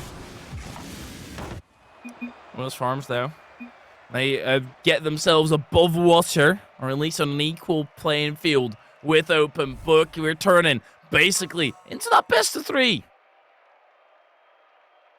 Yeah, they've got the diving gear on, haven't they? They've gone a little bit deep sea diving. Now they're rising back up, pulling themselves up for some air. We level it all up, and I mean, this best of 7 is getting whittled down slowly. It's going to become a best of 5 and then a best of 3. Yeah, that's the way these teams have been playing, just going back and forth, trading it out. There's this saying in Dutch, for if you trade, you're probably going to end up crying. So one of these teams, they will probably end up crying. Well, one of these teams guaranteed to end up crying. One of these teams won't be winning, and they'll be losers forever. Yeah, in our history, at least, the history that Until we make, history is made in the eyes of the winner. Yeah, I like it. Get stuck in. Words. Casting. Cardboard. Intense. Grand final. Word association. Delfino. Whale. Goal. Dive down. Actually, a goal! I didn't expect that. What was this? The demo, and the Delfino lays a deuce on Kiza, and he scraps him into the field. It was a nice dive from the Dolphin. It really was. Brilliant. Dolphin dive. Hello. Some cold lobby there. Yeah. Works out quite nicely. He's thought about his name. He put some thought into it. Yeah, no, of course. I do heavy research on the possibilities of puns in these players' names. Kisa with a high flick over Bookers. Oh, finally they equalise! Yeah. Oh, it was on course for being another 3-0 for Open Book. They'd started off nicely, but now it gets contested. 2 goals within a minute. That's what we love to see. Turning into a scrap. 4 minutes remaining left on the clock. Nats and Kiza having a little bit of a race there in the midfield. Gum puts that into the corner. Bookers rotates back behind Delfino, who gets the challenge in. Another 50, but that might just be a free shot from Bempsey. Try and fake it out with Bookers. He's not biting there any day of the week. Bempsey here just expecting a catch, but he saw Bookers come in and he was out for blood. Delfino going to pop this one high. Maybe a little higher than he wanted it to as it comes off the ceiling. Nats will continue the play. With a low boost, trying to flip in and make something happen. Gone with a clear, but straight to the middle, met by Delfinio. Nats crossing the play just to look for the space. Booker's looking for a pinch. Oh, I remember a pinch just like that. It was by Mark by 8 in a final. I think it was like a game 7. And it was... God, who was it against? I remember it being such a close game, and then he just did that. He just went up to the wall from nowhere and scored a banging pinch. I just no clue. It's been a while though since that has happened, so it is slowly seeping out of our memory. And what's fresh and being made in our memory right here, right now, is this game and a demo on the goal, and that's not going to help in that defensive end. Nat against Kize does beat him out as a Gum. On that defensive end, a decent pop-up, is able to follow it down. Field ceiling reset there. Bensi still diving over. Gum in an awkward position where he does get the flick past with Delfinio and the entirety of Open Book. They're in control of the boost game. Because with a shot saved by Gum. It was huge. Necessary save. He's got a bit of space. He's done well to take the time. Great air dribbles. He gets past Bookers as well. Delfinio with an awkward touch. Kise comes in to the backboard, and Bensi a little far away to have impact on that attack. 2 minutes to go. Still deadlocked. Delfinio dropping this one center. An awkward clear from Gom. He's got to do better than that. It's awkward now as they have to double commit. Kise with a very intelligent extension of the clear. But right now, it feels like Welsh Farmers have to scramble for the ball. They are able to finally get it into that orange half, and Bensi's been allowed to continue this play. No one challenging him, and Kise can play this to the backboard. Gom firing to the backboard again, trying to make good use of the space up there. They do it again with Kise for the double. It's down, and it works out this time. 2-1 for Welsh Farmers. It's one of those situations where here, as soon as Nat's backflips, I can read the future, and I know Kise is scoring this. That's just an error on the side of Open Book, and that's what is opening up the game here. 90 seconds still remaining, and we have a scrap on our hand. Nat not really getting anything on it. Booker's getting back in time. Let's keep themselves in it. Welsh Farmers, they have the lead now. It's the class to hold it, and Delfinio driving in, but Nazi was there right there with him. Booker's with that in field is able to look for some open space. Gum for the challenge. Kize up above. Delfinio with a short. Bookers fakes it out. Kize with a shot on net. Nats parries it away. 1 minute for Welsh Farmers to hold on to this lead and get up onto match point. Very important match point. The most important one of the weekend. Bensi making things a little awkward as he wanted to take it across. It ends up working out as Kise comes out to help him. Looking for space on the field. Delfinio stays close. 50s it through. Oh, Gom! It was a struggle. They keep it clear. This one's going to roll down on that waterfall. Bensi has no problem, though, pinching it off his own backboard. Delfinio. 12 seconds. This needs to work right here, right now. It fails a challenge. Kise just dives on in, and that means the end of this game. Welsh Farmers, they lock it up, put it in a bag, put a massive lock on it, and then tie it up a few times as well. Open Book. They're not going to be able to get this one open again. Yeah, they've gone to IKEA and they got those Ziploc bags that I put my sandwiches in. Oh, yeah. Those are actually insane. I don't know. No, they're OP, dude. They need a nerf. Some kids use them. I don't know how strong those kids are, but some kids use them. Yeah, they're mega children from Sweden. Oh! Mwah. Beautiful Kise. Look at this. Oh, he just kissed that ball. Kise. He kissed that ball. Yeah. Good one. That's what we were going for. Yeah. It's good enough. Welsh Farmers. Doesn't matter. They take the victory. The goal entirely useless, but Kise, I don't know whether you've been keeping the stats, but he might just very well indeed be on that 20 goals today vibe. Yeah, Kise really is just a straight up goal scorer. I think this is the thing with Open Book is they take a lot of shots, but they don't have someone that they can just rely on to put it in the back of the net. You know, it was like when we saw Potatoes. You know, if Tadpole was on the end of a shot, it was a good chance it was going in. And here, Welsh Farmers have Kise. When he's on the end of a shot, there's a good chance it's going in. It's as simple as that. Kise, he's been spectacular today. He's been hitting those training packs. And Open Book kind of had that same problem where they weren't able to convert at a more consistent rate. Kise steps up for Welsh Farmers. And they just need to put it in his hands, and he'll peach it through. Welsh Farmers versus Open Book.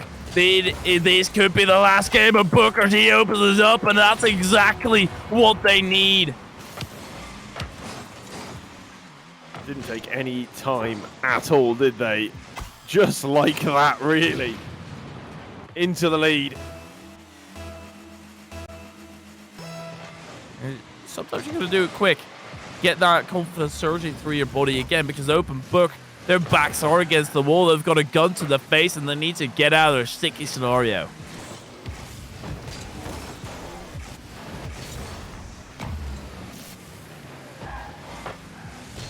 Exactly what it is. Early goal for Open Book, but another early goal. I feel like the goals are coming sooner and sooner with each game. Oh, like, yeah. we had 2 goals within a minute. Now we've got 2 goals within 30 seconds. If we do have another game, it's going to be 2 goals within 15 seconds. That'd be ridiculous. I think Gumba's still in chat as well, by the way. He's chatting Greece about Delfino. Oh, I wanted to see that go in. You don't get to. Yeah. Denied. It's a sad one. Kise. Oh, that's a short half. Booker's there to try and keep it out. Bensi goes to the backboard. Delfino into the hands of Gum. Gum might just be able to get that double tap. Booker taps it over, though. Delfino, stressful position. Bensi goes wide with it.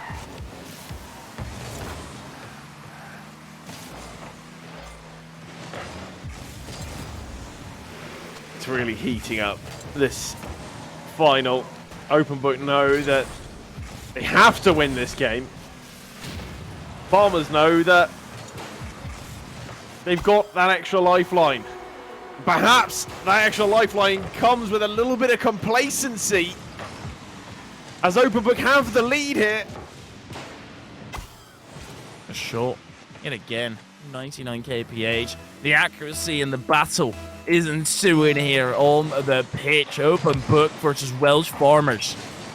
What a match this has proven to be. We already thought it would be at the very get-go, but it is. It's nice to actually see it unfold into that. He's in field. That's a decent shot, but only slightly wide. A little bit of chaos just in front of the net there. Gom trying to carry this all the way across. Bookers is there. He's picked up another save. He's got 3 saves in less than 2 minutes. It just goes to show the intensity that these two teams are playing at. Getting plenty of shots on. Not afraid to attack. Playing a bit aggressively. To be doing that in a grand final, best of 7 with a team on match point, it is surprising.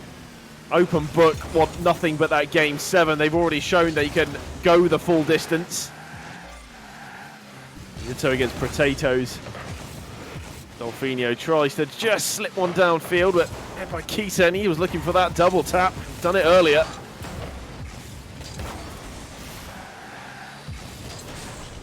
Bookers.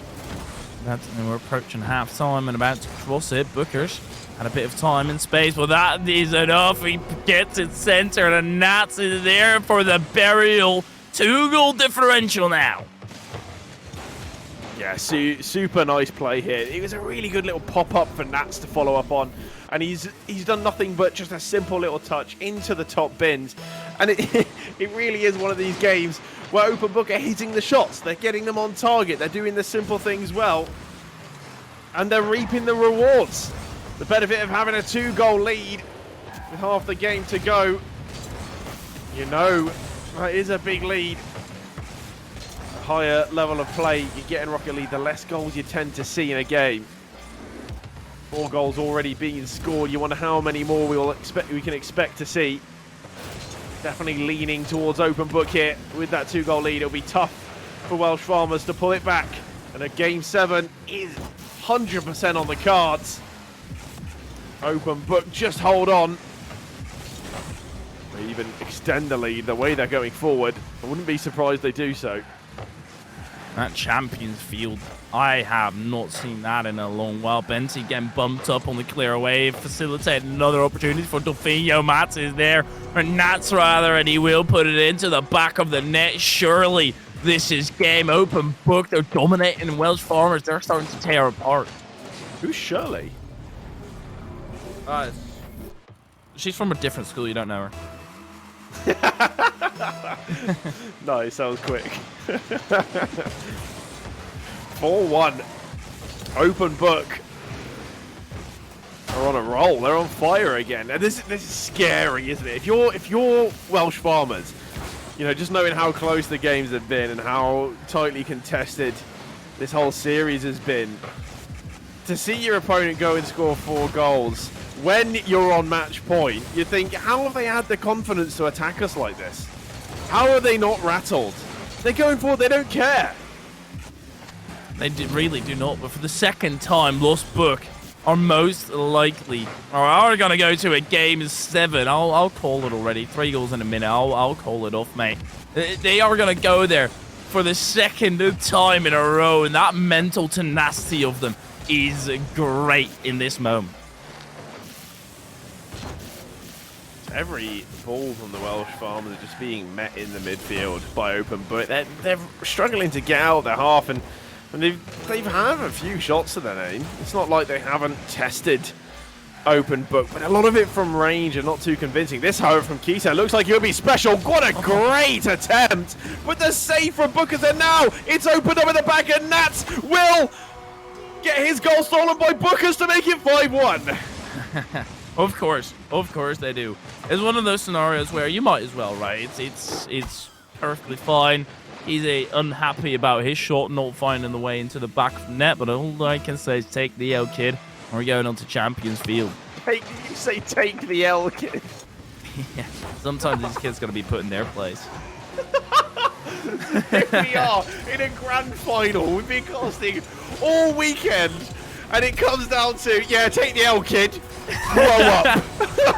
Well, they've got one more game to try and shut me up and shut my mouth forever. I don't like that.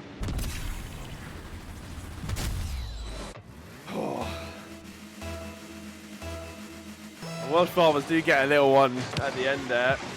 Do you think this could help them out going into the next game? Is that a thing? We say it a lot. It's like, oh, they got the last goal in the game, so therefore they will have the momentum going into the next one. But I think that might... I don't know if that's just something we say to make it interesting.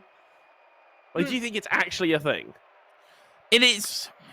I don't really think it matters that much here. It's just, oh, yeah, one for the road. You know, it doesn't actually do anything.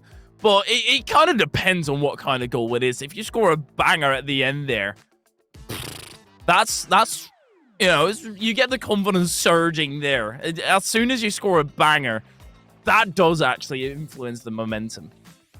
Yeah, but it has to be a sick goal. It's got to be one that you're like, je ne sais quoi, you know?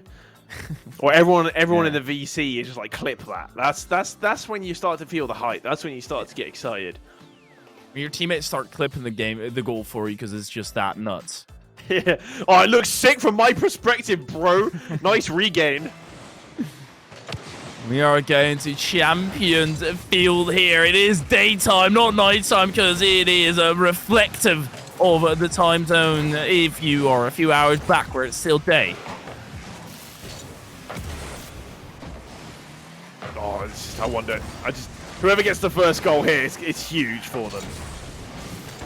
Because he's going to let that one get a little too far ahead of him. Benty's going to make this awkward Dolfinho. Oh, a rule 1 on the backboard. Ow! How does this not turn into a goal? Come still with a pass up to the centre. Keesley to at least block the counter-attack from happening with Booker. Still in an opportunity. Come gets it clear. I don't care that they broke the rule 1. I really don't care. Nah. A grand final game 7. Who cares about rule 1? Bookers. He doesn't care either. He just wants to play 3-on-3 the entire way through. Benty Leaves it to Nats. Nats with a short Kize. In the saving position this time.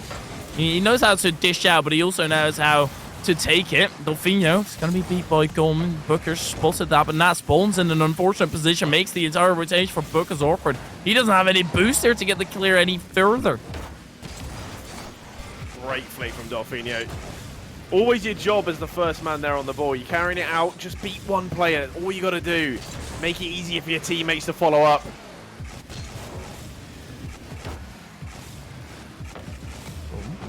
Hello, Kize now on the takeaway. Ooh, Recovery, takeaway. tap it awkward. Well, they manage. Important thing to notice here is the last 2 games the goals came thick and fast. Now it's taking a lot longer. Oh, that's cheeky! Oh, Nats! He's a menace! Oh no! Nats, you don't care. He just backflips into it, and that is the clear away. Welsh Farmers, they get caught in an unfortunate position, and Nats, he's obstinate to get that goal. He's not letting down, and that is the first goal in favor of Open Book. They want another one. Delfino with a musty. There is some interruption, so no actual musty being pulled through. Who just does that? Oh, keep it down!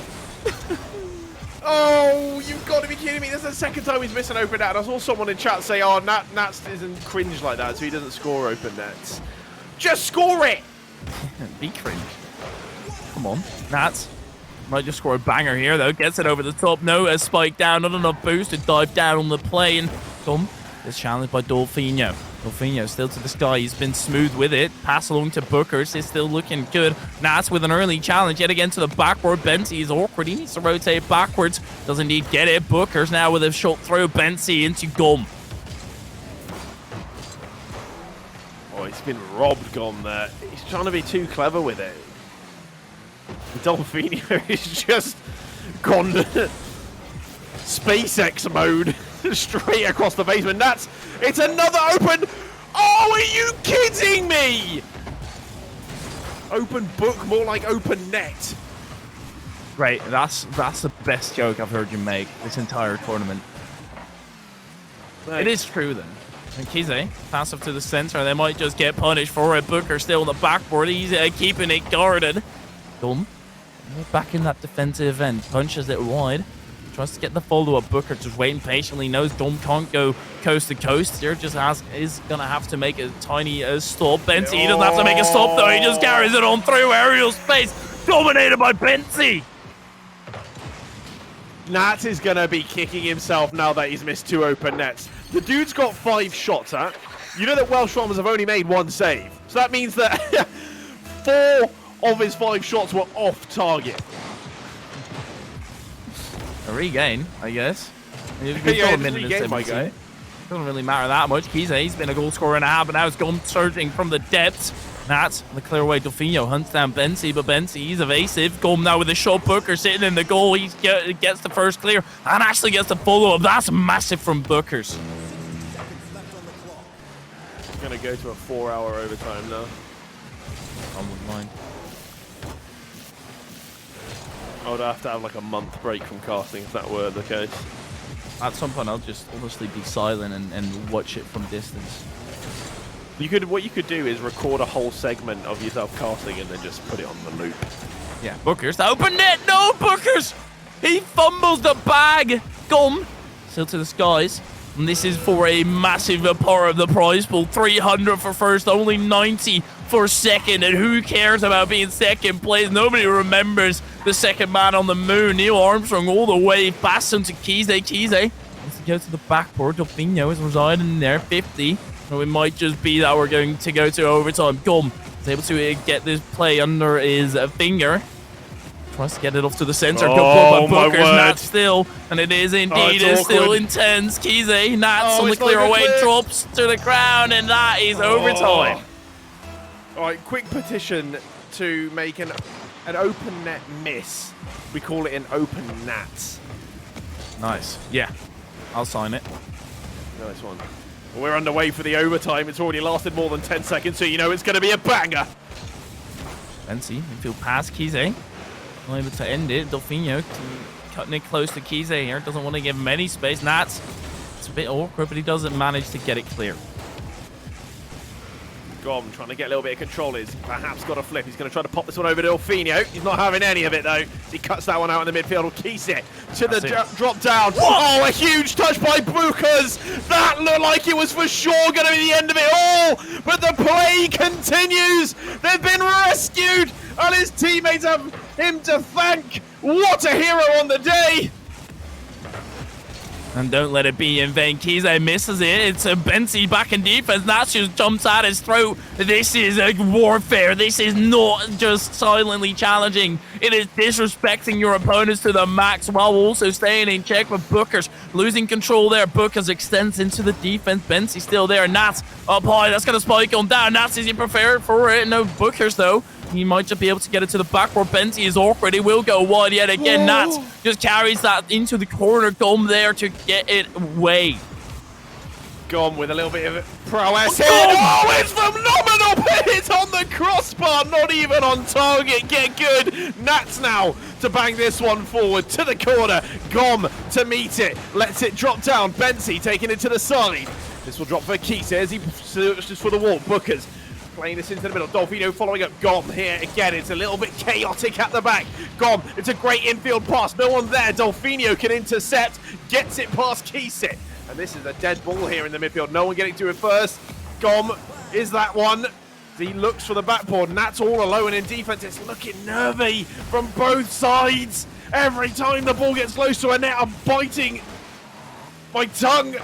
Nats with a shot. Of course he doesn't get it on target. Does he shoot on target? I don't know. Is he capable of it? Apparently so. He's got a goal to his name. 6 shots. He's lethal, but in different matters. He's always hunting for those demos, always trying to throw the defense an oddball. Bookers, he just punts it up high. Gum with a clear wide. Nats there with a demo. Delfino goes past the Bakize, already to respawn Bensi. This is tantalizingly close. Both teams unwilling to let this one go. They fought so hard for it, but Gum might just be able to finish it here. The drop down prevented by Bookers puts it up even higher. Bensi not getting a proper touch here. Nats charging on through. Kiza with a side flip. Nats could get the block here, but it's only into Delfino.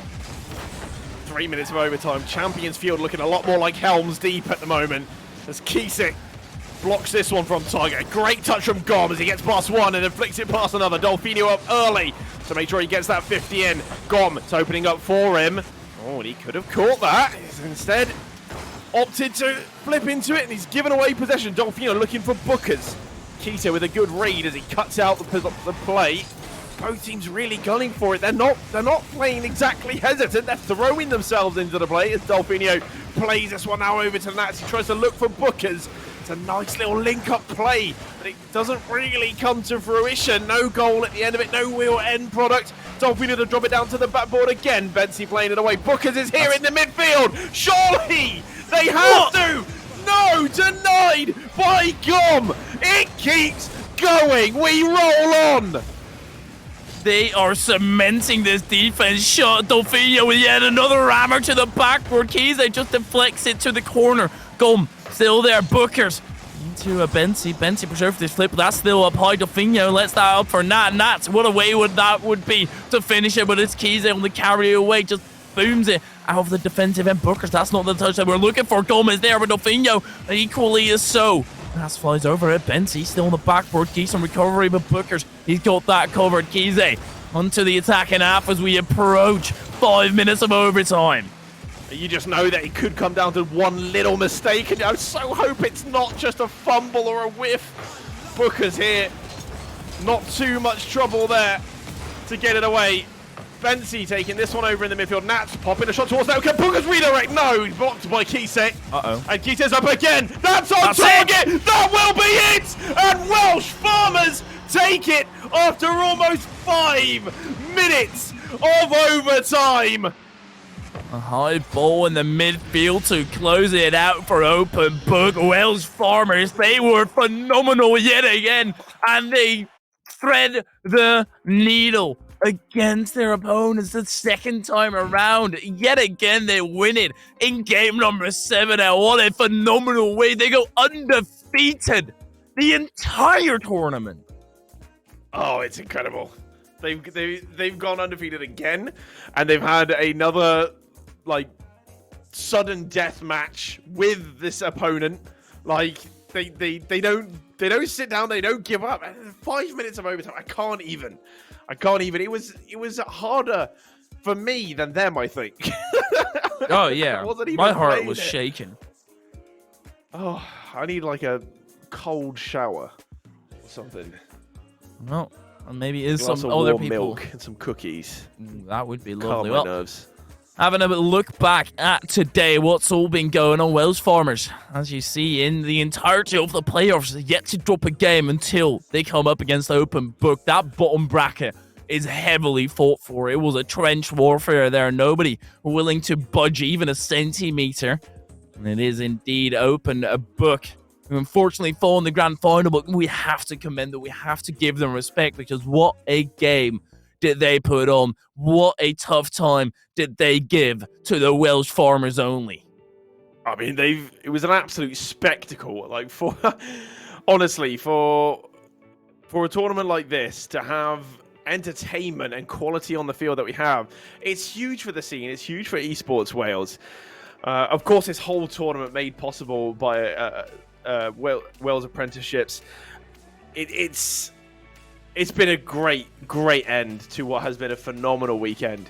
I've enjoyed every single minute of it, and for it to be played out to a Game 7 and a 5-minute overtime, we've basically got, buy one get one free there. And that's exactly what I like. It was to the end, the entire way through. But chat, massive shout out to you all as well for sticking in here and watching it to that bitter end. Congratulations yet again on the winners. £300 as to opposed to 90 for second. There's a stark difference there. But what a day, and what a 2 days it has been in. Two full days of Rocket League. Definitely gonna need a little break now. And on that note, I mean, we do come to the end of this lovely journey, and a lovely journey it has been with you, Javier. And I would, of course, like to shout you out, guys in the chat. You've been entertained all weekend long by my good friend Hyperia, and as he flexes, I just don't do that again. It makes it hard I for just me did to this. promote I did a you. cheer. I didn't do that. Well, now you did. Yeah, now I did. Yeah, you baited me into it. I had to show him. I show him the guns. But yeah, go give Hyperia a follow on Twitter. His tweets, he does tweet some bangers. I do get entertained by your tweets, Hyperia, I have to admit. I don't react to all of them because I don't want to give you that clout and to boost your ego too much. It's getting a little much for my liking. But you can feel free to follow me on Twitter as well. My tweets are half as good. And of course, a huge shout out to Jakey Boy Pro in the back. It's been in our ears, and I was starting to think maybe I was going crazy, out of voice in my head, but I keep remembering, oh yeah, that's our producer. He's made all of what you see on the screen, and he's made us look so pretty, made the players look fantastic, and all the overlays, everything's been working really hard in the back. So big shout out to him. Feel free to go follow him on Twitter as well. And of course, everyone else at Esports Wales to keep this ship running as smoothly as it has all weekend. I think this has been a phenomenal tournament, and I think everyone involved should definitely be proud of themselves, whether it's players on the pitch or everyone involved with the production and the organisation. Absolutely. It's been so brilliant. I am elated to have been here the entire weekend, and that I'm here at closing time as well. It's been brilliant, and I am looking forward to the next one. And make sure to follow Esports Wales on Twitter so you can know when the next one is, or potentially a different game. Indeed, and I think that then we can sign off quite happily and just enjoy what is left of your Sunday, and I hope that your Mondays go easy on you. Making decisions often means choosing one or the other. With an apprenticeship, you can do both. Apprenticeships are a genius decision. You'll get qualifications, hands-on experience, and get paid to do a job you love, all whilst learning from industry professionals. If you're leaving education or thinking about changing career, find an apprenticeship near you. Search Apprenticeships Wales Genius Decision or call 0800 028 48 44.